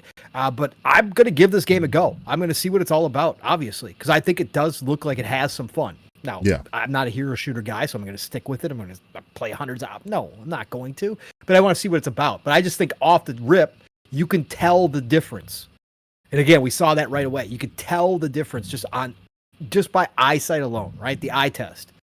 You can see it. So I can't wait to see more. But I think still the East is shaping a lot of things in this industry, even though, parts of the East seem to be out of touch or have been out of touch, like Square Enix in Japan, which is now obviously changing.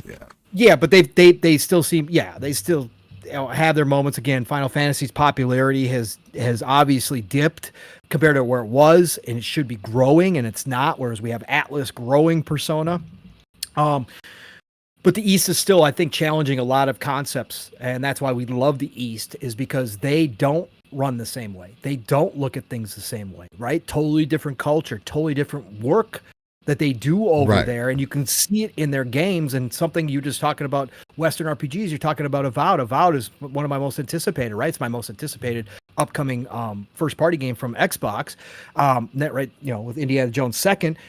But at the same time, still, you're going to have a Crimson Desert come out that looks like it's going to blow some shit out of the water. And that's a single player Western style RPG. And it looks like it's going to give us that Eastern look at a Western RPG, much like Dragon's Dogma does, except even on a different level than Dragon's Dogma. And I think that could change people's thoughts again too. And I can't wait, bro. I can't wait. Yeah, I'm excited for the future, man. More and more on the table, more and more to be to get into. But ladies and gentlemen, I think this is where we start winding it Damn. Steel is winding down. No, I definitely am. Yes. But no, nonetheless, ladies and gentlemen, I want to say I greatly appreciate everybody coming through to check us out right here on Living Split Screen. It was such a beautiful thing to get done today, especially with the kind of topics we got into. Always makes it an exciting time to be here every Saturday morning, locked and loaded, live or on Uncut like we do, man. Hopefully we're able to give y'all some of that RTS perspective. Again, that's that real-time strategy where we pulled ourselves out of the world, looked at darker crevices of those maps, pulled those resources together, as you can see, because we're not just pulling random information out of nowhere. This is, we're following behind articles, we're giving sources. If you're interested in any of that, it's typically always in the description below. I try to be decent about that, just in case anybody else wants to read up on some of the things that we dived into during the show, you have the option to do that. Also, hopefully we're able to give you some of that ECP as well. Again, that's an educated consumer perspective, because we are not in the gaming industry, man. We are two gamers who are extremely passionate about talking about games on a multifaceted level. Again, there's a reason why we do this on a week-to-week basis. There's a reason why we created this. There's a reason why it's just easy for me and Pong to do this for. Again, I keep trying to figure out why and how it gets to 3 hours and it's completely unnoticeable. But one day we'll hop in a secret time machine and figure out why that's happening. But until then, I have to let you know where you can find me. Steel Rain, that's Steel Rain the T is a 7 everywhere, and that's on the streets of X, otherwise known as Twitter, and the Xbox ecosystem, just because it works so well between the PC and the console itself. But mainly, if you're interested and you're on PC, or you're on Steam, I should say, come on, at me and Budokai, or Sparking Zero, excuse me, man. I'm down to throw hands with whoever. I'm not super nice at the game yet. Hey, so get your free licks in while you can. But I definitely plan on maybe possibly doing some community nights, maybe some future streams, so y'all can see me get my ass bust. I'll have some time next week, so I think it'll be cool to do a little bit of that. But I'll be mainly just finishing out the story, unlocking stuff. So catch me in there as well. But other than that, hit me up in a message. But Paul, where can the beautiful people find you? And appreciate you for having you on the show, man. For having you on the show. You're so stupid. You're so tired right now. Yeah, thanks for being here, Steel. Appreciate you taking the invite and coming on through and then running the entire show for me, bro. Hey, no problem, man. No problem. Thanks, man. No problem. Oh, Jesus. Anything I can do. Yeah, I know. No, this was fantastic. Another episode of Living Split Screen in the books. Another great start to my Saturday morning with one of my favorite people in the whole wide world, Mr. Steel Rain, and of course, all of you in chat as well. Some of my favorite people in this community who drop on by all the time and say hi to us, engage with us, control, and direct the narrative, like we were just talking about. You guys are our consumers, man. Without you guys, we don't have a show, right? You guys are a part of this show. That's why I always say it, as much as we are. Again, You are our audience. And when you come in, we allow you to tell us where to go sometimes. You direct us, because we don't have a one path that only Steel and I travel. So today was one of those interesting places where we did go off the beaten path a couple times in some different ways, and got some more topics in. And we didn't even get through all the topics. Again, shout out to Xbox for opening up options on xCloud with purchase games. We haven't gotten into that with some limitations, obviously, to start, but still a big moment. But lots of good news this week. Not the big week, but a lot of interesting stuff. And appreciate all of you joining in and giving us your feedback live while we're going. Yeah, man, nothing but respect and love to all of you. So thank you all for being here. Listen, you guys know the drill. Pong Soul on X, formerly known as Twitter. Pong Soul on the Xbox, on Steam, on GOG, on Epic, wherever. Find me. I will find you back tonight. Tonight, the best way to end your Saturday night is, of course, the Shop Podcast PTK Blam's channel. That's right. We go live 10 p.m. Eastern, 9 o'clock Central Time. Quick 2-hour show. Be there for that, because tonight it's going to be Blam. It's going to be Fuzzy. It's going to be me. Tonight, we got the developer himself, the man that has caused all the problems in the industry. So we are going to interrogate him tonight. The one and only 3-Bit, of course. God. The brother from another is coming through. So he will be coming through with his unique perspective on everything, again, as somebody who has been in the industry and had some experiences. It's always great to have 3-Bit on and his thoughts. So join us tonight. Again, have us on in the background while you're playing games. Otherwise, next week it starts all over again, and it's Double Barrel Gaming's a channel 5 days a week. Mr. Boomstick is the man 5 days a week. Find him on Tuesdays, though, for Xbox Factor Podcast. All good things green, 12 p.m. Eastern, 11 o'clock Central Time. And, of course, my week starts Thursdays on PM in the PM Pong and Mav in the PM every Thursday on the Fun Speculation Network, 7 p.m. Eastern, 6 o'clock Central Time. Two-man show much like this, although Mav said he's going to start trying to get some guests on, so we'll see in the next couple weeks. He might actually see a guest on again. We haven't done it in a long while on PM to PM, but he has hit some people up, so you'll have some guests on FSP and then on PM in the PM as well. So be ready for that, but otherwise, normally it's just a two-man show like this, man. So join me and Mav every Thursday night, 7 p.m. Eastern, 6 o'clock Central Time.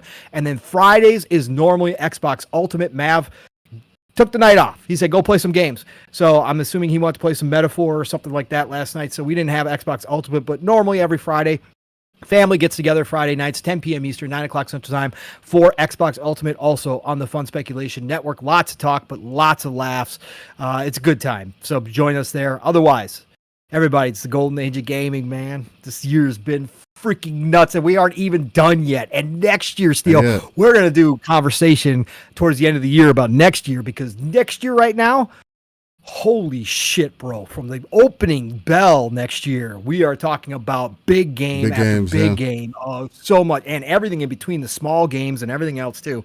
But man, it's the golden age of gaming. So get out there, enjoy the rest of your weekend, play what you love what you play, and I'm going to talk to you all real soon. Steel, get us out of here.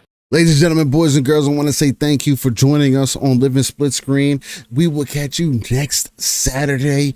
Yeah, man. Y'all stay easy, stay safe, and enjoy your weekend. Get some gaming in. And hug somebody. You might need it. Or just go touch some grass. That'll work too. Bye. Jesus. Just one question.